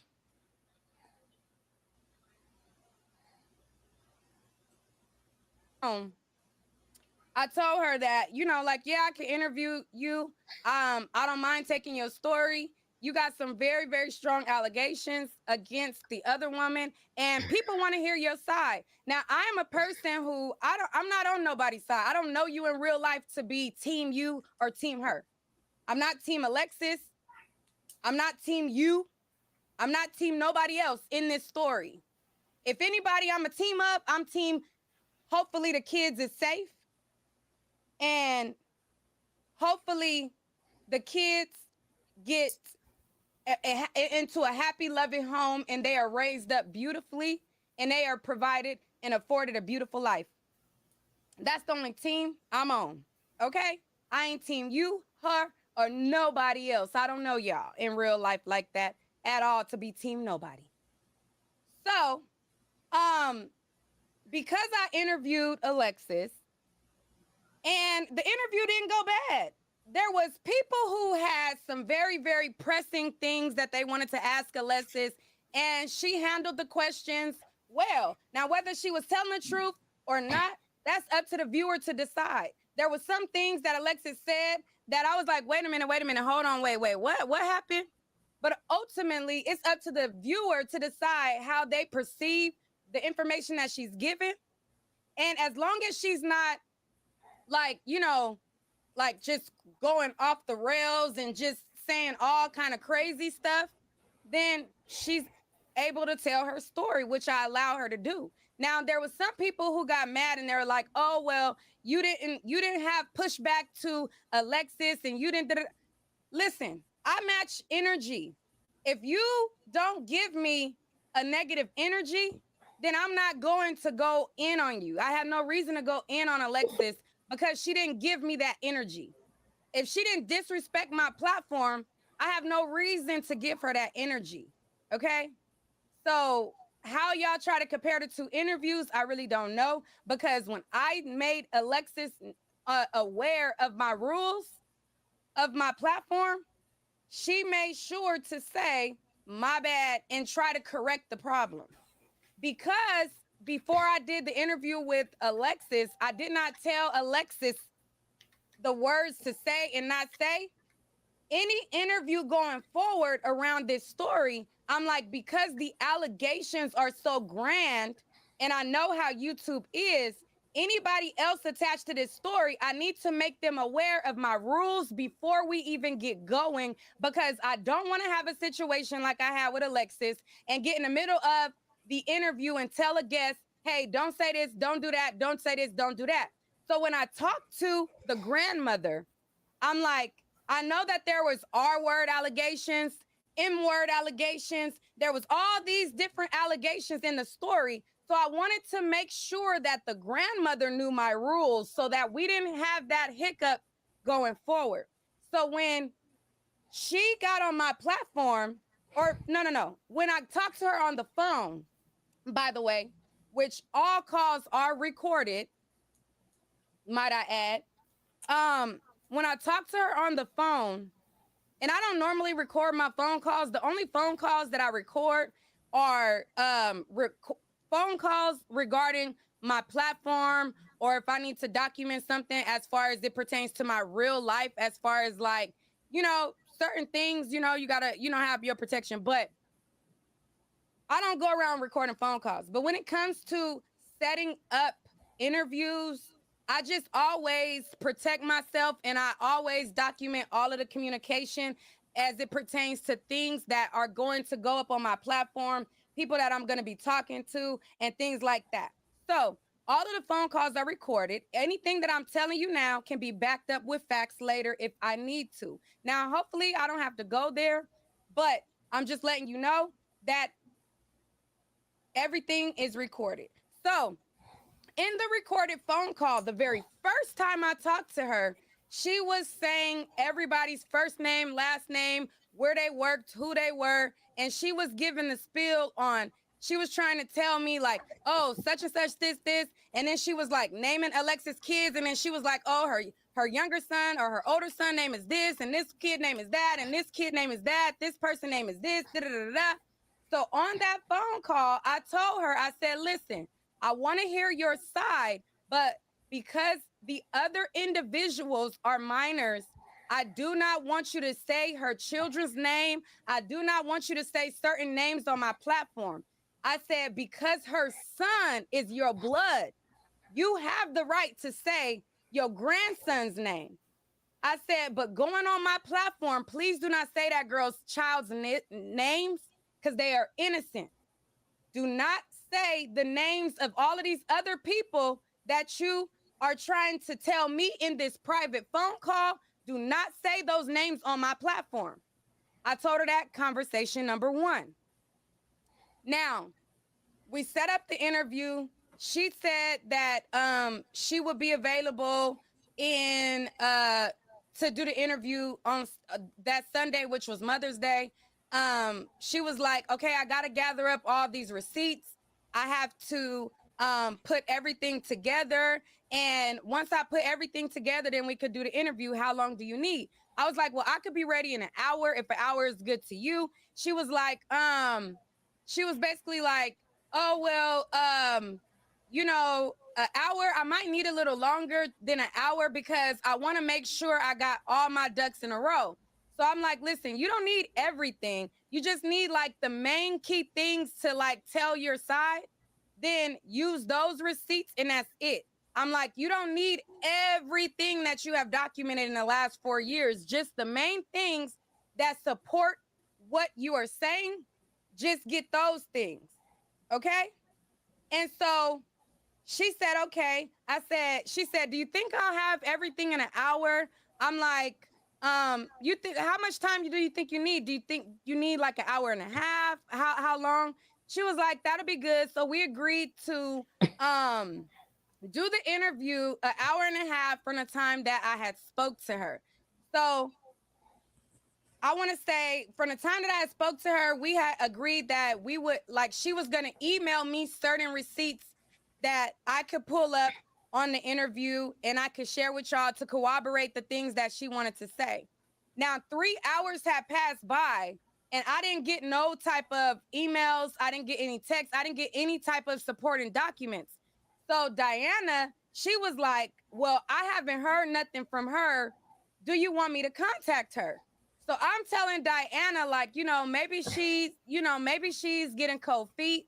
Maybe she doesn't want to talk. Maybe somebody's talking her out of it. I'm telling Diana not to bother her. Like, even if she like flakes on us, that's fine. You know what I'm saying? Because number one, it is Mother's Day. Number two, it is last minute. And number three, you got to be comfortable with the stuff that you say on your Facebook. You got to be comfortable to be able to say that on camera. Okay? Even though you a bad mama jamma and you woofing your mouth on Facebook, sometimes people are scared to say those same communications on film or, you know what I'm saying? Things like that. So they not Bible thump, they use their Twitter fingers online in text form. So sometimes they're not bold enough to get on camera. So I didn't know if this was one of those situations. It's a touchy subject. I don't know if she's like one of those people who like turn out and they start crying. Whatever the case was, if she's backing out of it, that's fine. Now, in the midst of me texting Diana and telling Diana that, leave her alone, Diana has sent her a message. Like, I guess the same time I'm telling Diana not to text her and don't call her, Diana has sent her a message to basically ask her, are we still on schedule to do the interview? So I don't know how we ended up on the phone, but we ended up on the phone again. And Diana was like, hey, I put you guys on the phone or whatever. So when she got on the phone, she told me that she wanted to enjoy her Mother's Day with her kids. She said her kids was at her house, that she wanted time to prepare for the interview and that she wanted to put the interview off till tomorrow. I said, that's fine. Don't worry about it. I'm chilling at my house anyways. I'm not really doing nothing. I mean, if I interview with you today, cool. If not, I'm not tripping. I have no plans. It's just me and my daughter. We chilling at home. I end up doing a try-on haul for my daughter. That was it. So the next day comes and she sets a time for 11 a.m. my time, which was going to be 2 p.m. Your time, to her time. So the time was approaching and it was time to reach out to her to see, like, were we on track to do the interview? Now, when we spoke to her around that time, she said that she was not prepared. She had to eat, she had to make food, she had to gather the receipts, and she needed several more hours. So I said, okay, that's fine. Diana was like, it might be good to do it around this time, that time, to get the maximum viewers. I'm like, it don't matter. When she's ready, that's when we'll do it. Okay. So after that, the next time comes that we're supposed to do it, she delays it again. So she says she still had to gather a few more receipts. And so at this time, me and Diana are both trying to tell her, like, listen, this is not going to be like a documentary style expose where every single thing you documented is going to be put on the screen. We just want the main things, like maybe like 3 to 5 supporting facts that can back up how you got to the resolution that you feel like she M-worded your child. We don't need everything. We just need a couple of key things that support what you want to say. She was like, well, I got emails where I emailed the CPS person. I emailed the police department. I got emails. I'm like, ma'am, we do not need any correspondence that you reached out to somebody. I was like, any correspondence where you reached out to a detective or you reached out to a CPS worker, all you have to do is tell the audience, hey, I reached out to this person, I reached out to that person, or whatever. And that's that. Like, we don't need every single document that you've done in the background. I'm like, we just want to hear from you. We want to hear your side. We want to hear start to finish. So she said, okay. So the final time comes, which was 8 p.m. 8 p.m. comes. I think I was running like, I want to say like, I was running like, it was like, I was running like a couple minutes behind. Like, I was like 8:02, 8:03, 8:04, 8:05. One of those, I sent the link. So I sent the link to Diana and I'm like, she was ready. She said she was ready. She had her son, her niece, and other people that she wanted to support her throughout the interview. And I told them, fine. So when we got to, and also too, what I told her as well, I said, she emailed me a couple of things that she wanted me to post, but I said, listen, you have all of these things on your computer. I said, on StreamYard, there is a feature that you could just, it'll be easier instead of like you having to email me and you having to look for all of these things and all of that. I told her, I said, it will be easier if you just went from your computer and shared your screen. And so we agreed that that was the way that we were going to conduct the interview. Now, I did have some receipts that she sent my email, but before doing the interview, we made the agreement that it would be easier for her, since she knows this case backwards and forwards. She knows all of these things. I'm like, it will be easier for you to just click on the things from your computer and share your screen. That was our ultimate final agreement on how this interview was going to go. Okay. But just for backup purposes, I did have a couple of things that she sent me in my email. So in addition to preparation for this interview, Diana, she had went to my interview. She sat through my whole entire 4-hour interview and she took clips that Alexis has said so that we can put them into the interview, so that the grandmother can respond directly to things that Alexis said and we could have everything together. So 8 o'clock comes, okay? 8 o'clock comes. I'm running, I want to say 8:05. I give everybody the link. That's like the rough estimate. I give everybody the link. So we click on the link and I'm giving her the ground rules again. Okay, so I'm telling her how I run my channel again right before we go live. Okay. So thank you, OT Babe, for the $10 super chat. I appreciate it so much. Thank you so much. I appreciate it. All right. So right before the interview, I'm in the chat. There's several people in the chat and they are waiting. I want to say it was like 50 people who were active in the live chat before I went live. Okay. So I'm getting ready to go. I'm telling her basically how things go. And I tell her, I said, hey, before we get started with the interview, let's test out your screen share. I said, pull up your screen so that I can make sure that you're able to share the documents before we get started. So she says, okay, great. I love how professional you are. I said, yeah, because I want everything to be seamless. I want us to be able to correctly tell the story.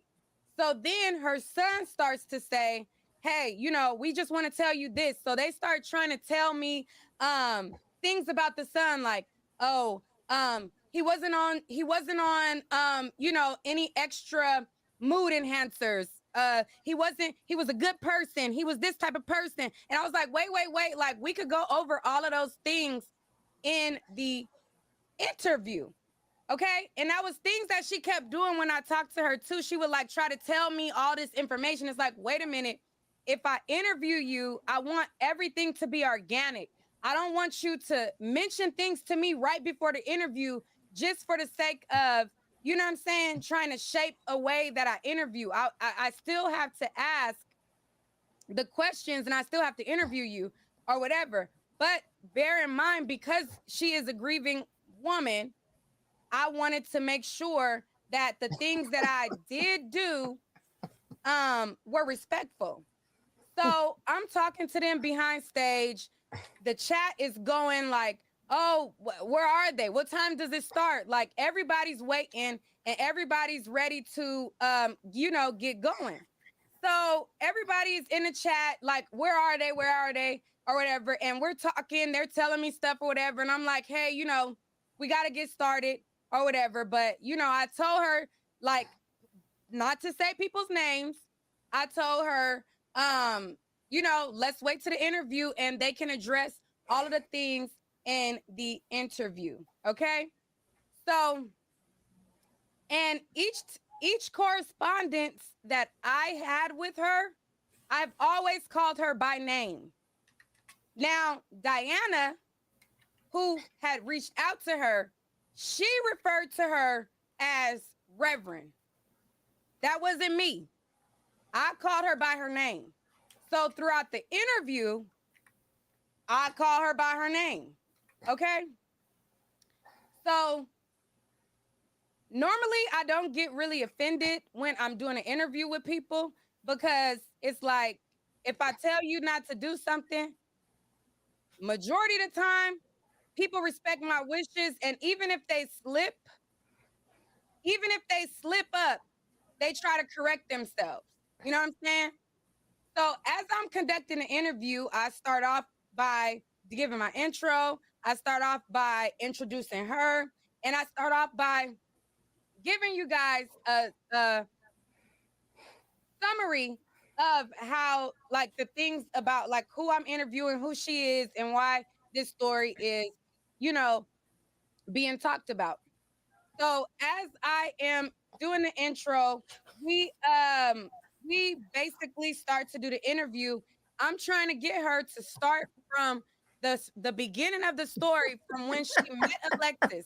Start with the beginning. Tell us when you met Alexis, when your son got with her, when things got toxic, and up until his death. If we go in that format, it's easier to chronologically put in the receipts that go with those details. Now, if you go out of order and you start talking about this, you start talking about that, and you start talking about this, it's hard to keep up with the things that need to go in there as supporting documents. So I kept trying to get her to reset and go back to the beginning so that we can start from the beginning and end at the end. I wanted it to be chronological because when she mentions certain things, I can bring up the things that Alexis said. I could bring up the things, okay, well, do you got something that support this? Do you have a document that shows this? Like, certain documents, then we could input and show them, and it could be more seamless. From the start of the interview, that just totally went out the window. I would ask one question, and then she would go on a tangent. And I would try, and then people say, like, oh, you're rude for cutting people off. But it's like, I feel like it's rude to the audience to just let somebody keep going. So I tried to get her to get back on track and start from the beginning so that we can do this right. She would not do that. Now, in the midst of that, she start just saying everybody name. She say they first name, they last name. She talk about the job they worked at. She talking about all. Wait. Before I get started, before I pressed live, when she showed me the screen share on her computer, it was a bunch of people's phone numbers. It was she was showing me one of the receipts that she wanted to show. And when she pulled up the receipt, it had somebody's phone number. So it was like a thread on this side and a thread on that side, and it was somebody's phone number, and it was like personal information of other people. So I told her, I'm like, we cannot share people's phone numbers. We cannot share their personal addresses. We cannot share those things. So she said she has a program that can blur out the personal things. So I said, cool. I said, I'll take it off the screen. When you pull up the receipt, blur it out. And then when you're ready, then I'll share it to the audience. So she showed me how her program worked. She showed me how she could blur out the side. She showed me how she could blur out the personal information. And so I was like, cool, we good. We ready.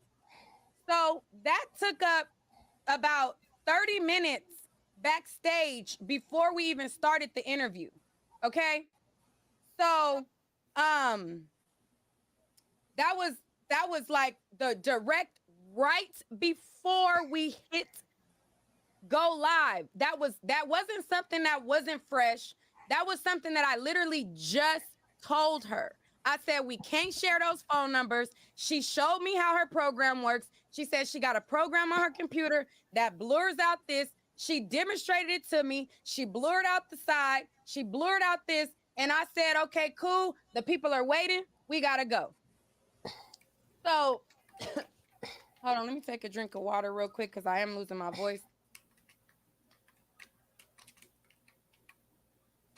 I told y'all she lost her voice. Let me take my time, child. She had to download off that. All right. So that all of those things were right before the interview. It was literally right before we got started. The Raven got a dial-up modem. Okay. So once we got started on the interview, and she started to say first and last names, and she started to dox people. Her receipt still downloading from yesterday. I held my composure. I tried to continue with the interview. AOL. And I fell back from like, oh Lordy. I'm like, okay, can you please stop saying people's names? And when I asked her nicely not to say people's names, and she was like, the first time she was like, okay, like my bad or something like that. So then we continued to talk. So then she did it again. And I'm like, listen, you cannot say their names and stuff like that. At that point in time, I should have ended the interview. I should have ended the interview. Okay? I should have ended the interview at that time because you're not respecting my wishes. You're disrespecting my platform. You're putting my platform in jeopardy. You have no regard for the instructions that I have given you. And at this moment in time, like, this really not worth my interview. Like, I'm not worried about her. It's just like all of these other people. I don't know if they're guilty, if they're innocent. I don't know what their affiliation is. I don't know who they are. Like, stop saying all these people's names. It was one response that she did, and she was like, she basically told me in so many words that she don't give a F. Like, she gonna do it anyways. I heard that. And she was like, she said something along the line, well, they said my name, so I'm gonna say theirs. Or she said something along the lines of that. Yep. And at She that sure moment, did verbatim. that level of disrespect, I should have ended the interview there. I should have ended the interview there. But me, I'm thinking like, okay, you know, her emotions is high. Let me try to give this lady grace. Let me try to just, you know, hold my composure, because I felt extremely disrespected at that point. Because at that point, I felt like, well, damn, I've been nice to you. even though this platform is how I make my money, I don't afford everybody the opportunity to be on my platform. You get what I'm saying? So, you know how many times people hit me up and they want me to interview? I could open up my DM right now and I could literally show you 10, 20, 30 people who have reached out to me asking to interview on my platform, and I have not given them the opportunity to come up here. Even though this is how I make money, it is a privilege to come on my platform. Okay? Tell it. Let's make that very clear. So, although, yes, this is how I feed my daughter, I have built this platform from my hard work. And anybody that I allow to come up here, it is a privilege for you to be here. So at that very moment right there, when I kept telling her, stop saying these people names, and she gave me the response of, well, F it, F you, and disregarded my feelings, my platform. You sure did. All of the kind and gentle nature that I have afforded her. At that moment in time, I, to a degree, checked out of the interview. Because me too, like, girl. you know what? I don't want to go off on this lady. I want to keep it copacetic. The audience wants to hear her side. The story is viral. Just calm down, Neek. I don't know. She's has to get it out and keep on going with the interview. Now, again, I kept it cool the whole interview, even though I felt highly disrespected. Now, she, according to her, she feels as though she felt disrespected because I called her Faith. Now, both of us, I guess, felt disrespect that we did not address at that time. Okay? Even though, I mean, no, I take that back. I did address it because I told her to stop doing it. So it wasn't like I just kept letting her do something. I did address it. So I take that back.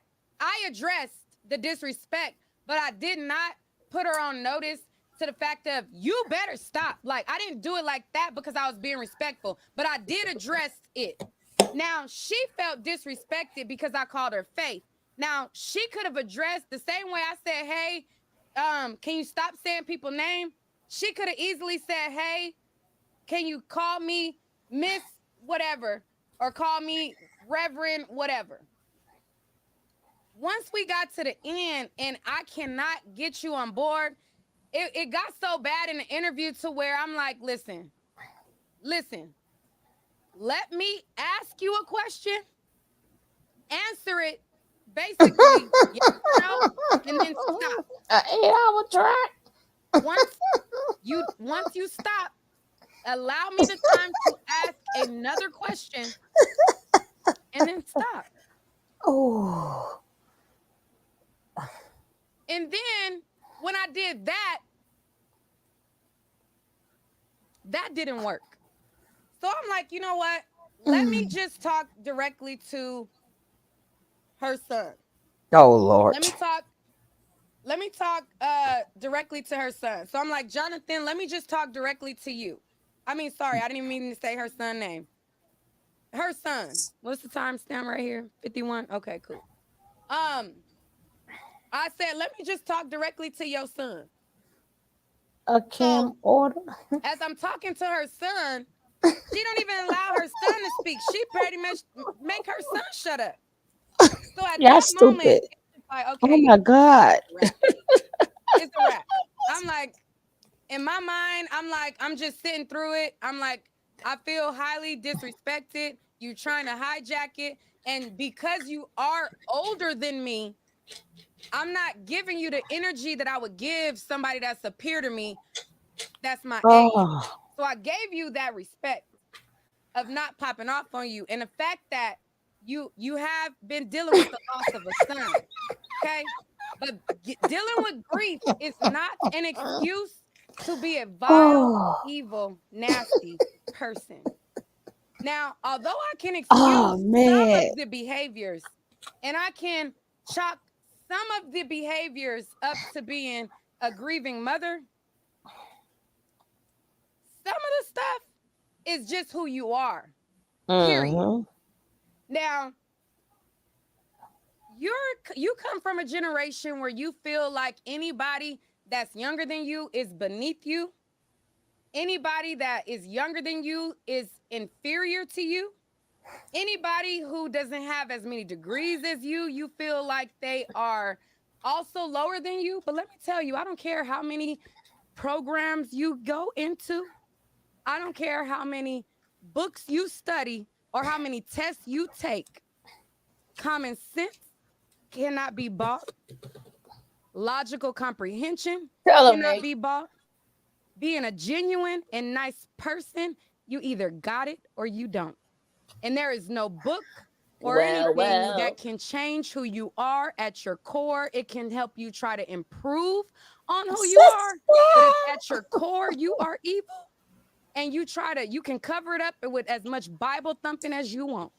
If you are evil, She ain't quote no Bible quote. You have to deal with that within yourself, and you better hope that that evilness don't eat you up from the inside out.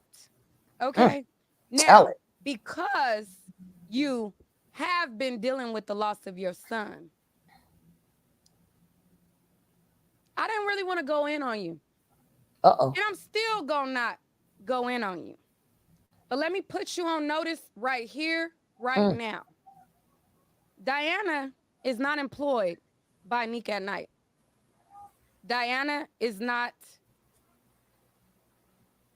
she's not associated with my brand. She's another YouTuber. She was on fire today. Ooh. Okay? Diana was nice to you. Diana was not on the after show. Anything that I do is because of me. So if it's me you want to go toe-to-toe with, it's probably safer to go toe-to-toe with me. Okay? So I'm putting you on notice right now. Take down. Since you want to send me a cease and desist, I am publicly giving you hours. Okay? And Diana, she could reach out to you on her own, but let me let you know this right now. But wait. Before I put you on notice, let me back up. Let me back up. Before I go there, let me back up. So, I do the interview. I get through it. After I hang up the interview, her son texts Diana. He had Diana's phone number from his mom. He texts Diana, and the son basically said, he want to thank me for the good job that I did. Now, I basically put you off my platform because you was wilding. I said, listen, we're going to end it here. I drop you down. And that was me basically putting you off of my platform. Now, after that, your son reached out to Diana, and he wanted to thank me for the good job that I did in talking to you and dealing with you the best as I could. That let me know a lot. That spoke volumes to me.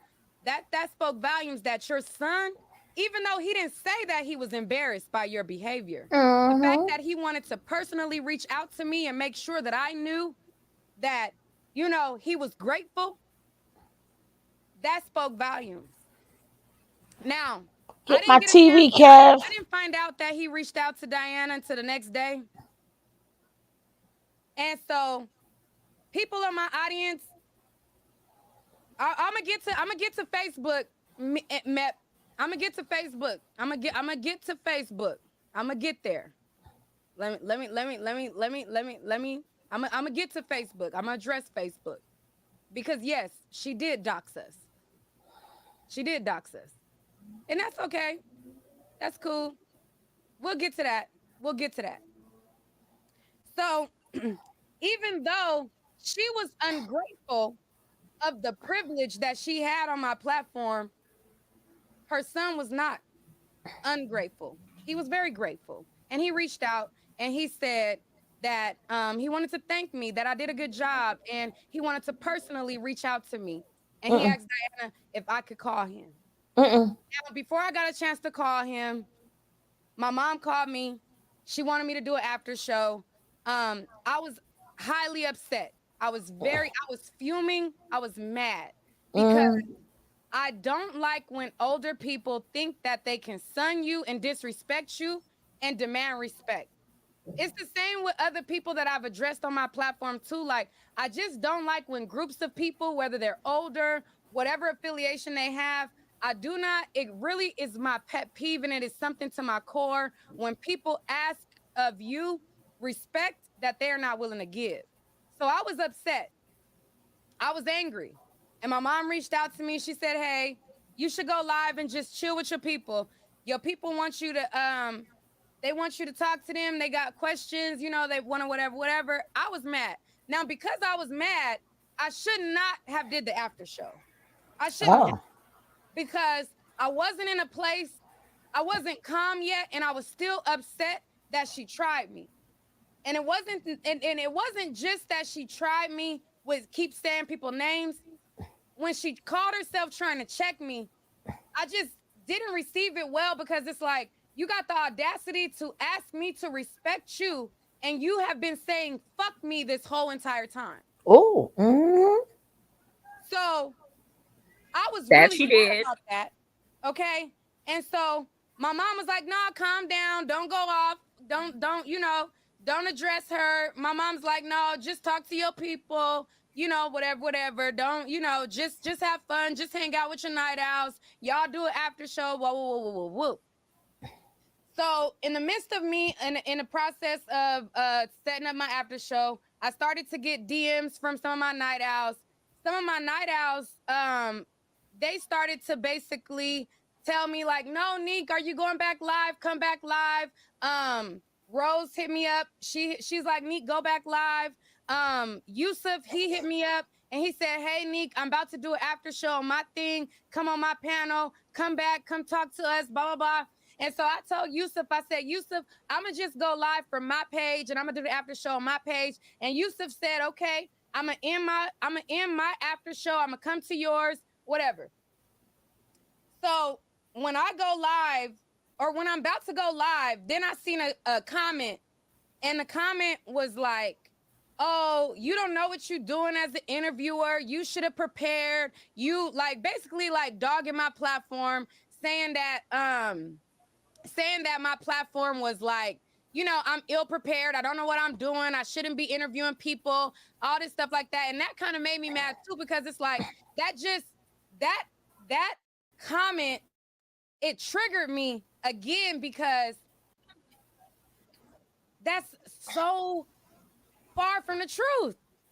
And the reason why it triggered me was because right before the interview started, I literally tried to be as prepared as I can for everybody. I tried to get everything as simple as possible for everybody. So that comment right there, it made me more mad in that moment. Like, do you know what's been going on? Like, what are you talking about? I don't even know what you're talking about.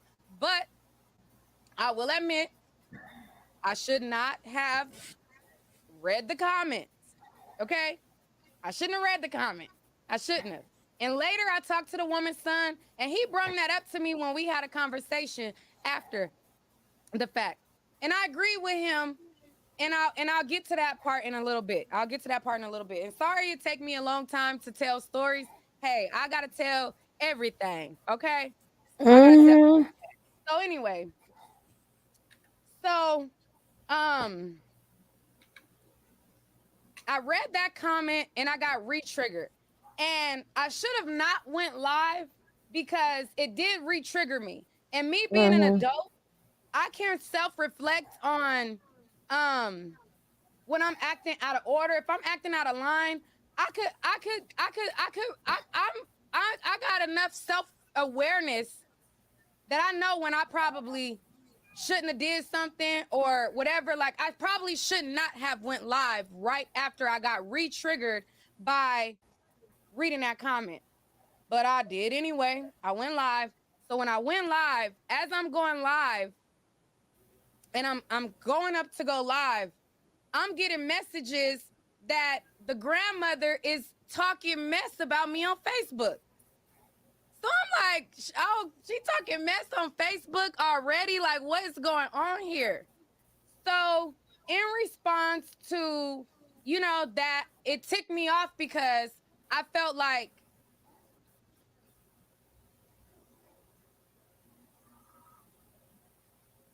girl, like, you need to stop. You got other things, you know, that are important.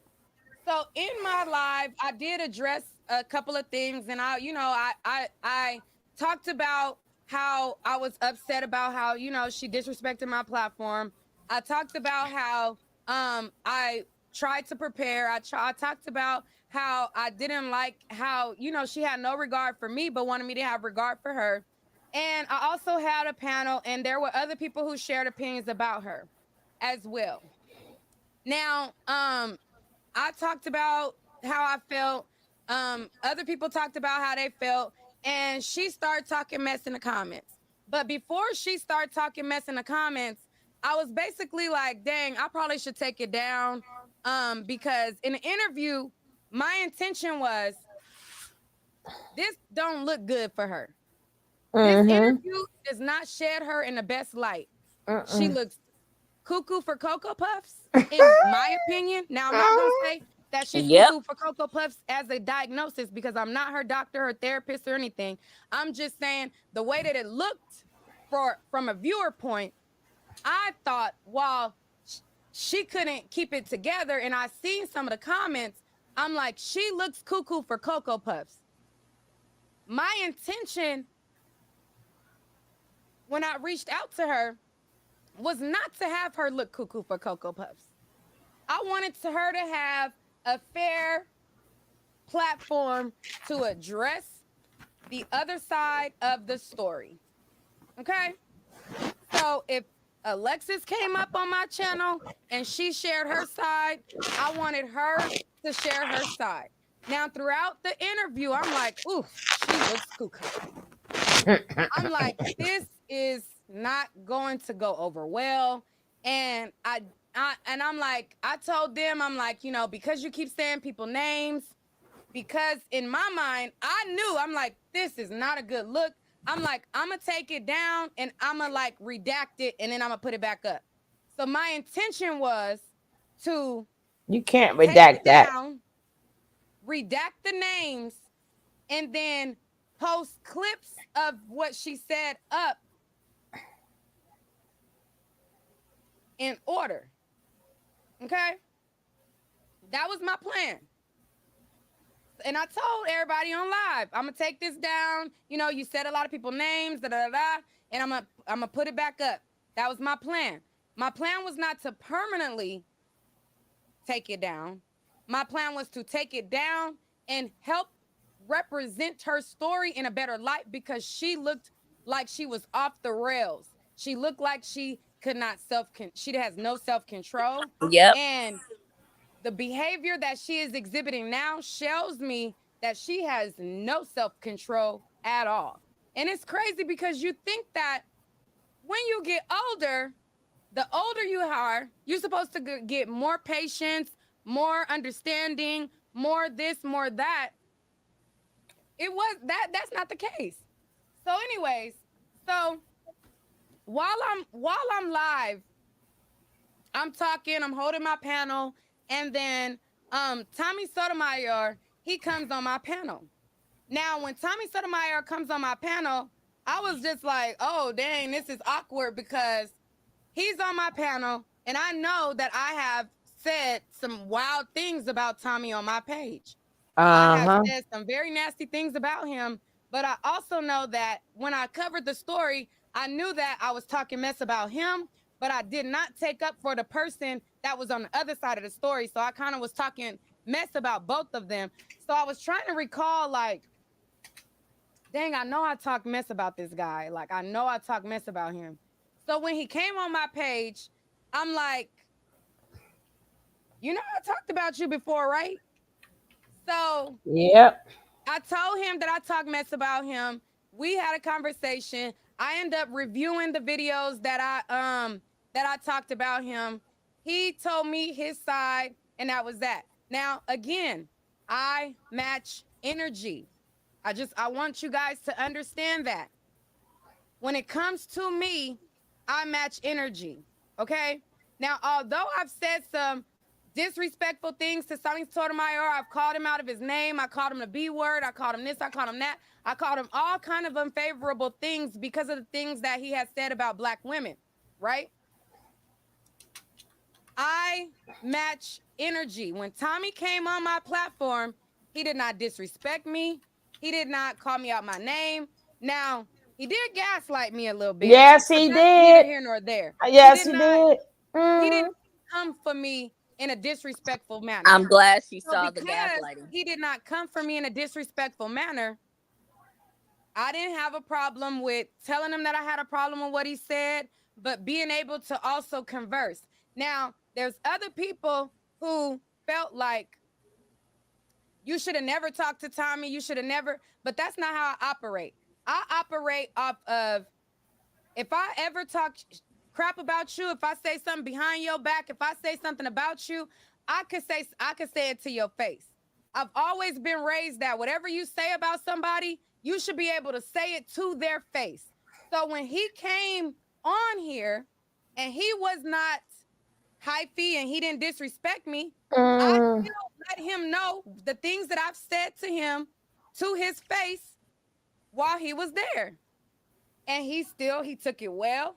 So therefore, we did not have no crazy exchange. Now there's some people who feel like, oh, you should never talk to him. That's not how I roll. If I talk crap about you, if I say something about you, I should be able to confront or talk to anybody that I talk about. I should be able to confront them. So when I did talk to him and I shared with him the things that I did say about him, he didn't take it negative. He didn't do any of that. We moved on as adults. That was that. So I ended the stream. We were on the stream for about the after show went for about 4 hours. We was on live for like 4 hours.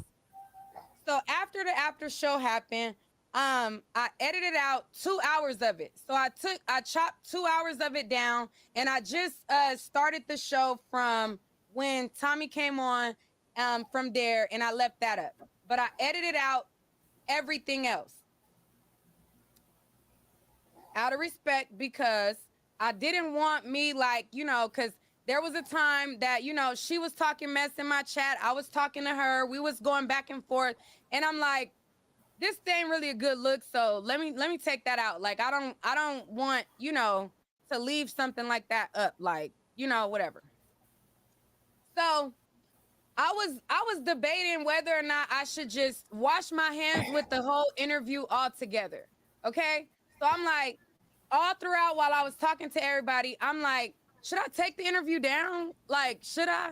I'm like, damn, she disrespected me. So now I feel like she didn't honor her word. Like, should I honor mine? Like, because I was going to take it down redacted, but it's like now I'm to the point where I feel like, damn, I probably should just take it totally down and just wash my hands with the situation.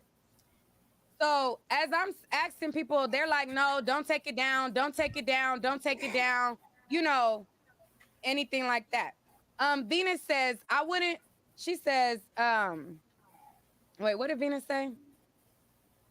Venus said, I wouldn't allow someone who hates Black women on my platform, and that's good. If that's your stance and if you feel that way, that's good. But that's why we are all made as individuals. So what you won't do, it doesn't mean that, another person, I don't duck smoke. The only time that I quote unquote duck smoke is when I know that the person is severely mentally ill. Like, there is a person who was going off the rails, mentioning my name, but from my point of view, I look at that person as being mentally ill. So although they are speaking on me, speaking my name, I don't think they're mentally well. So have been people who spoke on me that I just like, you know what? I don't want to engage in mental illness. Like, lady, bye. You know, it's this crazy lady online on YouTube. Y'all probably know who I'm talking about. But she had a whole campaign saying my name every day in a video, and she tried to attach my name to whatever she could, however much she could. And I paid that bitch. I mean, I paid that lady no mind. So when I think you got mental illness, you know, I kind of just like, you know, like I don't try to engage. That's the only thing I don't try to engage with is mental illness. Now, as it pertains to this woman, because she didn't present herself as mentally ill, just a little off, I'm like, should I not? Like, you know, I wasted a lot of my time dealing with her. Like, you know, she said she wanted to do it then I backtracked. Then I spent 3 hours talking to her. Like, I spent all this time, like, you know, do I worry about my peace or do I just say F it? So a lot of people, they were like, no, leave it up. Leave the video up. So I'm like, and me, ultimately, I'm like, you know what? I'll take it down 24 to 48 hours. Because she lying. And the only reason why I didn't immediately, because normally when people like say certain names, I immediately edit out everything like right away. Like if somebody says like a name or something gets shown, I go in my back office and I start editing out things right away. This particular story, she immediately started lying. She immediately started lying, saying that I took advantage of her. She said that I interviewed her under false pretenses. She said that, what did she say? She just started lying, so, like just lying from the pit of hell, just lying. So I'm like, because she's lying on my name, I don't want to alter this video in no type of way. I'm like, because she lying on me and because this story is viral, I don't want a false narrative to go out there. So I said, I'm not gonna edit the video. I'm gonna just leave it up exactly how it is for 24 to 48 hours so that people sees the video in its authentic form, not manipulated at all. I'm like, I'm not gonna edit nothing. I'm not gonna change nothing. I'm not gonna do nothing to the video at all because she's lying on me. And because she's lying on me, I want people to see this video in its entirety from start to finish without any manipulation at all. I told myself, I said, 24 hours should be enough time for people to see the interview who are interested in seeing the interview, and 24 hours is enough time for people to see both sides, okay? So as that is being done, I wrote on my thing and I said, I'm gonna leave this up for 24 to 48 hours. I said, listen, she lying on me, and because she's lying on me, I don't, you know, I'm gonna take it down, but I'm gonna take it down in 24 to 48 hours. I want to give y'all time to watch this video. So I left the video up. I did not change nothing. She's lying, saying I changed the title. I have not touched nothing on that video. The only thing that I did do was turn off the chat. That was it.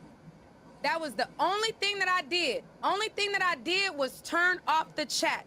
Other than that, I did not touch any part of the video. I didn't edit nothing. I didn't blur out nothing. I didn't change nothing because I said if she's going to lie on me, the whole thing in its entirety needs to be shown so that people can see I did not have ill intentions with this woman.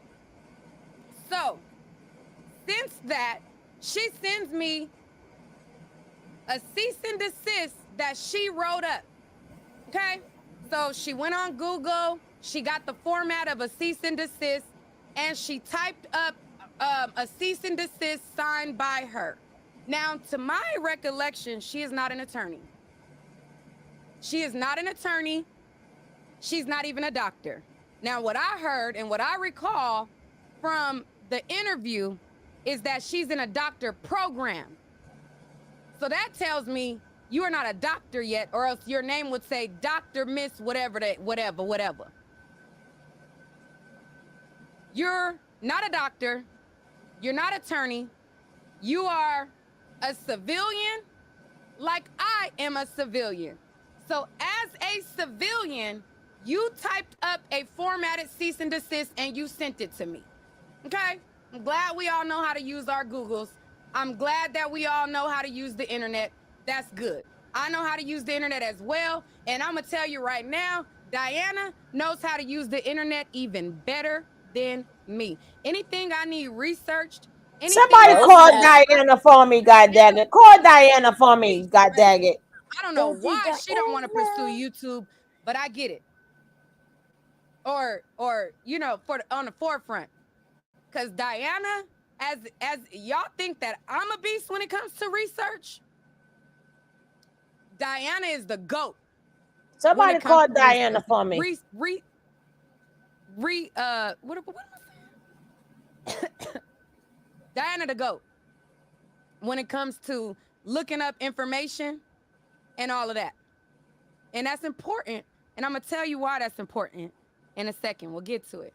So anyways, so she types up some cease and desist that she got off of Google, which is great. You know, thanks for putting me on notice. But I'm about to put you on notice myself in a minute. But before I put you on notice for my demands, let me share this shit. I mean, sorry, my mom told me not to curse. I'm not gonna curse because when I get to cursing, I don't want to curse the lady out. And I'm gonna respect you by not cursing this woman out. And what I will say too is this: you're not the only person grieving. Now, I feel bad that you are dealing with the loss of your son. I don't know what that feels like. I don't know what that's like to deal with the loss of a child.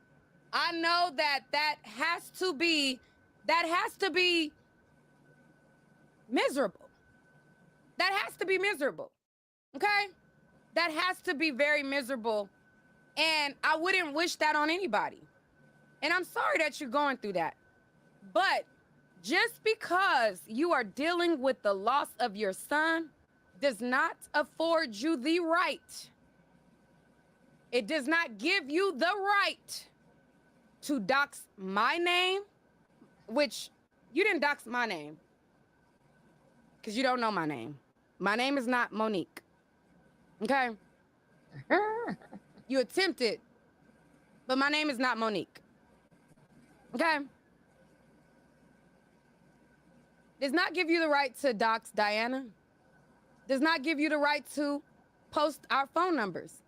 It does not give you the right to act in malice and with malicious intent. You are not the only person that has lost a loved one, and you are not the only person that is going through something in life, okay? I just lost my favorite uncle, and I'm still grieving his death. But that does not give me the right to act in an evil manner. That does not give me the right to shield my evil behavior under the guise of being a grieving person. Okay? Now, Diana was on fire today.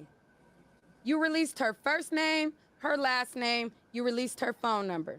Uh-oh. Now, you attempted to release mine as well, which is cool. That's my Google number. I could change it easily. Okay?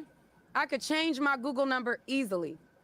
Not a thing. I don't, you know, the only time I use my Google number is to facilitate interviews such as the one I did with you. So because I learned my lesson in being a YouTuber, I don't give people my personal number. I give out my Google number. Okay. But just because you are grieving the loss of your son does not give you the right to dox Diana's real number, her first and her last name, and you are not going to make me believe that you did not do that with malicious intent. Okay? Now, while you want to send the cease and desist that you have put and that you want to send me off Google, I am putting you on notice today. Notice. Okay? I'm not worried about you putting my Google Voice number up there. But I will let you know, if I get harassed on that Google Voice number, I will be adding that to my lawsuit against you. If anything happens to Diana from your reckless behavior in putting her personal information, that is her real information, online, you will be held fully responsible. You did it on purpose. You did it so that we both could be harassed, and you did it with malicious intent. And because you lost you lost your son, is not an excuse or reason for you to be able to do that. And it does not make it okay. You did it with the intention to be malicious, to be evil. You are older than me. You're older than my mother. Okay? So just like I didn't want other people to be doxxed, I would not get on here and dox you with all the information that Diana researched. Okay? Now again, Diana was extremely upset because she is a single woman. She was nothing but kind to you. She addressed you by your reverend title. She talked to you with the utmost respect, and she had the best intentions for you. Diana was not a part of my after show. She did not disparage you in any way, and she did not say anything to disparage you at all. But you're not the only person that knows how to use the internet. Now, you want to use the internet and you want to dox us. You want to put our numbers up there. You want to put your bogus cease and desist up there. You want to do all of those things. Well, let me put you on notice right now. Notice, baby. I am not responsible for what Diana does on her platform. But let me let you know something right now. Let me let you know something. I don't do doxing on my page. But we know everything that you might not want out there. Now, on my interview, you said, and you coddled your son, and you didn't want people to look at him a certain type of way. You wanted to protect your son's image. She ain't fooled me. Okay? Now, I don't want to talk ill of the dead, but again, I cannot stop a grown woman from doing what she thinks she needs to do to protect herself. Okay? So again, I am putting you on notice as of right now. It is 5:04 p.m. California time. If you do not have my information down off of your page, along with Diana's first, last name, and phone number, you will be sorry. Okay? I don't know why my eye is doing that. But let me let you know.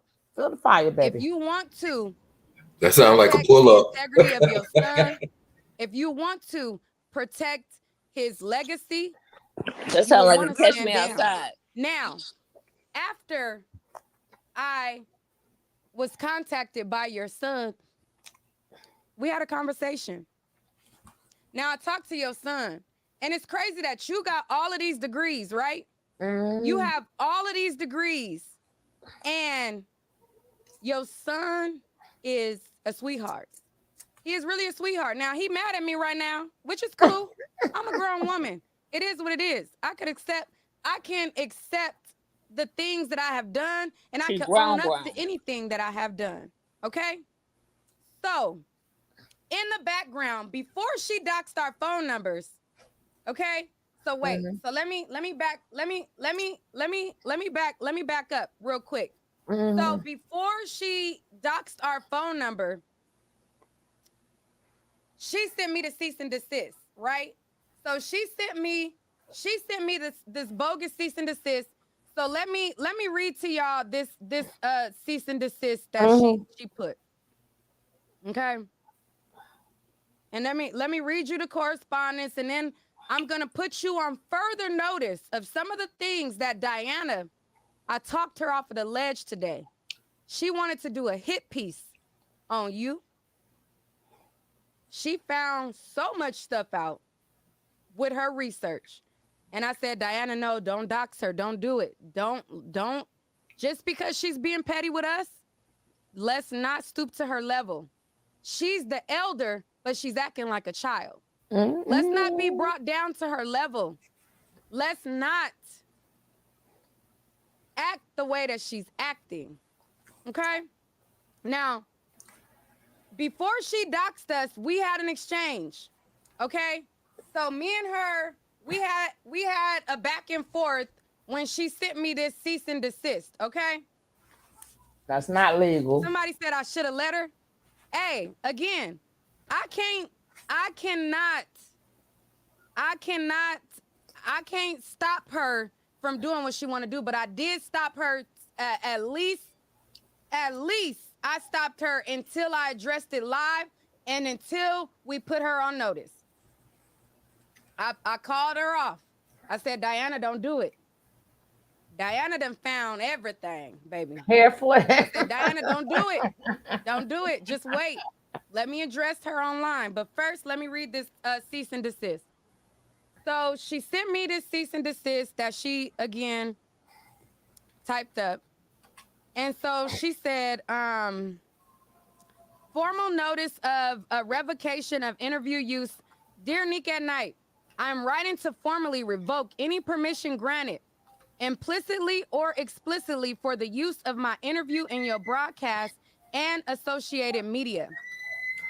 I was misled about the interview purpose and the manner in which it was conducted and subsequently presented.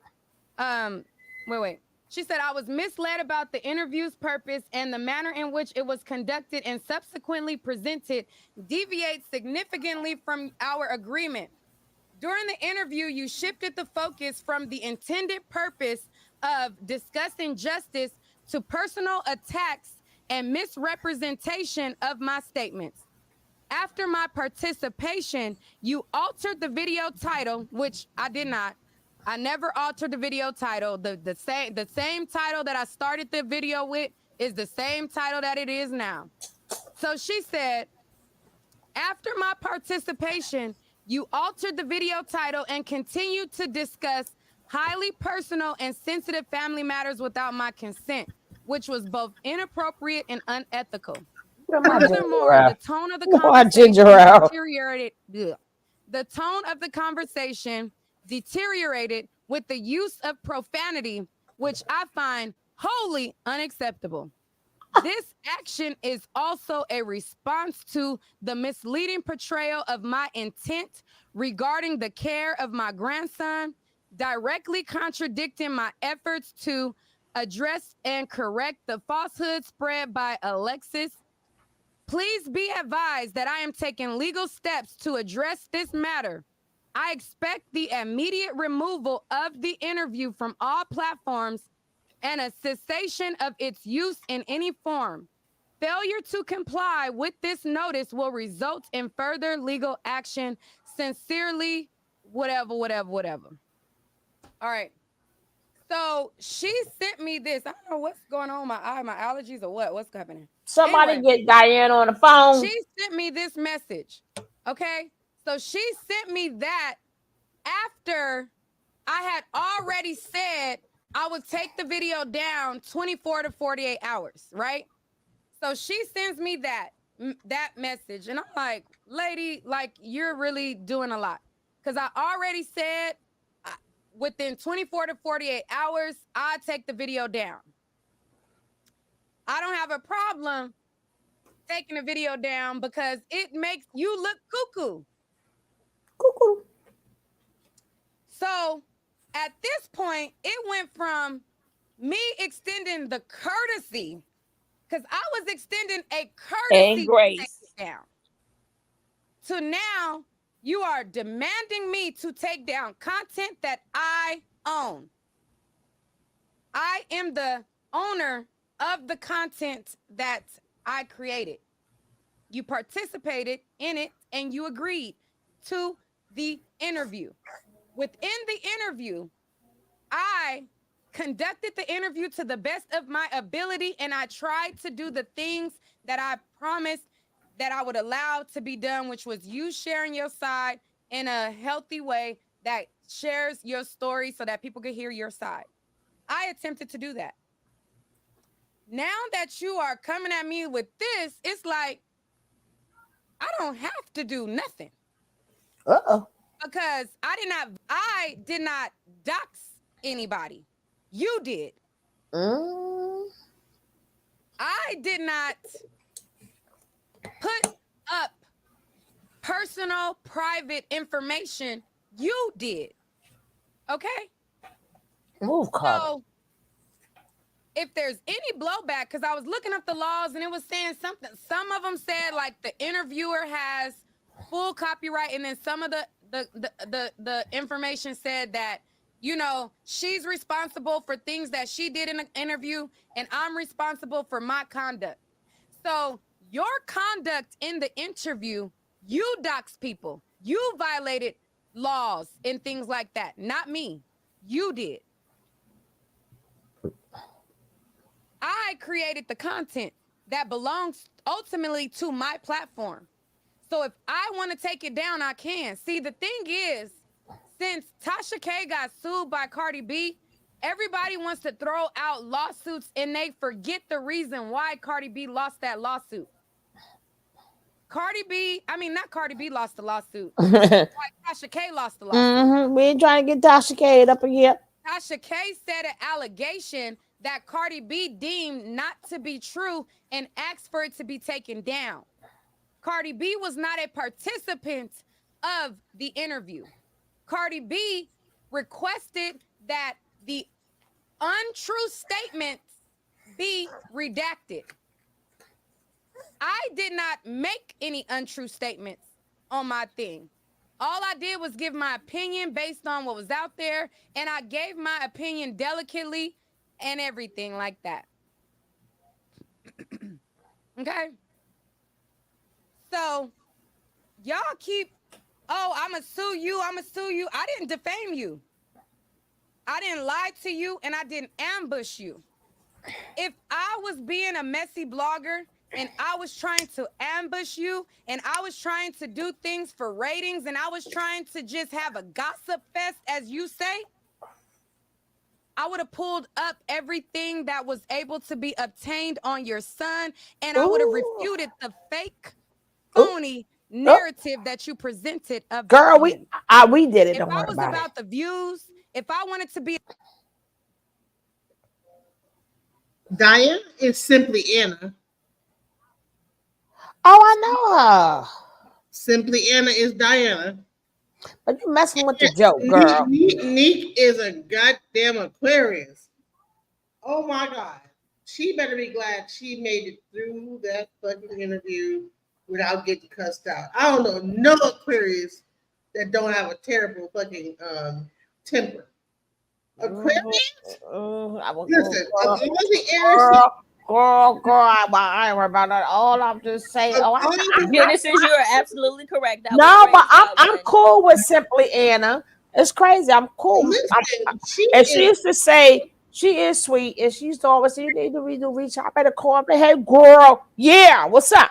Right, but child, don't worry, because she couldn't fool us. I told y'all that when the brother, it's cool. I asked her, I told her your video. She said it's cool. I told y'all the brother kept giving away the brother's business when he mentioned the neighborhood. Nah, Ninja, he ain't still no TV. He got caught with that.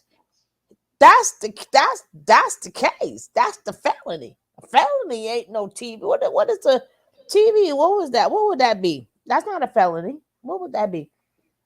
And then it wouldn't be the part if he stole the TV. It would have been the part he broke in the house and took the TV. He didn't break it. The misdemeanor? Is it a misdemeanor? Right, No, but the thing, that's breaking and entering and theft. And that was never stated. Exactly. Until we cracked that, because we kept saying, why is he on probation? Why is he on probation in the first place? But ain't it something that she would say she felt ambushed because Neek tried to ask her about her grandson? She did all the talking. But the thing was what we said. Nah, Ninja. It ain't about the grandson, it's about getting. No, when we stated that, we think your son is registered. Yeah, that too. We caught a couple things. The fact that he couldn't get custody of his own son, that's why the mother got it. Then we question the fact, if the grandmother had custody, like y'all said, then how did Amora get her back? Well, she explained that when we spoke with her a little while ago. So that's why I said you got to look at the kids couldn't stay there long as he was there. That's why she got it back. Maybe Amora herself probably didn't understand that, maybe because when you do things, people don't disclose all these things to you. But that's why the kids in them couldn't stay. They're not going to take them from a good house and give them back to her. They're going to figure what's her hold up. So that's why they gave the kids back to her, because she didn't go to no parenting classes. She didn't do this. She didn't do that.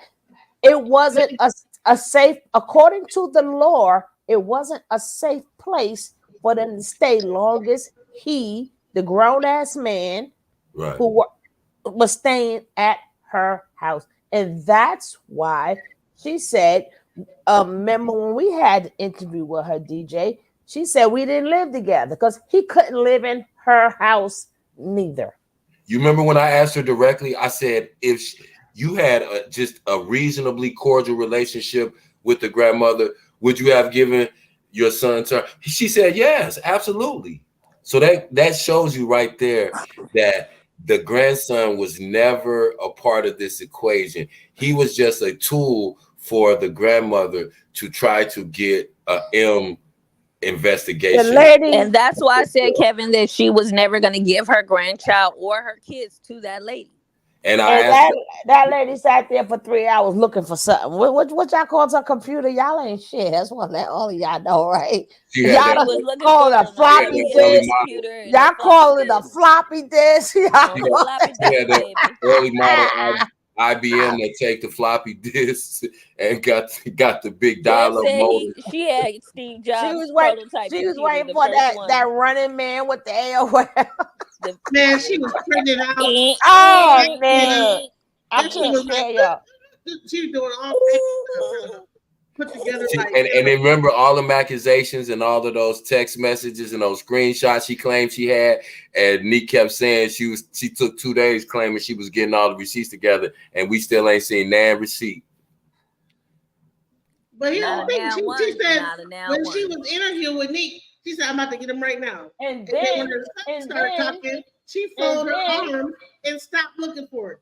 So and then she didn't want us to see. That's why, like, sometimes I hear stuff, I let it go to the side because I hear everything. She didn't want us to get into her because all of a sudden, what are the chances that his father passed the same way? Right. Was he poisoned too? Well, according to the grandmama, that's what she said. He was poisoned too. The daddy. What? Hey, and you know what? And this is the thing. Her husband was poisoned too. That's what she said. She said all of a sudden the medicine. All of a sudden, out of nowhere, she went to get the medicine. And the medicine was mixed up, and she gave him the wrong medicine. And then she hurried up and shut the F up. Nah, chick. And she we ain't gonna let that slide.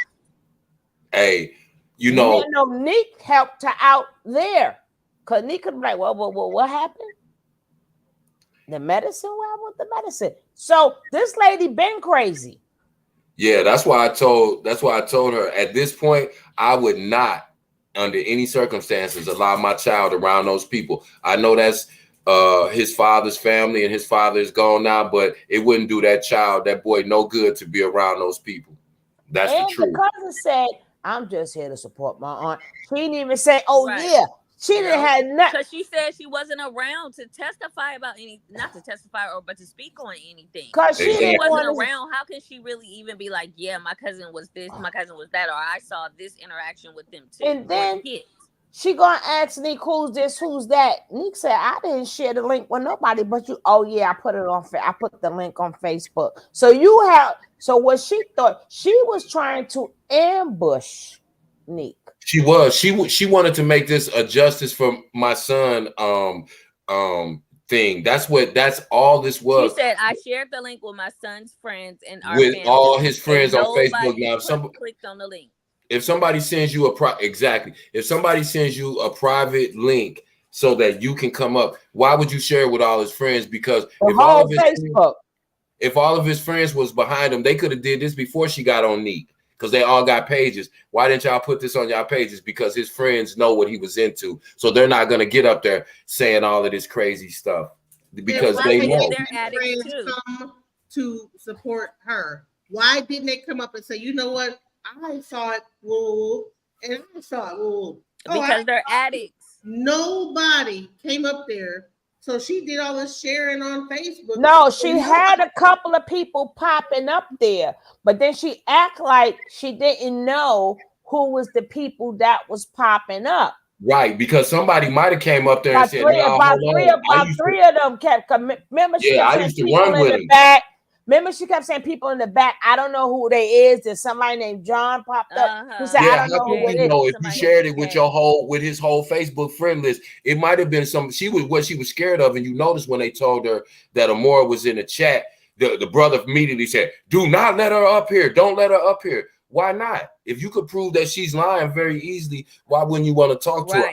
I found that very telling too. Yep. They all panicked when she was in the chat. If she's lying, then why would she be so willing to come up and speak with all of y'all there against her?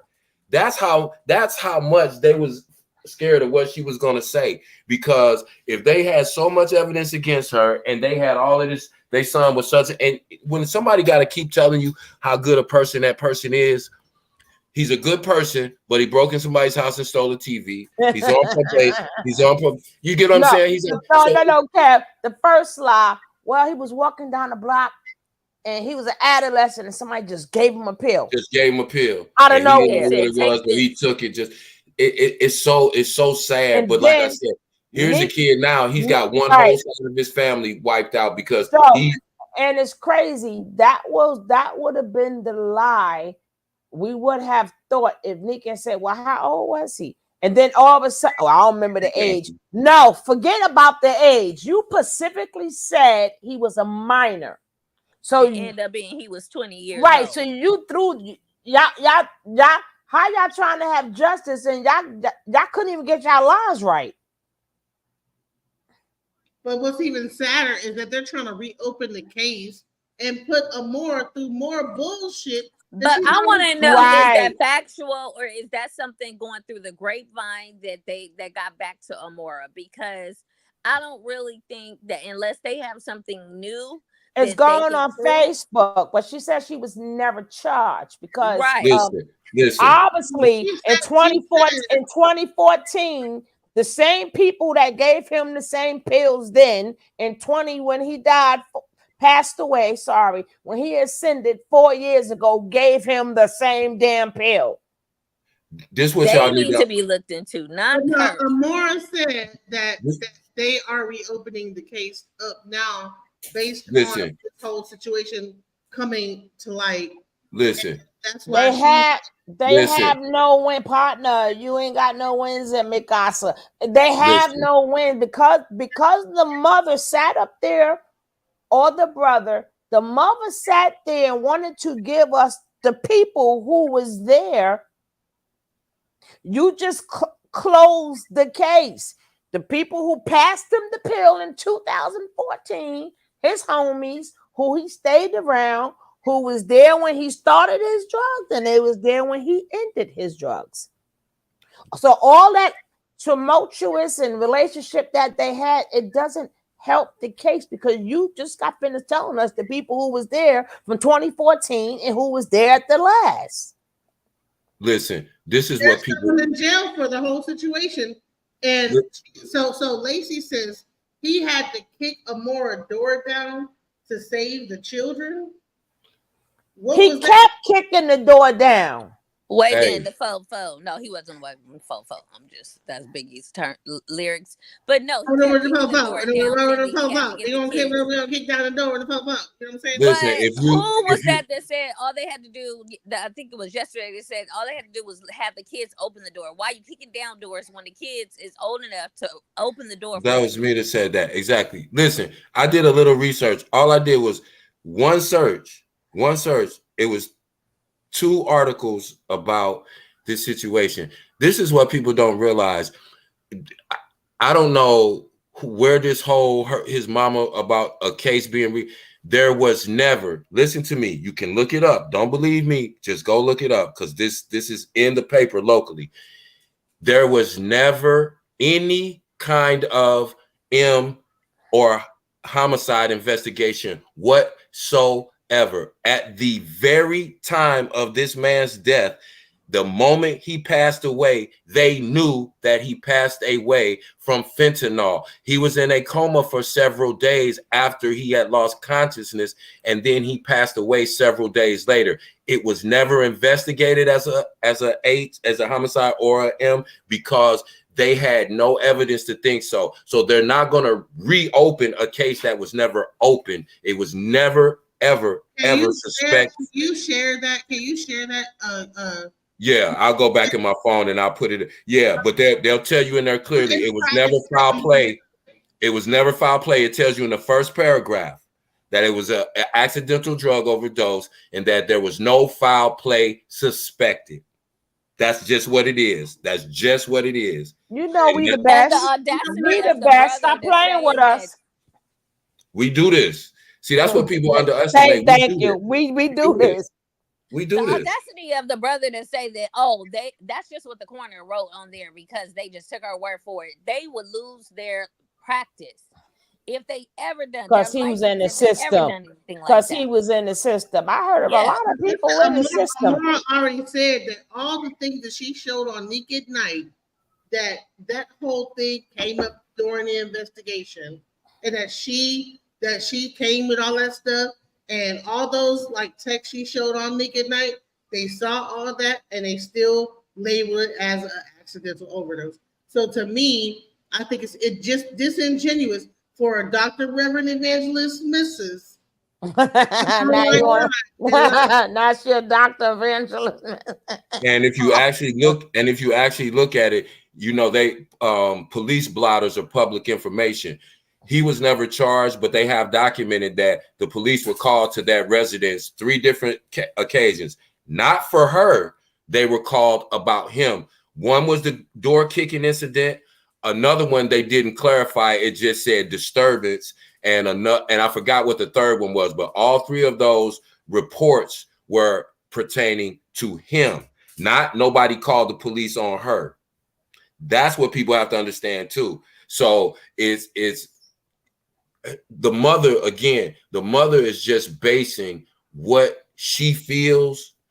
That's what she's basing what she goes off of. Even when they interviewed the other people, because they interviewed also the fathers of the other children, because they had to find out what's going on in this situation. Are the fathers able to step up? Are they claiming the kids? Blah, blah, blah. At one point, they couldn't find one of the fathers. I don't know which one that is. The other one, I think, which is the one she spoke about, he was semi-present, but basically every time that the state investigated her, they did not find probable cause to remove her children and place them into state custody. So I'll just say that. And like I said, all this is documented. She did a voluntary surrender. And so that's different than abandoning your children. So people need to understand that too. If you do a voluntary surrender, that's not held against you. CPS doesn't open a case for that. she's going to get resources now because she did that in a way that's going to help her out. But this lady, she's grieving. She's probably, you know, a little mentally unstable, and all those people she was naming that said sent her all this stuff. She had told the police all of this stuff. And so the police think about over the last 4 years, how much grief the police have caught from this lady. But you got to remember what the mother doesn't understand. They don't do hearsay in court, right? So she can't go, well, the friend told, they don't do hearsay, number one. Number two, just because you say, well, the children, that doesn't make, you can start falsifying stuff. It's not where the kids themselves text you and you can say, hey, I got this from the kids. You could say, well, the kids told me such and such and such and such, right? So you can't even use that in court because that's hearsay. That's why children always have a guardian ad litem. They always have their own attorney when it's a child custody case because they want that child's opinion to be totally free of influence of either one of the parents. That's why I said this lady saying what the kids told her. Now, according to this lady, if you hadn't seen your grandson in 4 years, then when did the kids tell you this happened? 4 years ago? Right. No, she was speaking about the previous time, though. She kept mixing up the timelines. That's what I'm saying. This lady's time. Her whole chronological order was out of place, so she can't. She should have wrote things down before she did the interview, so she could have everything in order. It's just like me going to the cops right now and saying, "Listen, one of this girl's kids told me X, Y, and Z, and then her cousin told me this, and then her cousin's baby daddy said that they tried to stab him and this, that." Those people are going to look at me like I'm crazy. They're not even going to write that down. And the grandmother never, she made it, she gave the impression like that son is all the grandson is all she had, knowing that she never brought up, I care about my grandchildren or his children. Yeah. Yeah. She never said nothing about the other kids because you know why? Love those other kids. The other daughter, remember she said the baby ended up being born after he passed. Right. So that child is still 4 years old now. So you made it seem like that child did not exist. If you such a good grandmother. She never mentioned him once. That came from Amora. So that's why I said if you're arguing with somebody and they have 5 kids and they were looking to give their kids up for adoption and you come out looking like the bad person, that's like standing next to Suge Knight and you go to jail. You know, you can't, you just have to let people talk long enough. That's why I tell people I remember just like, I understand, I could feel her pain when Neek was saying how people were in the comments coming for her as if she did something wrong. And I remember they did Suge like that in a couple of situations. You have to let people talk. Remember, I said this yesterday too, whether you agree with them or not, whether you like what they're saying or not, you will find out more by letting people talk and listening. You know you don't agree with them. You don't have to tell them every 5 minutes they're lying. Let them talk. The more that lady talked, the more she revealed her true motives. I said a couple minutes into the video, I said, this lady, this is not even about the grandson. And again, the conversation we're at right now, we haven't even talked about those kids. We're talking about all the stuff that this lady is doing. That's how you know it's not about these kids. Right. And on top of that, there's another kid involved that the grandma actually is blocking her from Social Security, getting Social Security benefits from that.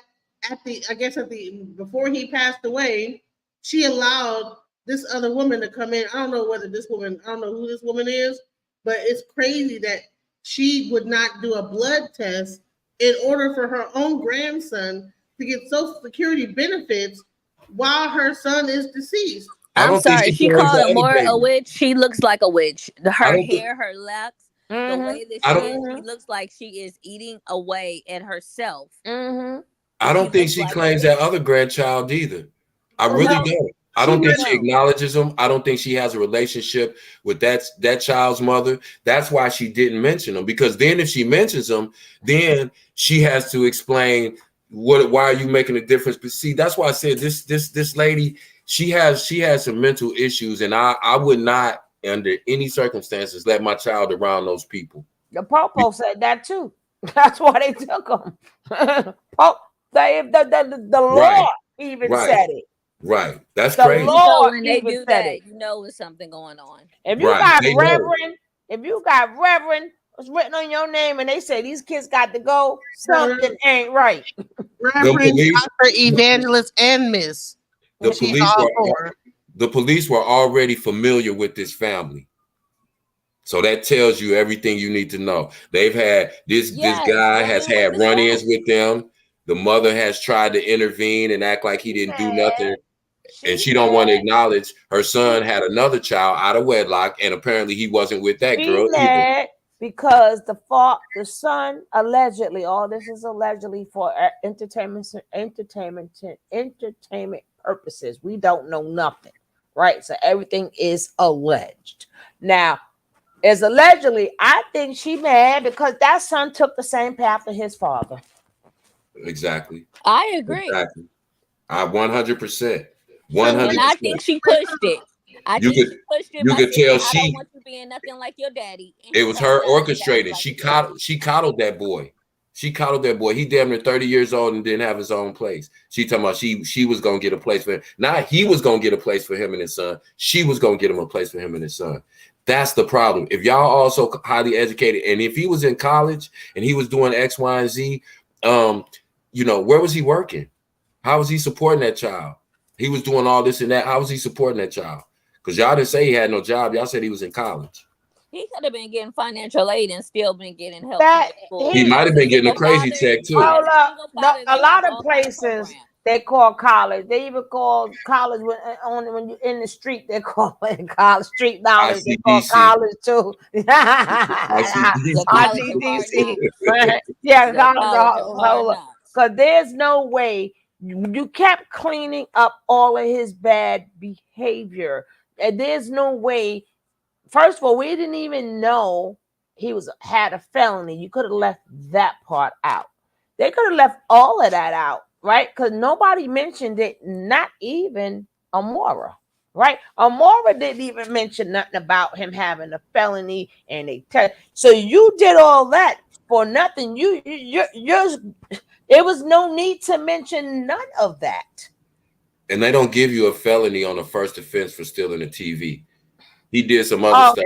I like to say, Cap, if I got any real beef and somebody's if you just steal a TV at that house, we got problem. We got problem. You better come. You better come with if you just coming to just steal a TV. God damn.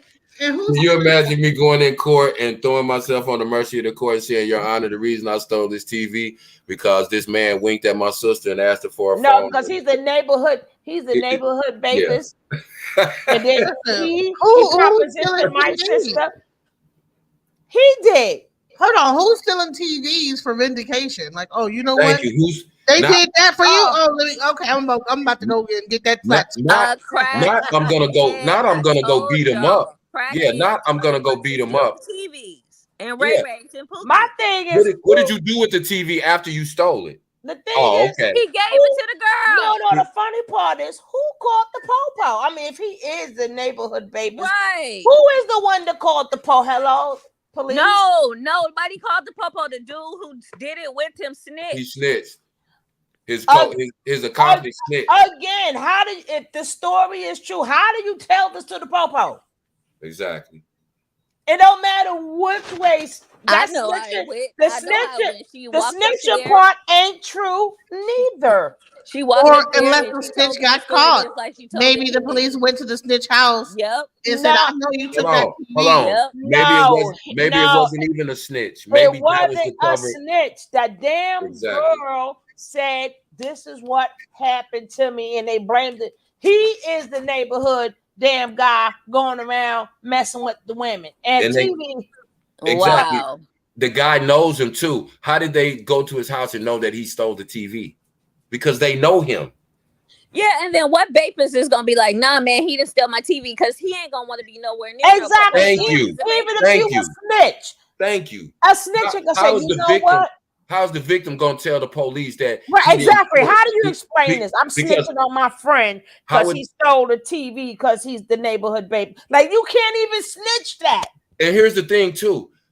How can you get prosecuted for stealing if the person that you allegedly stole from said that you didn't steal nothing? Where's the crime? Exactly. Who's the complainant? Where's the evidence? Who's the complainant? Did they Exactly. catch If him the with the person who got stole from said that he didn't get anything stole, what are they prosecuting? What case are they prosecuting? That's That's why I just said like- the brother was just better. She should have let him just shut up. The brother was whack. That's why I said you have to let people talk. They'll tell you everything you need to know. Just let them talk. And then, yes, he's a manager at many different places. Well, how many different places, miss? But he had an accident, right? But he's very highly educated. But he's sitting home educated. He's sitting in his mama basement. In his mama house. How old And- is he? and How I'm old? scared- He ain't got his own place either, I bet. I'm scared to take my grandson because this girl is crazy and she done planned to hit on 2 or 3 different baby daddies. But I'm a karate expert and I ain't scared of nobody. That she said both of those And things. I know if I go to war, I got to get them pow-pows. She said both of those things in the same sentence. She said she was too scared to take her grandson because she felt like her life would be in danger. But then she said at the same time that she's not scared of the girl. Yeah, because I will watch them. And they got pop. I'm confused. And but again, we know what it is. You have to let people talk. And that's why I was saying when you play information, we might joke on it. And I was telling Genesis the same thing. We joke on it because we know what it is, but that don't mean we're not listening. That don't mean that we don't think that it's important to expose people. It doesn't. It's just that we're not going to overanalyze too much BS. We know what it is BS. We ain't going to look too deep into trying to explain why crazy people do crazy things. They do crazy things because they're crazy. That's just what it is. But, that's how you have to look at these situations because, when you let things slide, and I try to tell women this all the time, you can't love your son into doing right. That comes with discipline. The more you coddle a male child, you will have a problem child when he goes out into the world because nobody is going to coddle him in the world the way that you do. Preach, Kev. Prepare him for the real world. Prepare him because you have to. You have to. It's a point where my son used to think, I was the meanest guy in the world. He got a little job when he was like 17. And he would come home and he would, bust down his check, how much you need, Dad? I'd be like $100. His little check might be like $250. And he would be thinking to himself, dang, he taking all my money. But the day that he moved out, when he went to school, I was able to give him all of that money, the $100 he would give me every week when he got paid. So that he had something to start off with because he wouldn't have saved that $100. But that's the lessons you teach them. But see, all the time he's thinking he's paying bills, and he's like, "Dad, you really making me pay bills? Yeah. Where can you live for free, son? Besides exactly. Now, where can you?" And so it taught him, even though I ended up giving him the money that he gave me, but it also taught him that, hey, you have to pay for where you stay. Nothing's free. Don't look to live with nobody. If you can't take care of nobody else, as long as you can take care of yourself, you're fine. Now, if you have a child, that's a whole nother story. But I would tell him these things. I would drill these things into him. I would make sure he knew, no, sir, I'm not buying you school clothes. You have a job. You need to buy whatever you want for school. I don't care if you spend $300 on a pair of Jordans. I'm not going to pay $300 for a pair of Jordans, but you can. So clearly, Angela says the son was probably his mama's favorite child in the Oedipus complex. The son was the replacement for the father. The daddy, yes. And what happened was he turned into his daddy. Bingo. Because why was she? I was like, why does daddy? She done effed up by bringing up his medicine messed up and he gone. I'm like, what's wrong with her? I'm like, Hey. damn, what's wrong? I'm It like, was probably the girl, best thing that she Person, feared that was going if to happen I wanted actually to happened. make you look bad from my doing, if I wanted the ratings, I would have pulled up his rap sheet. And every time you said something that did not mirror the evidence and the records that are public, I would have ambushed you with those things if I was trying to be messy, if I was trying to make you look bad. I'm talking about a situation that's viral. We got one side of the story and we got another. Exactly. Now, Diana, she want to put everything out there. Tell She done Diana looked to you call up. me. She done looked your son up. She done pulled up obituaries. And that's her job. She done She got does stuff everybody's like that name for a and she done living. pulled up everything on everybody. Diana said, if she don't take my stuff down, I will release it all. I said, no, Diana, don't do it. Let's not do it. Don't do it. Don't dox her. She's evil. Let her be the evil one.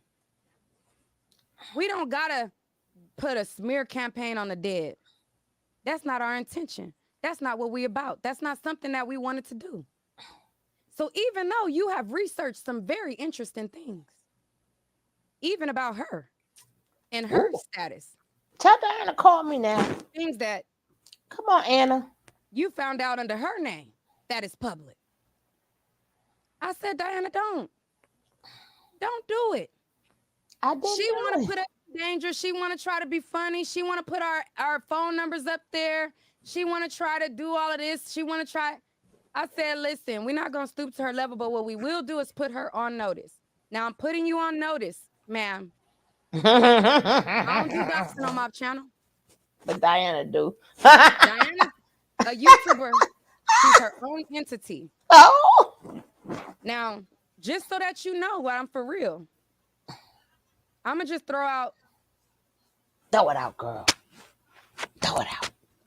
Wait. Before I throw out a couple dates that you might be familiar with, you might be familiar with some of these dates. Oh, shit. Before I throw out a couple of dates so that you know I know what I know, let me finish reading this cease and desist. We could share dates so that you know I know what I'm talking about. You know what I'm saying? Yeah, girl, tell me. I'm not gonna do it. But I can't stop no grown woman. Oh. Now, anyway. Listen, let me tell y'all something. Yeah. You know she was an Aquarius. Man, that's even worse than Sagittarius. You do not want to piss off a cerebral, looking up shit Aquarius, because that is the worst person to piss off. Because honey, she done went. She know. Listen, by the time she come out and say something, she knows exactly what the hell she talking about. That is the worst one. Let me tell you something. On the air signs, that's the worst one. On all the Libra, the Gemini, I'm a Gemini. But this one, you don't want to piss off no motherfucking Aquarius, because they will, man. Yes, a lot of my besties are aquas. Okay, girl, get back to the dirt now. Shoot. Anyway, so when she sent me this cease and desist, I'm gonna let her know I mean business, or you know, or whatever in a second. But hold on, let me tell y'all how this exchange went. So before she doxed us, me and her, like I said, we had an exchange. All right. So she sent me this that she wrote. Mind you, she's not an attorney. She's not even a doctor. So if this is a legal document, she's sending me this legal document as her. She's self-representing herself. And so therefore, if I reply to her, because I'm also not a lawyer, I am self-representing myself. But let me just tell you, and let me just show you how entitled she is. Now, me, I don't like manipulation. I don't do well when people try to manipulate. I don't do well with entitlement. I don't do well with people feeling like just because they went through a certain class or whatever, that they're above somebody, another person below them. That doesn't really resonate with me. But even still, I was still trying to be kosher with her. So basically what happened was she sent me that cease and desist that she found on Google, and she basically put in her wording or whatever. She represented herself and sent it. Cool. So I replied to her and I said this. What you This say, is girl? before she doxed us. So after we had this exchange, then she doxed us on the internet. So I replied to her and I said, listen here. I understand and empathize with you that you are grieving. I get that. And I gave you an extremely large amount of grace for that. I have never lied about my intentions to you. And if I need to make our correspondence public, I will. And I stand on that still. If I need to prove. I'm stupid. But I'm trying not to do that. Anyway. So it says, listen here. I understand and empathize with you that you are grieving. I get that, and I gave you an extremely large amount of grace for that. I have never lied about my intentions to you, and if I need to make our correspondence public, I will. Since I know that you are grieving and know for a fact that the interview did not show you in the best light, I at first wanted not to share it any longer because you are grieving, and I understand that. But since the interview, you are blatantly lying and slandering my character and intentions and lying about how I conducted the interview. You are also lying and saying I kept pulling you away from Mother's Day when I kept trying to get off the phone because I didn't want you to have to repeat your story over and over. All of which is recorded, by the way, where I can prove I did nothing of the sort. Now back to the video. In other instances, the video would have gone right down because you disrespected me and I don't want to have bad blood with a grieving mother. But because you are lying so vehemently and threatening and slandering my name, I must protect the integrity of my show and platform and will air it for at least 24 to 48 hours so that people will see I did not ambush you, nor did I lie to you, and they will see I gave you grace. After that period, I will gladly take it down because I think therapy is needed more than an interview for everybody all around.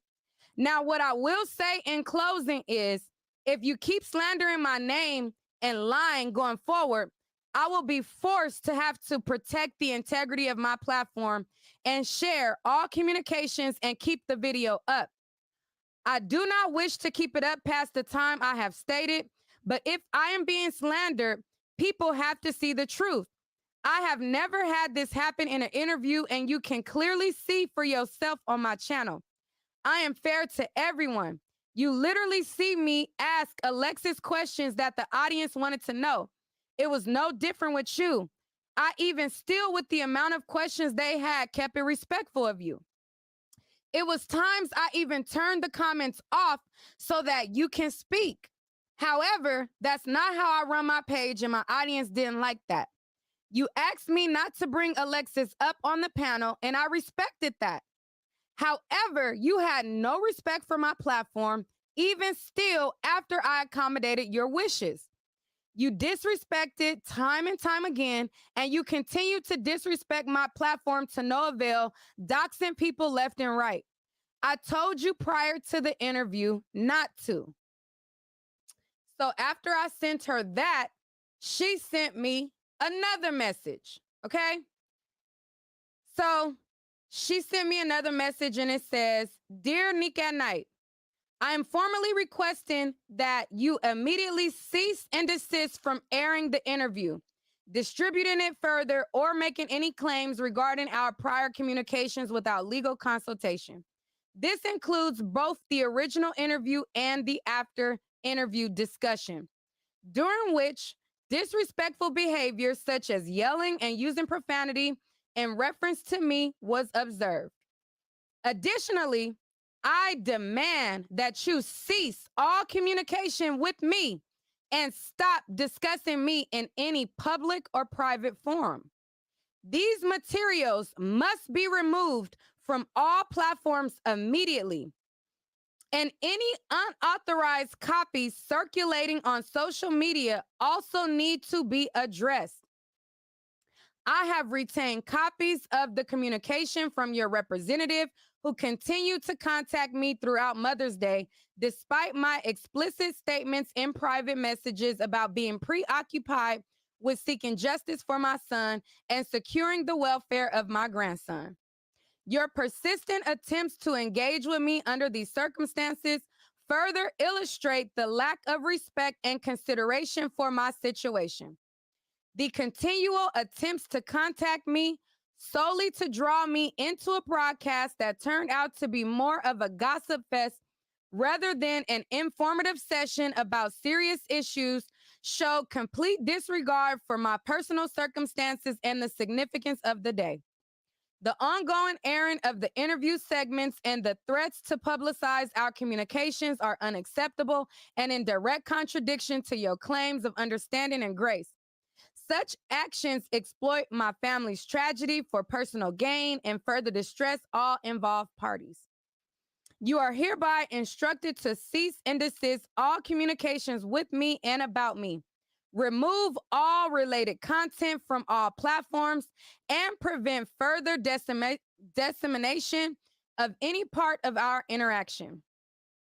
Failure to comply with these demands will result in further legal action to ensure the protection of my personal rights and dignity. Sincerely, blah, blah, blah, blah, blah. All right. So she wrote me that. So after she wrote me that, and mind you, it's important to note, this was before she doxed me. Okay. So this is what she wrote me. This is before she doxed me. So me, I'm the type of person where it's like, listen, if any content that I do, if it's really, really, really, really tormenting you, if you really, really, really desire, like, you know what I'm saying? Like, I don't let nobody dictate my platform, right? But if you feel like, okay, you know, I really don't want that up, it really didn't make me look well, I don't have a problem taking it down. My whole thing is, don't gaslight me. Don't lie on me, don't gaslight me, and don't play with me, okay? Because out of the kindness of my heart, because I know that it did not make you look great, I'm willing to, if you take yours down, I'll take mine down. But you're not making me do nothing, okay? Let's let that be clear. Because I did not gaslight you. I did not treat you bad. I did not do anything of the sort in the interview. If I was being messy, I would have been bringing up stuff that would have really turned up that interview and made it really, really, really, really, really a show. That wasn't my intention. And that's still not my intention. All right? So she wrote me that. So this is what I replied to her. And again, mind you, this is before she doxed me on the internet, before she doxed me, before she doxed Diana. So this is what I responded to her. I said, are you asking me requests that you are also going to do on your end, ? I need to be clear on moving forward. Let me get this right. So you want me to remove all communication that vindicate myself, but still have communication up mentioning and slandering me. So you want me to continue, so you want to continue to be able to slander me on your platform, ? Are you stating that you are removing me and not speaking on me going further as well? Or do you think that I am going to take down proof and you still get to continue to slander? Are you agreeing to the terms that you are requesting? ? I said, I have not contacted you I have only responded to you contacting me. Because again, I didn't contact her. Diana contacted her and she put us in contact like that. But outside of that, I have not contacted her. I have not called her. I have not texted her. I have not done anything like that, right? So I said, are you agreeing to the terms that you are requesting?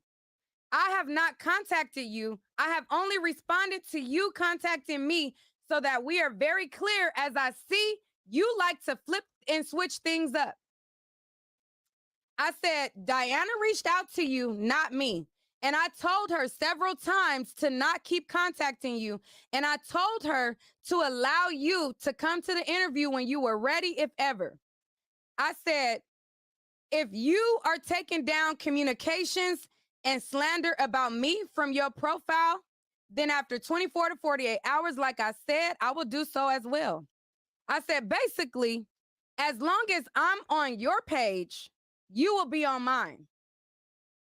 I said, respect goes both ways.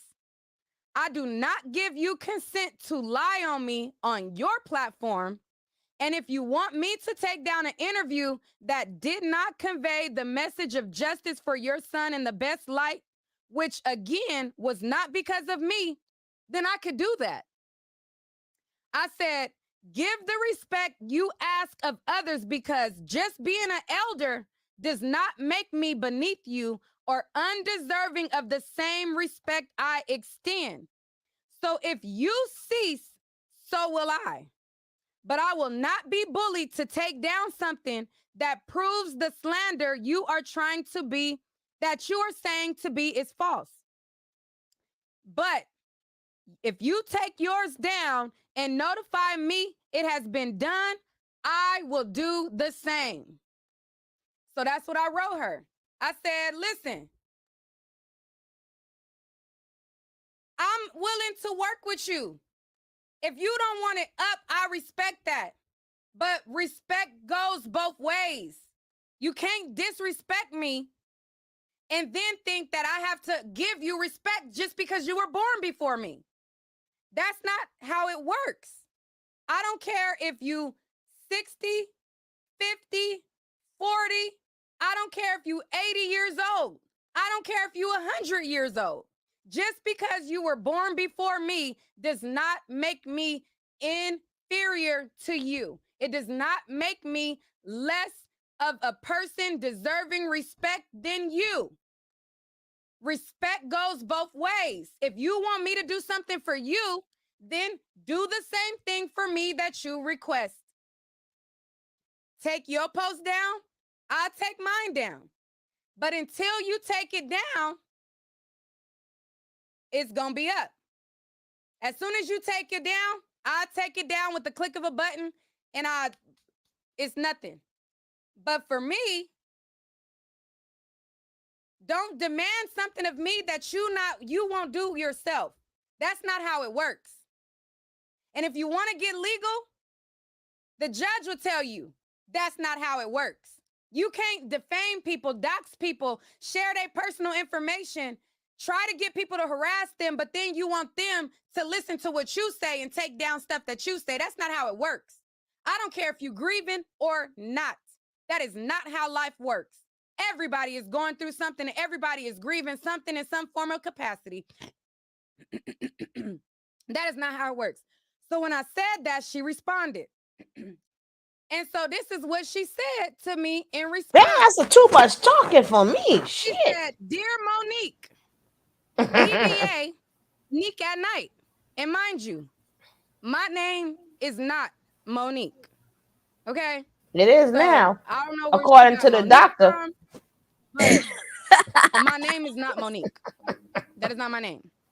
But anyway, she said, Dear Monique, DBA, Nick at Night, and Diana The Blank. good doctor. This letter is directed towards you both in your individual capacities and in your professional capacity associated with the business persona Nick at Night.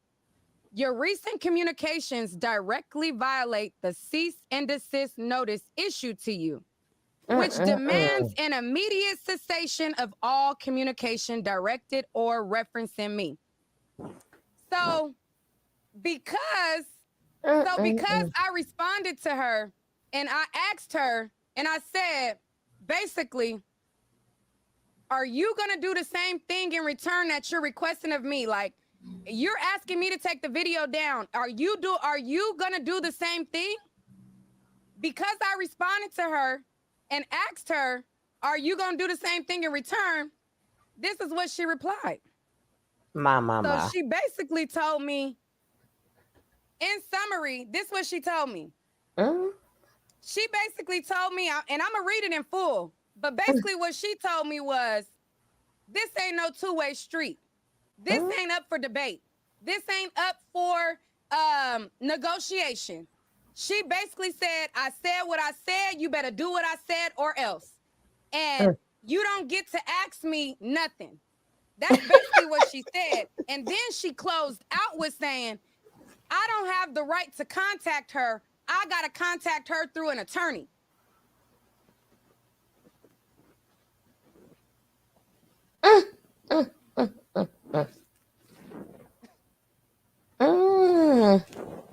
Yeah, I would have to put something on with that too. What?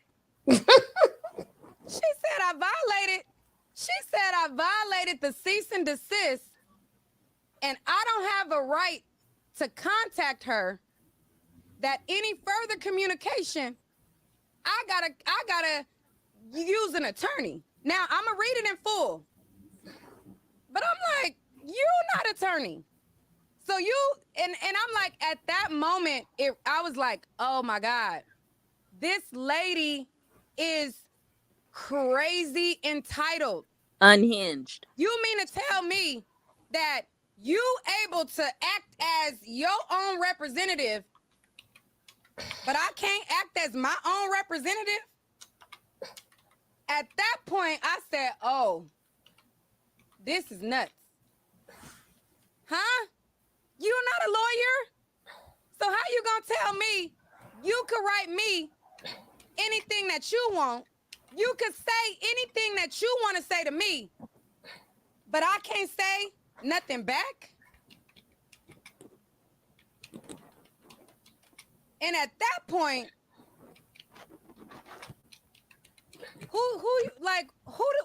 what God do you serve? Because nothing that you are doing is of God. And a lot of times when people be Bible thumping and they be saying that they are holy, holier than thou, a lot of times I really have to sit and question, which God is it that you serve?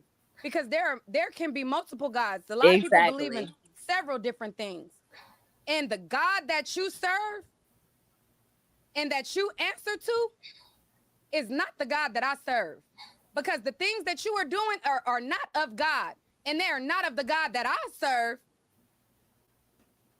The God that I serve leads with love. The God that I serve does not operate out of hate. The God that I serve is not vindictive or anything like that. So I'm like, damn, you're supposed to be a reverend? Who you praying to? What church is this? Because this is not of God. So who you praying to? And what kind of church is it? She in a single church by herself. Because I don't want you praying over me or anything that I got going on. I rebuke you in the name of Jesus. Okay? I rebuke you because whoever you serve, baby, I rebuke you. Okay? Because it is not the holy representation that I know. It is not the holy representation that I know at all. But anyways, let me read it in its entirety. Oh, because Lord. I was just like, wait a minute. Hold on. Like, I don't gotta take nothing down. I'm willing to work with you and say, hey, let's have a ceasefire. I'm willing to have a ceasefire with you and say, listen, let's just both wipe our hands with it. because I don't wish to engage in this manner with nobody, especially nobody older than me that's older than my mama too. So she responded back to me. This was what she said. Let me read it in its entirety. She said, "Dear Monique, DBA Nick at Night, and Diana, this letter is directed towards you both in your individual capacities and your professional capacity associated with the business persona Nick at Night. Your recent communication directly violate the cease and desist notice issued to you, which demands an immediate cessation of all communications directed at or referencing me, including through text messages. Continued contact is not only inappropriate, but also escalates the legal implications of your actions. The cease and desist notice served to you both personally and as your DBA Nick at Night is a mandatory directive based on specific grievance that have legal grounding, not an optional request." So she said, listen, this is not an optional request. This is a demand, and you better do it.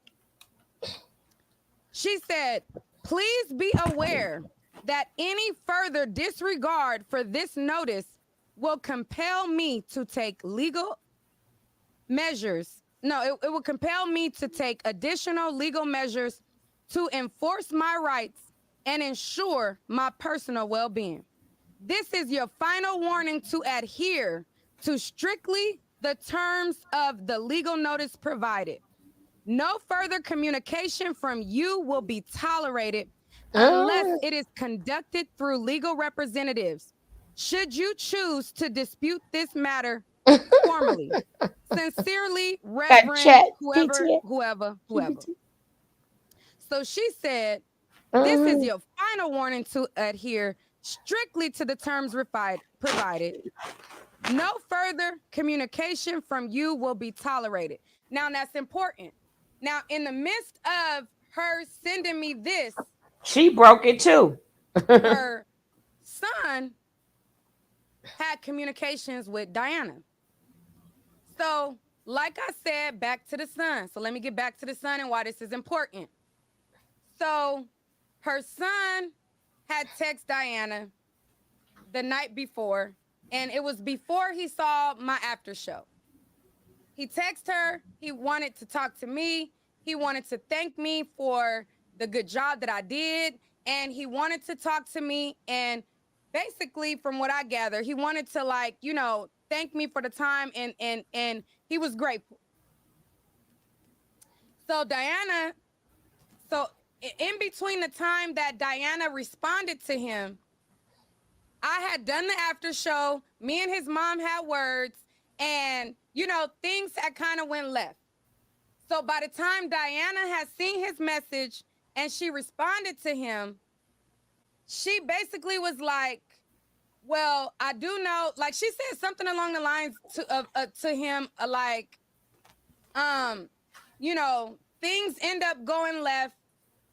Did you still want me to give Nick your number? I mean, did you still want me to give, Nick your number?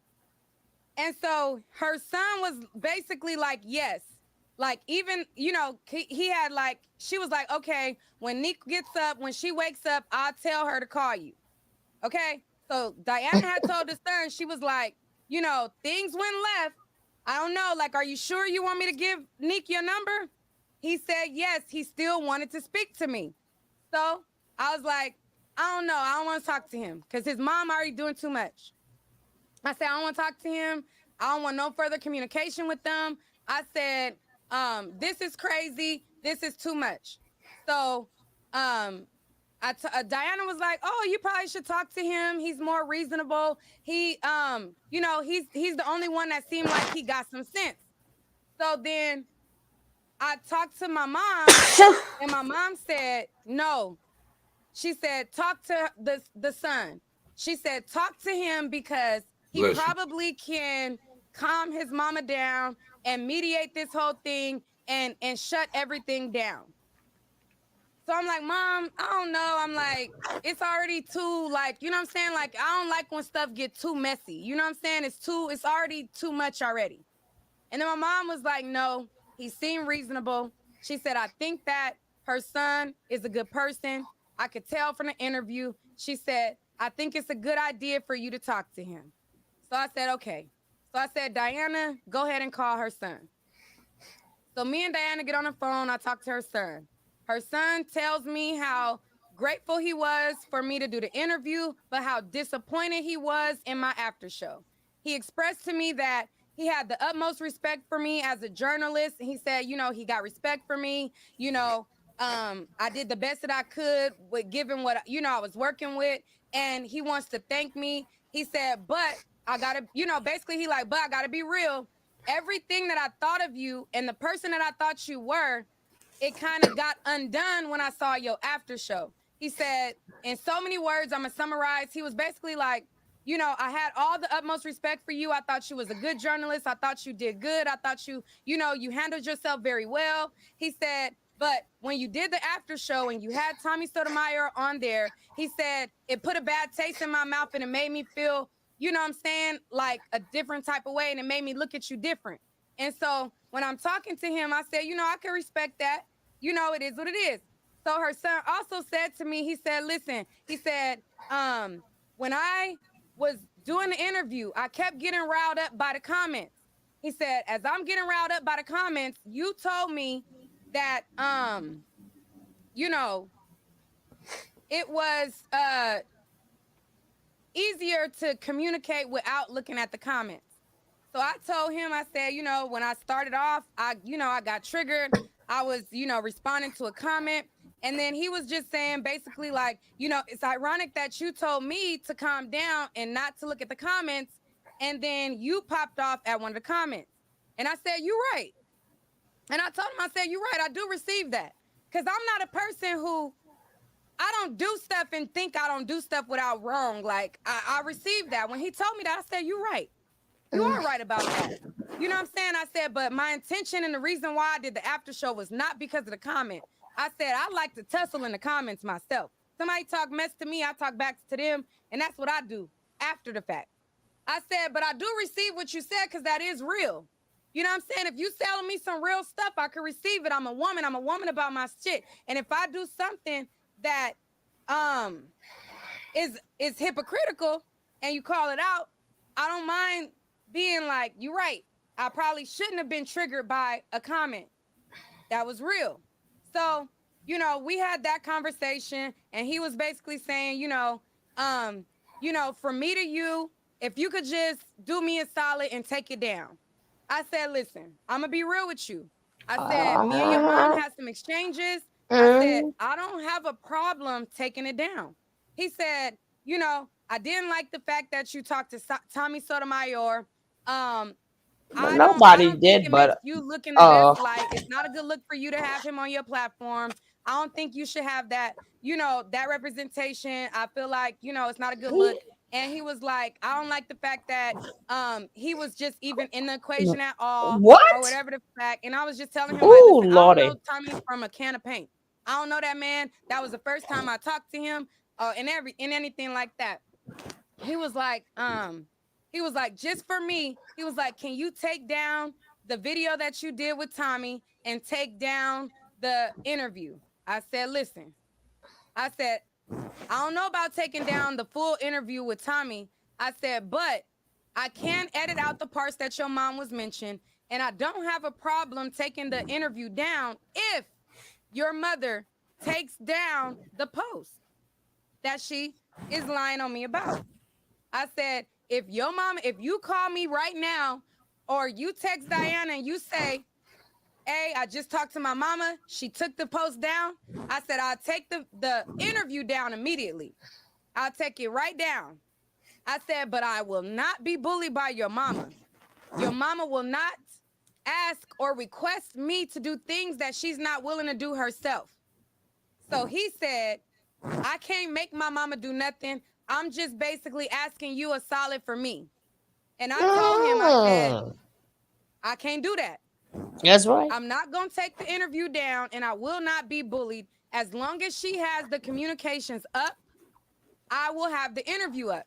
And so he was like, well, you did say that you was going to take it down when we were talking to you.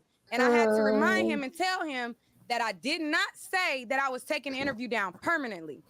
I was never going to completely waste my time. What I did say was that I would take it down.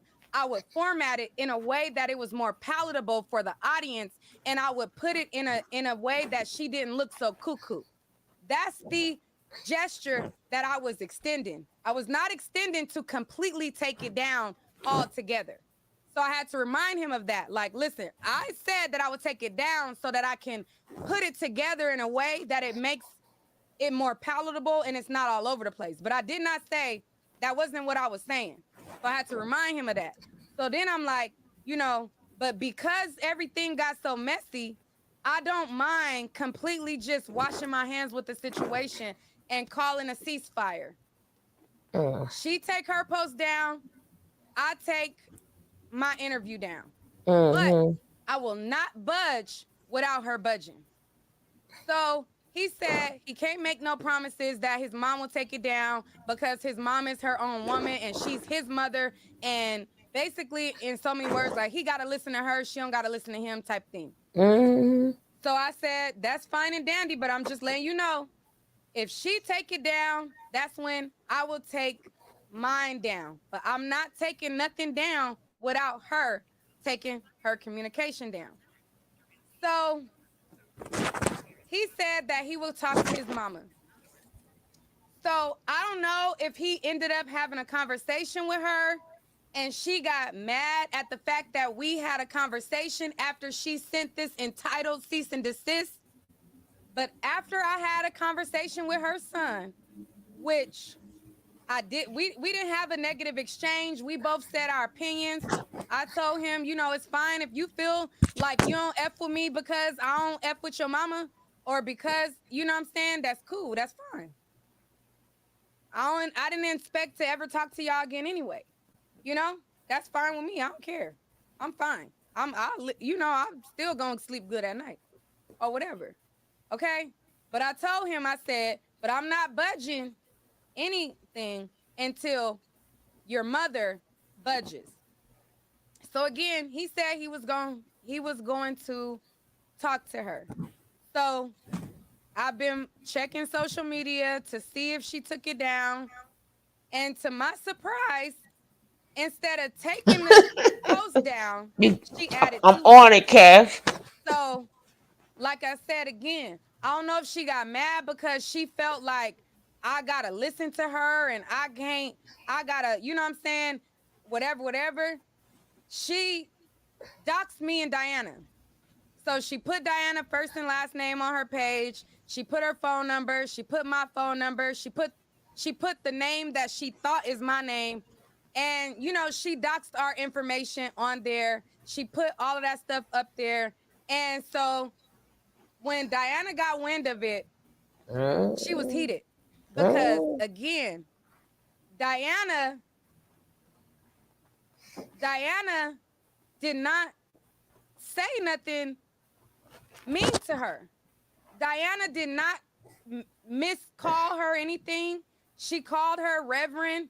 Diana was nice to her. She addressed her properly, how she felt like she should. Diana was not a part of the after show. Diana had nothing to do with me, my actions, and me saying whatever I said. Diana was not a part of that. So when Diana seen it, it hurt her feelings. And she was really, really, really, really mad because she had the utmost respect for you. She did not talk to you crazy. She did not do anything like that. But because you have so much hate in your heart for Alexis, you wanted to then blast everybody. You wanted to then come for everybody. So on her Facebook, she doxed our numbers. She put up all of the stuff like that. And then she's telling people on there that she's suing me. She's telling people that, now she got to prepare for this lawsuit that she got to do against me. But it's like, lady, you cannot think that you could sue people while doing evil stuff to them in the same token. It does not work like that. It does not work like that. You cannot think that you can dox people, put their name out there, put their information out there, do all of these things because somebody simply told you, if you take it down, I'll take it down. But you're so entitled. You're so entitled that you feel like you have so authority over everybody that your word is Bible. And it's not. You are not my mother. I was not birthed by you. You are not anybody that I have to continue to give respect to. Okay? Now get to the The dates, respect girl. that I extended to you is gone. The grace that I extended to you is gone. Ooh. Okay? I do not have to take anything down. This is not a Tasha K, Cardi B situation. I did not lie on you. I didn't defame you. I did not put something up there against your will. I aired and I conducted an interview that you and I agreed to do. I agreed to the interview. You agreed to the interview. Your son agreed to the interview. Your niece agreed to the interview. And whoever else you gave the link to, everybody was in agreement of the interview. I did not do anything to you that you did not agree on, and I did not force you or take advantage of you. Okay? Now, because you are grieving your son, you like to hide your evil behind that, and you like to guise the evil things that you do with the fact that you are a grieving mother. But that does not excuse evil behavior. It does not. Just because you are grieving does not give you the authority to put other people in harm's way. I didn't put your phone number online. I didn't put nothing online that is not, that you didn't put on there yourself.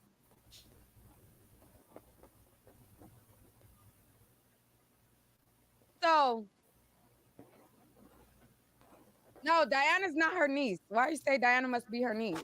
So, again, I'm putting you on notice. If you want to protect the integrity of your son's legacy, Diana's fired up. She want to release everything. And I mean everything. And wait, I forgot. Let me go and let me just tell you the dates.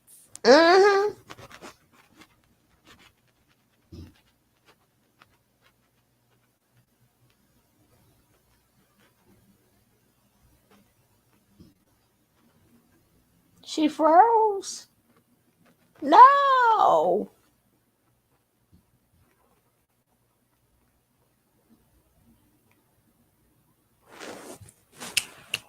Come on now. Mrs. likes the dogs. Girl, what you do? Time on the clock. Your son died in 2020, but you wanna come out. What do you want? Amoras asking for help at this time. But all you wanna do is convict her of a crime. You know she didn't do, but what about you? What's your problem, Reverend Dr. Messer? That you're looking for likes. You wanna be a part of the internet hype. Don't care about your grandson. What do? Focused on everybody. What about you? Reverend Dr. Mrs. Attorney. Reverend fucking lawyer isn't gonna save you in this. Take your help, cease and desist. Cease and desist.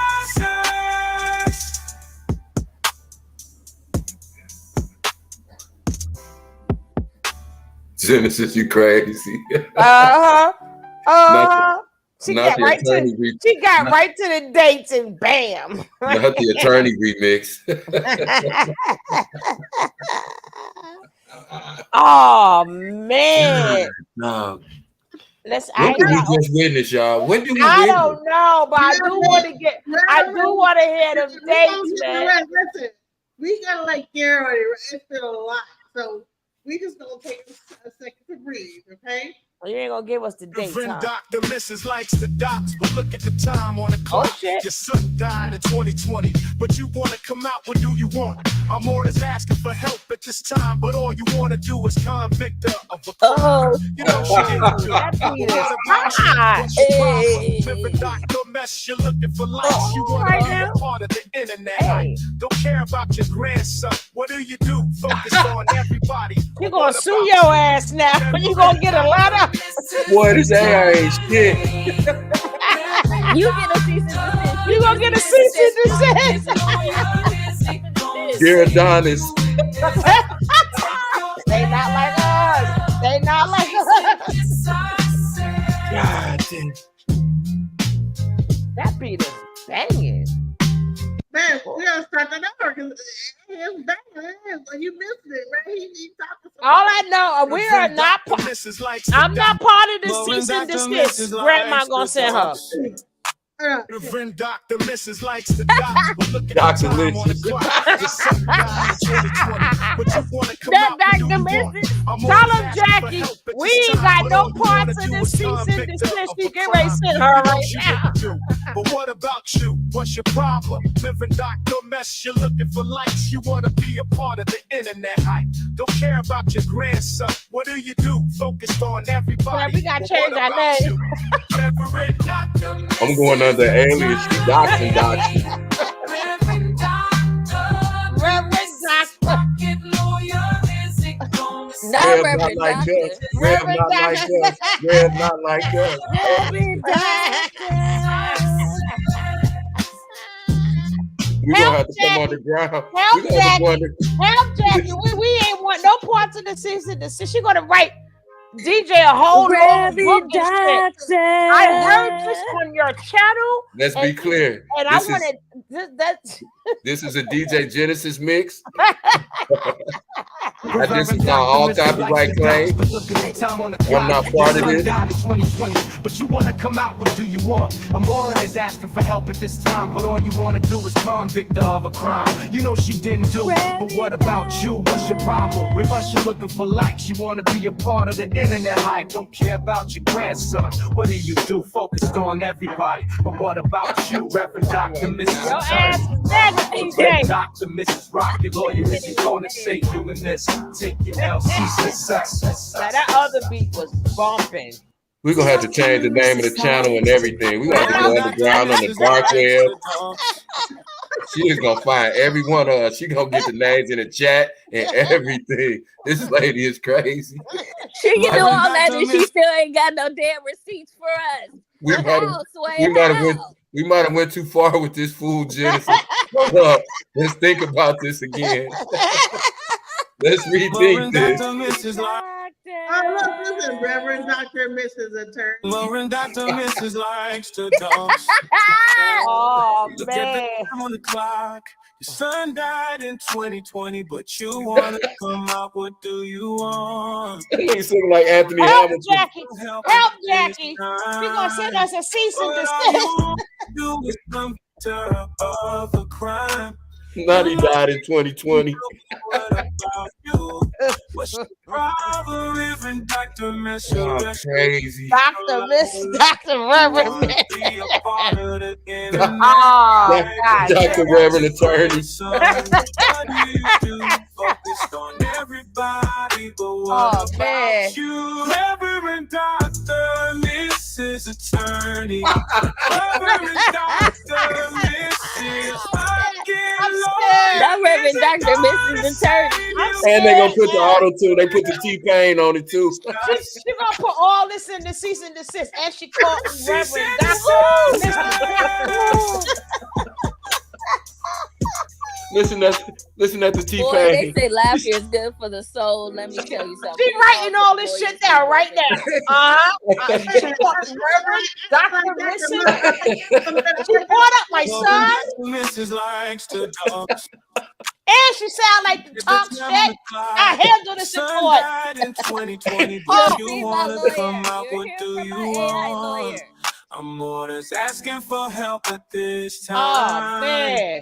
But all you want to do is convict her of a crime. Oh, and you taking up for her too. Your ass is out now. Oh God. You wanna be a part of the internet. I don't care about your grandson. What do you do? Oh shit, help Jackie. Help Jack. Hey. Help Jackie. Help Jackie. Hey, Gunna turn this up. Gunna in future, they'll turn this up. Yeah, you gonna have to go steal us some TV, right? So we get her out of here. God damn it. This is crazy, y'all.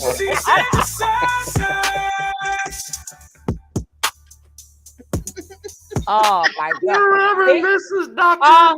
Her name is DJ Genesis, Your Honor. On the ones and twos, Your Honor. It was DJ Genesis. I swear for God with my hand on his Bible. I want to hear that other beat though. That beat was hot. That other beat is hot. That other beat is hot, DJ. Even though I'm not responsible for it. Matter of fact, I didn't even say that, right? I didn't even say that. What's up, Martin? You just got here in time for the bullshit. Genesis on another one.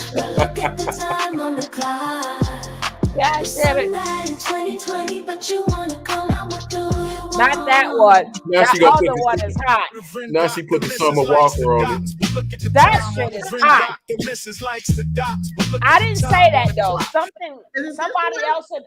I think that's Carter talking. Carter said that shit is hot. Carter said that second one. Carter said that shit was hot. I didn't say nothing. Carter, shut up. Shut up, Carter. Just played his fire. Goddamn, I done blew Carter's name up. I mean, little dog, shush. Hey, Gucci said his vote is Reverend Mrs. Doctor. Good Reverend Mrs. Doctor, attorney. If you listening, my name is Vic Damone. My name is my cousin Vinny. We got to listen, we're gonna do a trial. Let's see if the trial. Let's see if you do it all together. I'm on YouTube. Look at the time on the clock. Your son died in 2020, but you want to come out with your phone. Amora is asking for help at this time, but all you want to do is convict her of a crime. You know she didn't do. But what about you? What's your progress? You're looking for likes. You want to be a part of the internet hype.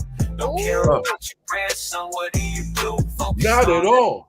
But what about you? I'm putting the Migos ad-libs on Damn it. dog, shush dog. That shit is Reverend hot. Dr. Mrs. Attorney, Reverend Dr. Mrs. Rockin' Lawyer isn't gonna save you in this. Take your LC. Mama. I'm putting the Migos ad-libs on it. Oh my God.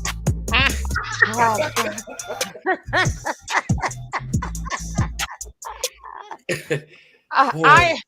Genesis ain't no good DJ. Genesis, you ain't no doggone good. Yo, she put it together in 5 minutes. You're gonna have to translate this book she getting ready to write us, right? Or cease and desist, Jack. You're gonna have to translate that book to us, Jackie, because we can't read all of that shit, right? Hey y'all. Reverend Dr. Mrs. Attorney, Reverend Dr. Mrs. Rockin' Lawyer isn't gonna save you in this. Take your help, cease and desist. God damn. Oh my God. Oh my God. She gonna play this in court and use it against us. I know, right? She gonna sue us in small claims for the royalties. Oh man, she gonna try to get you for a copyright strike. Damn, they trying to stick me for my papers. That's my song. But look at the time on the clock. Your son died in 2020. What you want? Oh God, man. But all you wanna do is convict her of a crime you know she didn't do. No, this is the best one. Hey, that sounded like one of them accident attorney commercials. I ain't hear nothing. I ain't No, getting up there. this one is better. This is the best one right here. Optimistic like the dark, but look at the time on the clock. Your son died in 2020, but you want to come out with you wrong. Amora is asking for help at this time, but all you want to do is convict her of a crime. You know what you do. But what about you? What's your problem? Arrest you looking for lights. You want to be a part of the internet hype. Don't care about your grandson. What do you do? I'm gonna say, what's wrong with you? You looking for Gucci life? said that's fire. That's right. Blaming on that's like Gucci is called and talking a lot of shit. That AI is messy than a mother. That AI messy than a mother. It just be filling in shit. God. We got somebody black programming that AI because they is. That mother would say, all you doing? That mother say, all you doing is caping for life. Jackie, we gonna need you, Jackie. Go call your publisher, Jackie, and tell them that we're gonna have to write a book for this chick, right? Oh my God. God damn it. She's gonna get you for copyright strikes and everything, right? Oh my God. She gonna claim Genesis signed her to a 360 deal. That's going on his royalty. And she does sit there on the war tour. My grandbabies want their royalties. With her black belt. Yeah, her grandbaby want their royalties. She'll be on war tour with her black belt. Oh man, the grandson want their royalties. Well, she better stop playing Genesis. I swear to God, I'm only fooling with y'all on the weekends because this is too much through the week, man. I gotta go to work and everything. This lady done scared me for the first 2 or 3 hours in the show. I don't know what to think now. I'm laughing, but I'm still kind of nervous. I don't know if these people gonna look for us or not. Nisa. That's my shit right there. Your son died in 2020, but you that's that 90s. Not the Biggie flow. That's what I'm saying. That's my shit right there. I mean, that's what Carter said. I didn't say that. Now Gucci say this on some, juice kind of stuff. Help, Jackie, help. Help, Jackie. Jackie, help. What about you? Reverend Dr. Mrs. Attorney. Oh, sugar. Dr. Mrs. Pocket Lawyer, is it gonna save you in this? I'm so glad Nicole ignorant ass ain't in here. I know, right? Oh, man. Ooh, child. I'm innocent, I tell you. I'm innocent. Ooh, Lord. So you better give us the dates, girl. Likes the docs, but look at the time on the clock. Your son died in 2020, but you want to come out. What do you want? Amora is asking for help at this time, but all you want to do is convict her of a crime. You know she didn't do, but what about you? What's your problem? Reverse, you're looking for likes. You want to be a part of the internet hype. Don't care about your grandson. What do you do? Focused on that hype. But what about you, Reverend Dr. Mrs. Attorney? Reverend Dr. Mrs. Rocket Lawyer, is going to take you in this. Take your LC success. I think the best one is this one. Got the missing like the dark, but look at the time on the clock. Your son died in 2020. That's what I tell you. But all you want to do is convict her of a crime you know she didn't do. But what about you? What's your problem? Arrest you looking for lights. You want to be a part of the internet hype. Don't care about your grandson. What do you do? Focused on everybody, but what about you? Reverend Dr. Mrs. Attorney, Reverend Dr. Mrs. Oh, Lord. She want all her money. She want all her money, DJ. She got you for a 360 deal. She will get you a copyright strike. Wait till you see her paperwork, DJ. God damn it. I know, right, Jack? You been all right, Jack?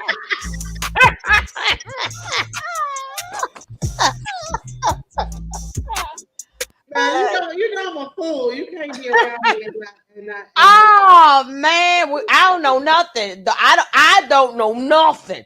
Cause we're gonna get a 1,000-page brief. A novel. I don't know nothing. We're gonna get a dissertation and a Matter novel. of fact, I don't even hear this, right? Listen. Y'all stupid as hell. Reverend Doctor. Now we all gotta go to court for this now. Damn. Everybody said Reverend Doctor, Mrs. Attorney. Nope. Carter may say, come here, Carter. Carter said, Gucci's in the background mouthing it out. That was Carter. Go ahead, Gucci. What you say, Gucci?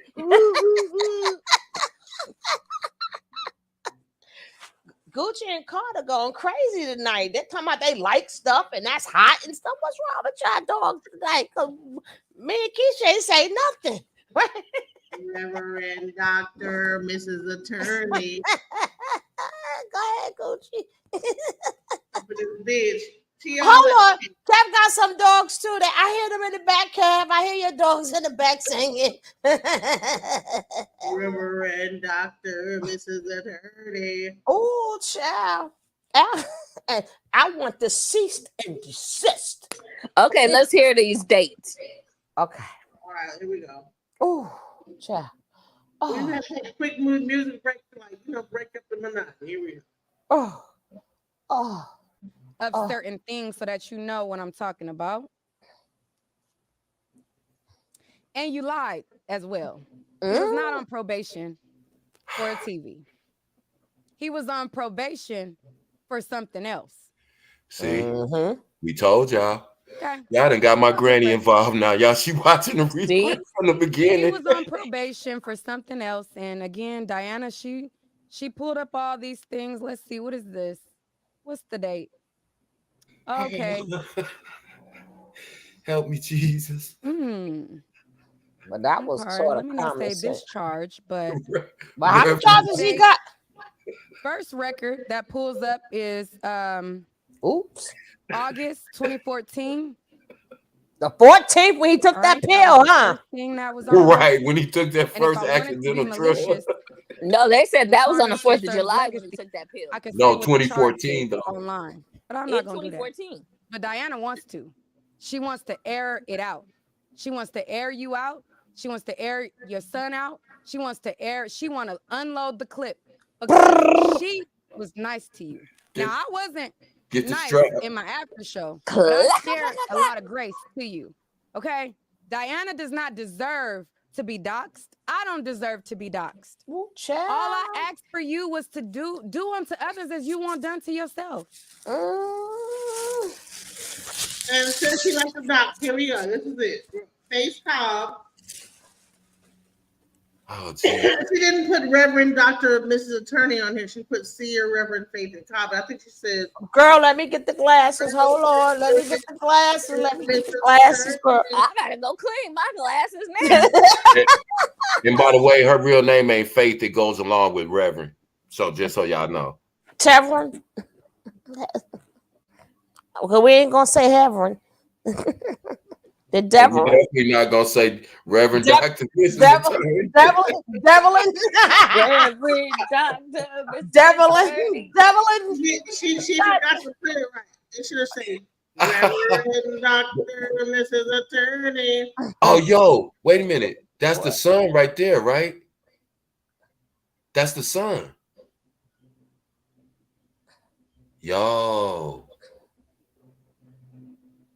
That's the baby. That's crazy. That's the grandbaby and the son, yo. No, the son in the picture. Right. That's what I'm saying. Well, I can't That's read. his You're gonna have son. to read it for me. Oh, wow. This is the ramblings of a lunatic. See this? The Oh, I ramblings. can't see it. I ain't got my glasses on. You have to tell me about Can it. you stretch the screen? Read it, DJ. Read it. Kind of You know, zoom in more. I'm gonna try. Y'all old as hell. Y'all old as fuck though. You ain't know. Get y'all bifocals adjusted. God dang it! I done lost the glasses again. Shit. Get the bifocals, y'all. You gotta like. Oh, I do got that big old thing that you put in front of the paper. Hold on. Reverend Mrs. Attorney. So this Well, is she her ain't even that. So you gonna sue you? Let me see. RE screenshot. Admission of guilt by the murder of my son. And Wow. repeat again where he died. Columbus Division of Police. This is crazy though. Who Look on the left side. Hold on. Go back up to the top, Genesis. Bro. Oh, gee. Oh my. She wrote a dissertation. Bro, come on now. That might have been her college thesis right there. That might be her doctoral thesis right there. That's too much. Come on, yo. That's too much, yo. And that's what DJ wanted her to send us. No. That is not a receipt. That is a mini series. We do not want that. No. This person was out of the goddamn mind. Kev, not a mini series. Look right there on the left side. Look at all the former owner, founder, CEO, God's everlasting love, former this, former prophet seer, former computer professional, former. Look at all that. But then what didn't she do? Exactly. She studied at Thomas Edison State University. Studied masters. She's a linguist. No, study. It don't say she got right. Yeah, studies Masters of Arts Biblical Language. That doesn't mean nothing. That means you may have enrolled. She took a class. Look, study Christian ministry. Look, study Christian ministry at Cambridge University. Well, keep strolling. I promise you. Look at that. They post about me every day. Hey, you back, Lex? For the last past 4 years. God dang it. We digging into the crazy, Lex. You ain't even got to say nothing. We digging into it.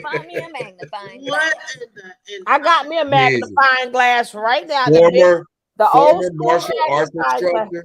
Hold on, go back up a little bit. What happened to her being in one of the services and learning jutsu? Right. The chronological order doesn't make sense again. We digging into it. This is complete insanity. Former professional at Kansas Medical Center. What training does she have in the medical field? Former teaching and curriculum development and design. Back up. At-home education. And she's still dropping names. See what I'm saying? Yeah, look. Former computer. Right, professional. What the fuck is that? Hey, thank you. Look how she tried to make a profession out of homeschooling her kids. Former teaching and curriculum development and design at home education. Come on, lady. God damn. Former computer former competitor at martial arts champion kata. Champion keto. Former database. But damn, if you don't, and you couldn't get 4 years together, you still had to look on the computer. Former database processor. It didn't show how to print the stuff out, right? Oh, hell no. Come on. Hell no. Look at that. Come on. All that stuff is Now, outdated. wait. Fuck around me. Listen, you got to listen. It's not even real. None of those things are even real. Hold on. Listen. Wait. Thomas Edison University? What? Thomas Edison University? Wait, hold on. No, there are certain founder. Listen. Owner, founder, CEO at God's Everlasting Life. I told you the only member, right? I told you the only member. God, look at that. Look at that. That is the ramblings of a lunatic. Who did she send this to? I don't know. That is crazy. Wow. Well, hey. She said, I don't even know the other person. Who does that? New to be girl. Exactly. That's what we was just saying, Lex. I was just telling them, when you just go and do a simple search, you find so many things about them. They don't need to be doxing nobody. And then farmer everything doesn't look good. Former everything, exactly. What year to what year? How long? Right. How much? Where did you get a degree or certification of all of these things? I can say I was the CEO of spiritual technology, for self-preservation. What does that mean? Nothing. Nothing. The former of self-preservation. The former thing of self-preservation. I'm a former I am an owner and founder and CEO. I'm the co-founder, CFO, and head of A&R at Suge A&I Records. You know, you got that right. I'm the CCO of Gucci Kimani. I'm an artist CEO and head of promotions at Suge I am the owner, CEO of a pet store. I'm a former conductor on the Sugar Love train. No, you still work. You still work there. You still work there. I told you I run a doggy daycare and a baby daycare. Yeah. While I have a catering business on the side. I told y'all. We could turn being a mod into creative media consultant and revisionist.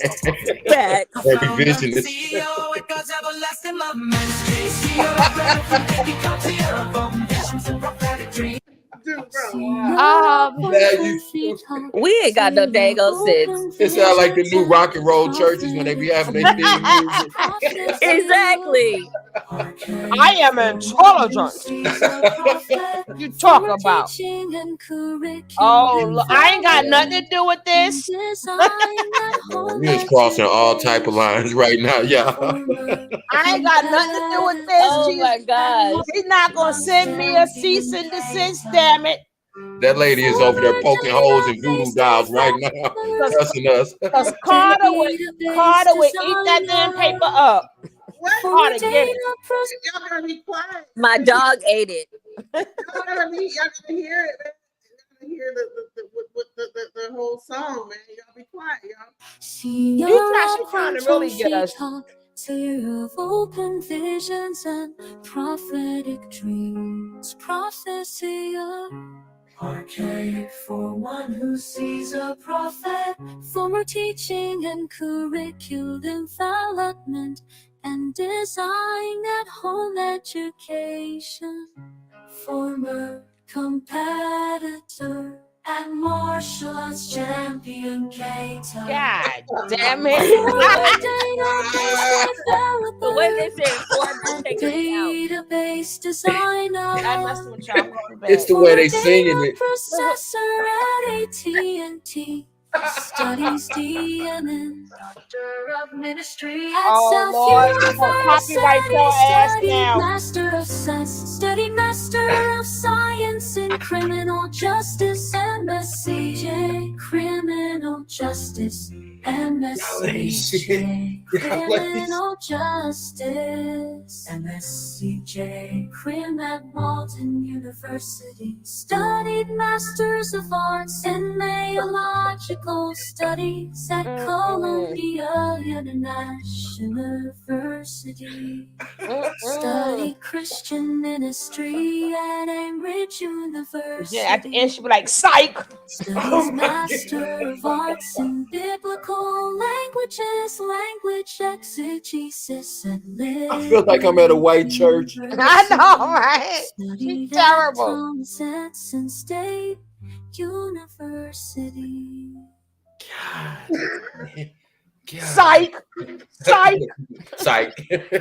Psych. She gonna put the cousin voice on there. Psych, bitch. Psych. The cousin just nigga come in her face and that low at the end. Oh my God. Remember, what's it? Oh Coming to America. Yes. Wow. Oh my God. Oh man, I'm done for the night, y'all. I ain't got nothing left. I swear to God, I ain't got nothing left, y'all. My stomach hurt from that. I ain't got no more Zaha. I'm done. I'm gonna get under these covers. I'll see y'all tomorrow. I hope to God I don't wake up and my account hacked in the morning. Now you gonna wake up, you'll get that letter in the mail. Oh my God. You think I ain't know who you was, right? We're gonna wake up to a cease and desist. Your whole channel gonna be locked up. Oh, because in Genesis.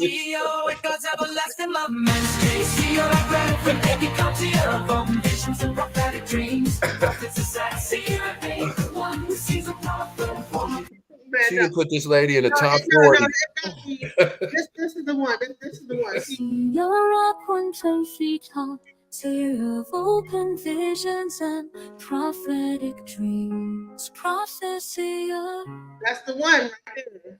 That is not the one. That's not the one. Okay, we're gonna do. Okay, let's do that it. sound like an old horror movie, like her, right? It sounds just like her, or old horror movie. Damn. All right, let's try a gospel one. Let's see if the gospel one come out different. Y'all done got my granny involved. She walked by and all she said was, "What in the world?"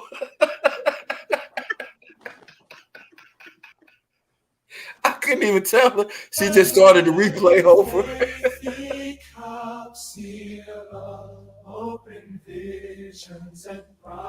Now you're doing the church so wrong.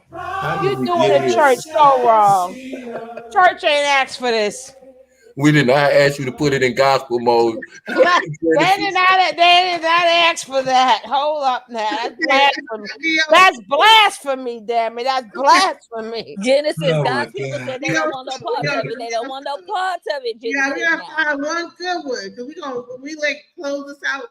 We're going to end. Well, not with that. Being that we all gonna get a letter in the mail tomorrow. Genesis, you was finna put a disclaimer on here before we get off because we did not agree to this. I was ambushed, good Reverend Doctor, Mrs. Attorney. Everlasting love ministry. See your every friend.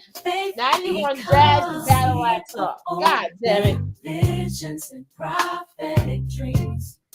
Prophetess at sea, looking for one who sees the prophetic dreams. Prophetess at sea, arcade for one who sees a prophet.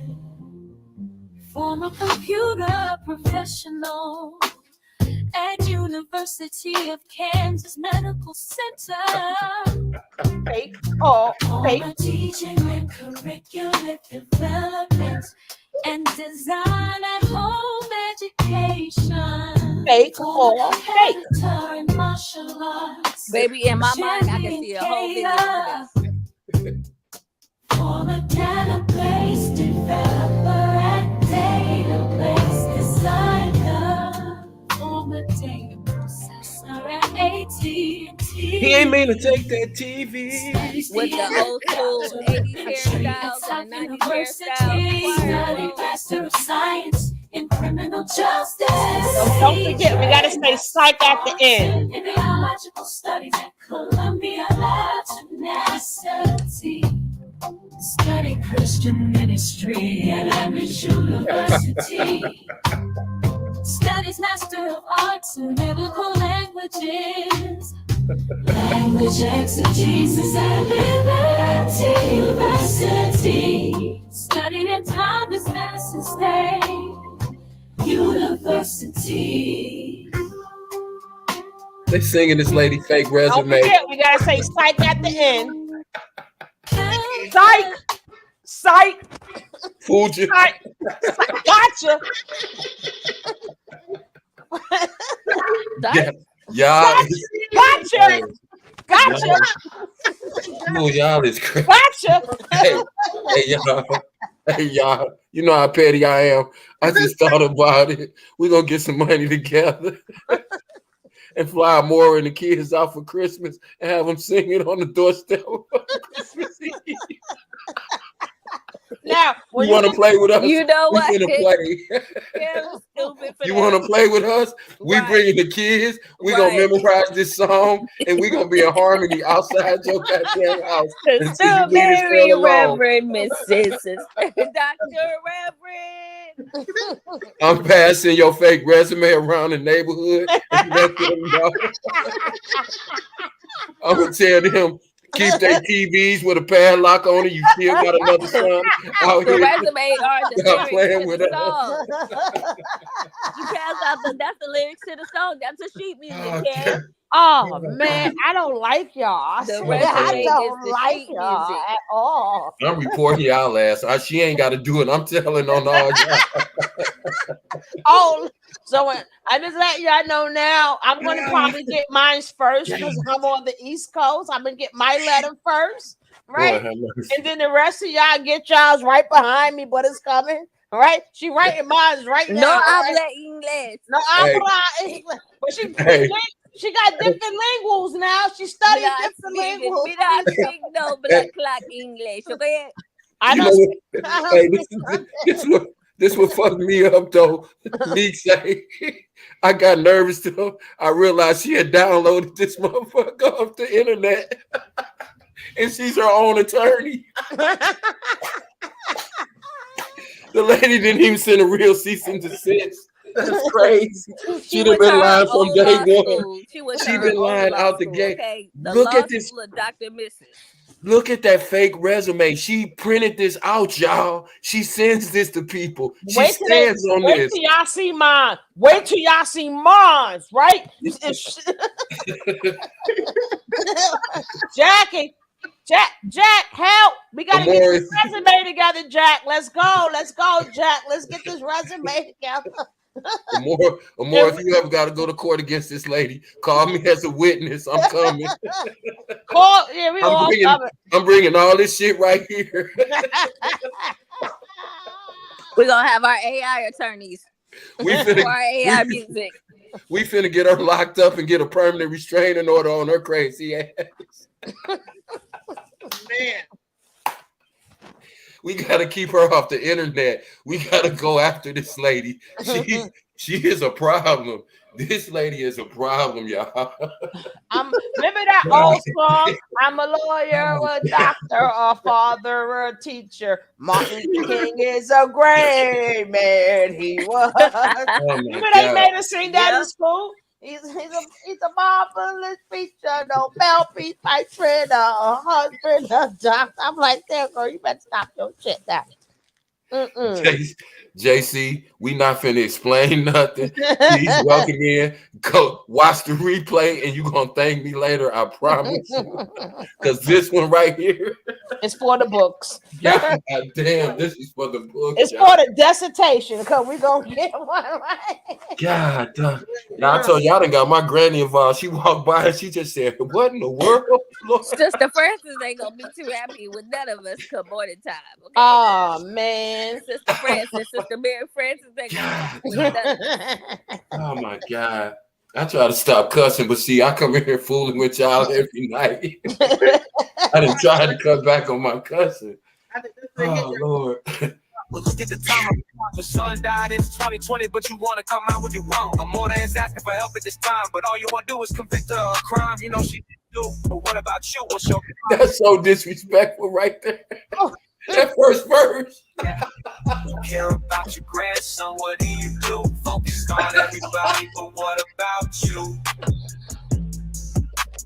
I ain't got nothing to do with this, right?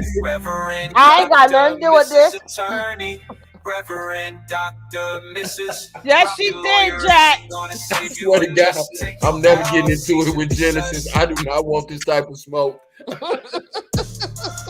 Genesis is petty. Y'all got my stomach hurting. God, I swear for real. I've been trying to get off the stream. I plead the 5th, the 6th, the 7th. Damn it. I've been trying to get off this stream for 45 minutes. I swear to God. I've been trying to say, all right, y'all, I'm gonna go to bed. Yes, Martin. She came out with the Kendrick.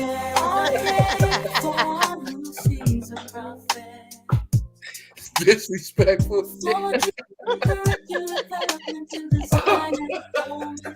God dang it. God. Oh my God, this is a fool. I'm innocent, I tell you. I'm innocent, I tell you. Now I see why that lady was trying to turn the attention back on poor Amora. This lady got some stuff going on. They might lock her up. probably done made up schools too, right? She was in every state and shit. I was there, and I was there too. Soon she walked into the building. I went there. She was everywhere. All she did was walk in the building. I went to this school too. Yeah, did you say she was old as Moses? Yep. Her and Moses went to middle school together. Boy, she helped write the 12 commandments.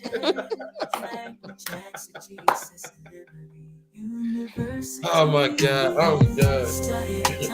Martin, do not leave me over here with these people by myself no more. Martin, That's all right. You getting that letter? You getting that letter in the mail? Martin, they didn't violate it. They didn't violate it. Next time DJ play this song, she gonna get copyright strike. The AI came with the Kendrick bar right off. DJ, she gonna have your address on there. She gonna have your new address all on the thing. God.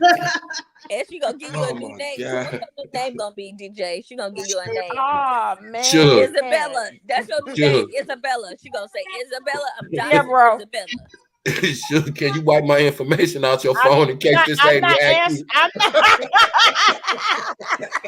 I don't know nothing. I'm sorry. Wipe my contact out your phone. This lady got resources. She needs to say, I just did the show an hour ago. She doxed us already. She doxed both of them before the night was over. I'm scared. She was talking mad stuff in the chat. They told her go take a nap, go sleep it off, go pray it off. Then she went on her Facebook page and started turning up. She said, "Okay, bitch, I'm finna go to bed." No. She said, "This. I told you these not to talk." But then why you talking back to her? Then it looks like a conversation here, Miss. I mean, it looks like a conversation. You said cease and desist, but you keep talking to me. Yeah. So this is like a conversation right about now. But I'm not saying nothing because you know the letter coming in the mail and shit. JC, we done met somebody more devious than Nature Boy.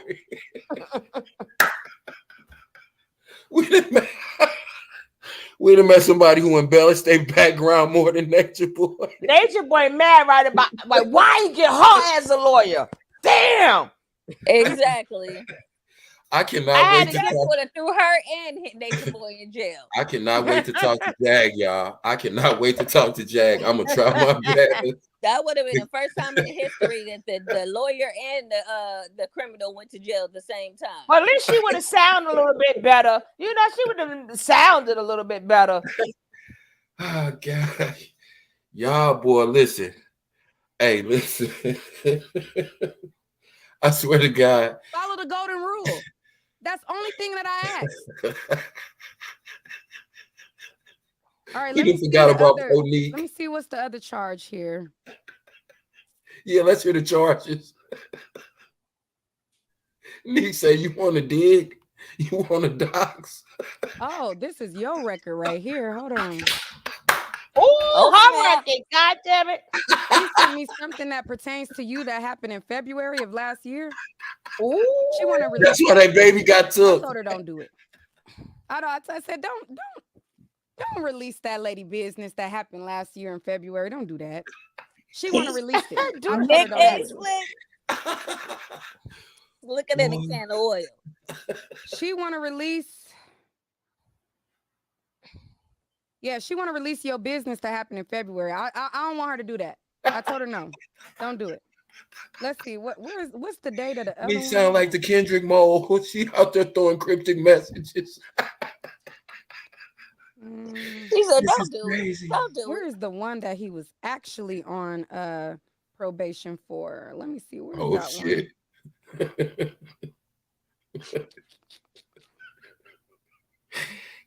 damn. She sent me a lot. It's a lot here. Hold on, wait, y'all. It's a lot here. Reverend Pookie. She is ghetto as hell. Whole family got backgrounds. She said, wait a minute, it's a whole lot of stuff right here. Oh, here we go.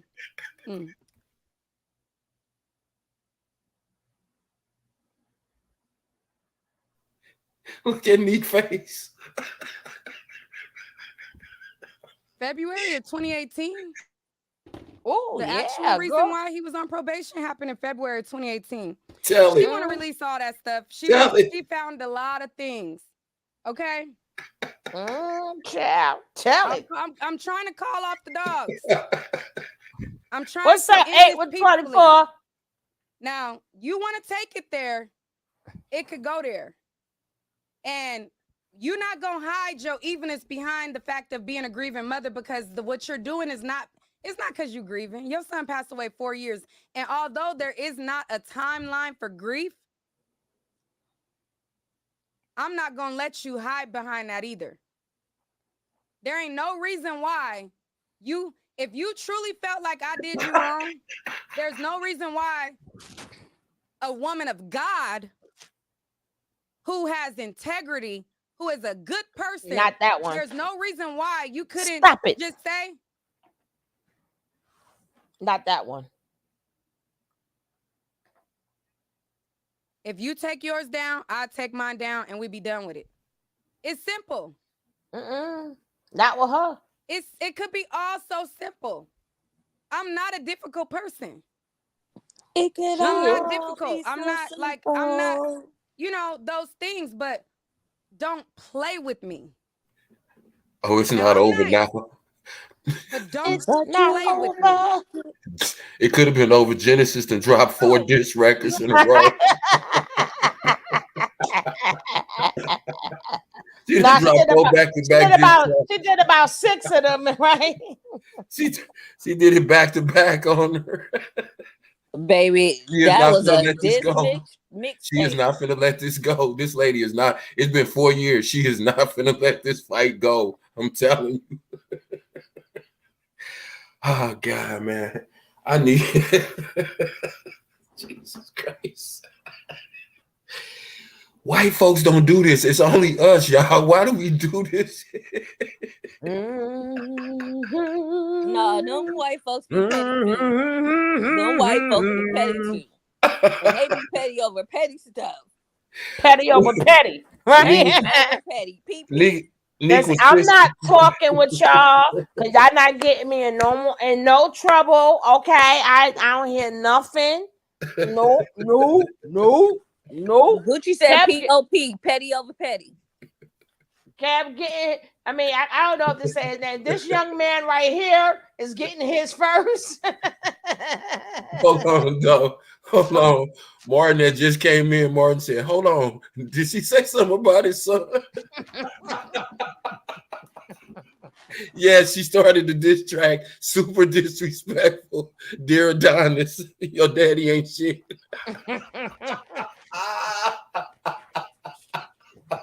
She helped me. Oh God. I'm done, y'all. I'm on mute for the rest. That's all I gotta say about that. Diana, is there anything that you wanted to say? Is there anything that you wanted to say, Diana? Dirty Nope. Diana. Nope. That what she's saying now. That what she's saying. Diana. Yeah. That what she's singing right now. This is something that happened 4 years ago. And this is something my mom texted me and said, "Don't judge her God." All I'm saying is whoever it is, it's not mine, Mom. I'm not judging her God. I'm just saying it's not who I know as God. Because what she's doing is not of the God that I know. So when your mama called in, She created her own God, her own church, her own everything. Girl, child out. Hold on, she said her mama called in. Her mama texted. Trying to squash the beef. And then here comes No, her Genesis mother dropping diss actually record. called in last night and spoke. She held the phone up to the microphone and her mother said what she needed to say. Lord. Are you talking crazy? I ain't gonna disrespect my elders, but here go my mama. Hold on.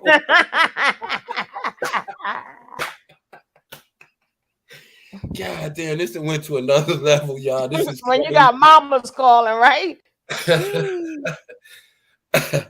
Oh man. Hey y'all. Her mama was in the chat the whole time. Her mama wasn't playing. We gotta do better, gang. We gotta do better, gang. We just do. The slowness of YouTube. Neek is further exploiting me with a new video regarding the cease and desist. This is a satanic means to turn my attention from my child's justice and the safety of the children to their swine fest, where they surprise the guests with nicely put words to tear them down. I rebuke her in the name of Jesus Christ, my Lord and Savior. He rebukes her.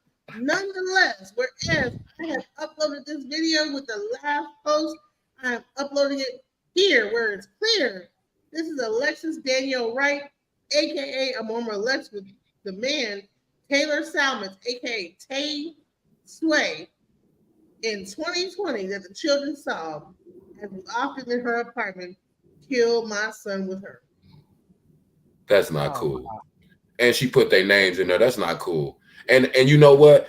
I still really, even when Amora came up here, she was not disrespectful to that lady. She just said that lady, something's wrong with that lady. But that goes to show you, she got enough, as bad a picture as they try to paint her, bad a light as they try to paint her in, she does have more couth and more respect than this lady who's twice her age and supposed to be. So 2 days ago. That's crazy. This was the message she said that she posted. I need Alex's friends to tune in to Meek at Night on YouTube at 8 p.m. to share your stories as I interview with them in answer to his killer. Update. While these individuals do not mind exploiting people and using their name repeatedly, I have removed their points of contact. Also, while they have expressed measures ignorantly to defame my child, the false arrest of him, where charges were dropped once the judge saw the evidence he begged the officers to see, and the family, I am prepared to sue them not only for the defamation in the interview they lured me to posting to help with justice, which I never asked them to do, but also for any such behavior common to what the fuck is Jesus Christ? Word salad. The only volunteer is the woman who killed my son and abandoned her children as usually, but publicly, this time to monetize. This is an example of what happens when your perils end up in swine's den. It is trampled, as Jesus said. I do believe that if she wants to have a channel, she should avoid these evil ghetto continual exploitations to monetize on the evil she intended on her show. Oh, Lordy. Man, and she's still going, honey. This the is only one that was evil was the good Dr. Reverend. Okay, stop it.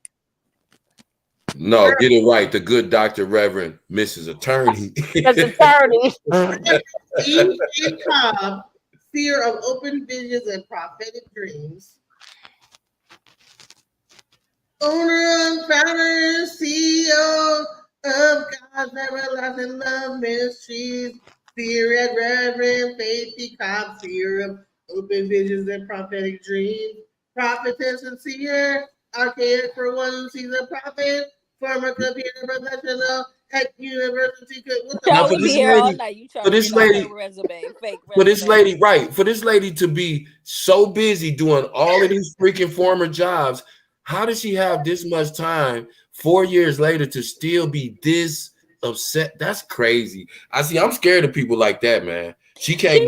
She should have been out here advocating for. She should have had Alex some foundation for her son. She should have been out here advocating against fentanyl. But ain't nobody going this, that. She ain't doing nothing but sitting up there talking about the girl unalived her son, and she was jealous of she was jealous of that woman because she really wanted her son, and that was that was her competition in her eyes. Her son is Oedipus complex at its finest. Hey, now she done made me dig. I'm going back find out what happened in February of 2023. That's what I'm finna do. Exactly. Keep playing. It's public information. Hey, and again, then we get a clearer picture. Like I said, Suge, I'll say it again. You cold, Suge. You bad at what you do because those two interviews put a light on a lot of things that wouldn't have come in attention. Now, imagine if Amora wouldn't have came out and spoke out for herself, and then all we would have heard was the grandmother of everybody was ready to be sympathetic toward this lady because they like, oh yeah, she the grandmother of one of this girl's kids. She got 5 kids and abandoned her kids, and she trying to see that's what. And then as soon as you look beneath the surface layer, you see all this. That's what we need to start doing with every single aspect of our life and our community. And when we deal with people, stop letting people tell you anything. Go look at that resume and then you'll see. You know what I'm saying? We just have to we have to quit being lazy. Just quit supporting people because you see them one time and they say something that sounds good or something that's uplifting or they look good or they whatever. You have to look deeper into people because people have learned how to manipulate people through this internet. They have learned that to a science. You got to look into a person's background, who they really are. Facts. And who is she? And where'd you come from and who sent you? She is. Let me tell you. God's everlasting love. Ministry, seer and Reverend Faith, Club, seer of open visions and prophetic dreams. Prophet is a seer, ordained for one who sees a prophet. Even the AI can't even get that out. For teaching and That's crazy. design at home education, former competitor at martial arts champion cater, former database developer, a database designer, former data processor at AT&T, studies DMN, industry at South University, studied Master of Science in Criminal Justice, and a CJ Crim at Walton University, studied Masters of Arts in Theological Studies at Columbia and Eshakol University, studied Christian Ministry at Amherst University, studies Master of Arts in Biblical Languages, Language Exegesis at Liberty University,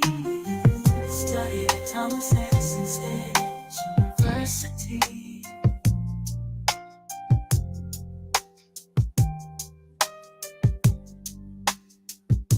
That's how you gotta like know where. Psych. Hey, gotcha. What I know, all this former study is no actual obtainment. You don't see a MA. You don't see. Exactly. You don't see a certification of completion. She have all this. She stuff. walked in the building and walked out, so she could claim she went there. Okay. No, these aren't even real. These aren't even real courses of study. If you look at them, look at the very first one. Look at the very first one. It's not even a real class or qualification or schooling. It's not even real. Go up to the very first one. Owner, founder, God's prophetic dreams. Prophet at what? At seer. Yeah. Look at that. What does that even mean? See what I'm saying? All right. She's the owner and founder. None of it means anything. God's Everlasting Love Ministries. Seer at Reverend Faith Cobb, seer of open visions and prophetic dreams. Prophetess and seer. Thank you. For the one who sees a prophet. Right. Former computer professional at university. What the fuck does that mean? She was a data entry in a finance office at Kansas Medical Center. It's the hospital. She was a data entry person. Former teaching and not the data entry person, Kev. No, it's real. I'm telling you, all you have to do is basic research. These people is data entry position. When you come in and you register and you make an appointment to come into that clinic, that's what she did. She entered your information. That I mean, you can dress it up. Look at this: former teaching and curriculum development and design at home education. What does that mean? She homeschooled her kids. You don't have a degree in that. Why are you listing that as an attribute on a resume? Teaching and curriculum development and design at home education. I'm gonna use that one too. Shit, I'm raising two dogs. I'm raising some pets here. Shit. It sounds good. When did you graduate from the development and design at home education school? When did you? Where's your belt? What belt are you at the competitor at martial arts champion? My title is a design technician. Okay, there we go. See, now we starting to see database designer. Yeah, that these If are he was a database developer and database designer, footwear engineer, he would not have needed to fucking right. But where exactly? Former database developer and database designer. I can say that I'm a former database developer and designer. Where, bro? From what years to what years? Listen to me, y'all. I'm taking her whole resume. Damn that. I'm gonna embellish my shit too. Fuck that. I'm embellishing. I'm gonna update my ish right now. The more the merrier. Let them figure it out. This is insane. Study. What does that say? Study study, not doctorate. Studies, Doctor of Ministry at South University. Where? South University where? In South where? Jamaica? That's why I went to. That's why I went to. Me too. Shoot. Mm-hmm. And she says studied Master of Science, not degreed, not a master's degree, not a PhD. Exactly, not an MD of Science. You studied a Master of Science in Criminal Justice course. Come on, man. She knows how to theological studies at Columbia International University. Now, when you see International University, it's an online school. Whenever you see international, Columbia does not have an international university anywhere in the world. South University is an online course too. Thank you. All of the things she's talking about are online courses. Cambridge University. It sounds close to Cambridge. All this shit is showing me she didn't finish any goddamn. She didn't. She like I said. She doesn't even have a certificate. She does not even have a certificate of completion. There's no degree. There's no certificate of completion. A person who went and got a forklift license got more of a resume than she has. None of this means nothing. Right. You know, I don't care what y'all say. I'm taking that whole resume. Right. I'm taking that whole resume. If she was serious, it wouldn't say study nothing. It would have said math. Right. It says studies in front of everyone. Look at it. Studied Christian ministry at Cambridge University. You studied it. I studied it at home. I studied it online. So what? I studied the 48 laws of power. That don't mean exactly. So now you're a master of the theological philosophies of life now because you read 48 laws of power. Yeah. That's nuts. Studied Christian ministry. So studies, master. So studies or studied? Master of Arts in Biblical Languages. That's what I studied too. Mm-hmm. I studied that too. Mm-hmm. But I'm gonna stop playing with me in my studies. But stop playing with me. Listen, she was on Nick at Night like, I have a master's in this. I'm a doctorate in that. Listen, I need you to. She said she was in doctoral school right now, right? Right, but she said she had her master's. Me too. Right. She said she just finished up her master's program. Hey, Patron Gold, welcome in. I hope you hit that like. I know you late. It's too much to explain, but basically in a nutshell, who this lady is we're talking about is the CPS girls, the mother of one of her children, the grandmother of one of her children. So that's who we're talking about. Anyway. Let me show you something like this right here. A database developer. That's a software engineer, okay? Right. A database developer is a software engineer, okay? Right. So if you are a database developer, you don't even do any of this shit because you boom. Right, and you wouldn't call yourself a database developer at database designer because if you are a developer, you are designing and coding the program. Listen, now gonna stop messing up my resume, okay? You need to be damn it. Right. If you are the database designer, then it should be former database developer and designer at such and such company. At what company? Now she said former data processor at AT&T. She was in billing and collections. No, she was a goddamn. She was typing in information Hey, into keep the it, data. Cuddy. She was typing data Podcast, entry. welcome. Right, data entry. Data entry. That's not like a big like what the fuck? A former data processor, like bro. Google. Y'all gonna leave my resume alone, okay? So I'm using Why? everything. Former She ought to send martial arts champion kata. I know one thing. Right. God dang it. I don't get y'all 7 hours of my time, right? Right. We have been on here. DJ, we're gonna still finish roasting tomorrow because I gotta fix my resume tonight before I go to sleep. Right. You know and what? then I gotta check my mail and see if I got a dissertation, cease and desist and shit. And then I gotta see if I got copyright strikes because you done fucked up the made a song and shit. Hey, listen. Don't forget to add to your resume. Don't forget to add to your resume songwriter and songwriter and artist developer. No, not to afterwards. You studied at AI University. I gotta go and fix my resume, and I'm all of that. YouTube University. This is crazy. Yes, and you know what? And YouTube you do gotta go to YouTube University. I gotta put that down too.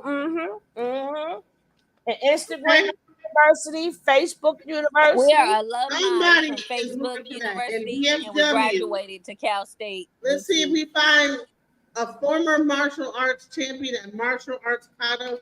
Let's see if it okay. Nope, that's you know what I can call myself too. Well, now? I enjoyed y'all. Don't forget to thank you. Keep it cutting. I'm a former national broadcast journalist co-host on a daily daily on a nationwide broadcast. I'm on my Brian Gumble shit. I'm gonna tell them I went to Brian Gumble University. And I studied at the Sugar Shack. All right, I'm done, y'all. I'm not finna go through this with y'all. This is it. I'm putting my foot down. I'm out of here. I'm gone. I love y'all. I'll catch up with y'all crazy boys tomorrow, yo. All right, bro. Listen, I'm here joking. What you applying for a school, DJ? No, they got a job at PepsiCo for $172,000 a year. Hell yeah. Wow. No, hey. I'm a UX designer, so I'm like shit. I'm up here joking. I'm like shit. It's just what? Hey, listen, I got a job already. I work for Philadelphia Entertainment International, and I just want y'all to know I gotta get up and go to work tomorrow. Jag, don't play that late shit. I'll catch up with y'all tomorrow, gang. Oh, you gotta put don't that make Jag get on the good Dr. Reverend, okay? Stealing her. You know that's my people. I told them when they started that, when Orlando started, keep Jag name out your mouth. You know I don't play about Miss Jack. Thank you. You have a blessed night too. Don't forget to catch the replay.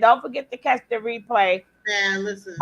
Keep it the replay will be everything, y'all. I'm telling you, the replay is everything. Peace, gang. I love y'all. I'm out for real. We had a good time tonight, man. Take us out for real, DJ. Okay, we don't listen. Hey, you sure you don't want to hear the other song? Okay, I'm gonna play a real song. Okay. Yeah, go on right into JJ. I'm just joking. I'm sorry. Oh, girl. Take us out for real, DJ. Because you be getting a cease and desist and shit. Okay. All right. I love who I am. I'm loving me. Look in the mirror. Unapologetically love what I see. Love who I am. I am invincible.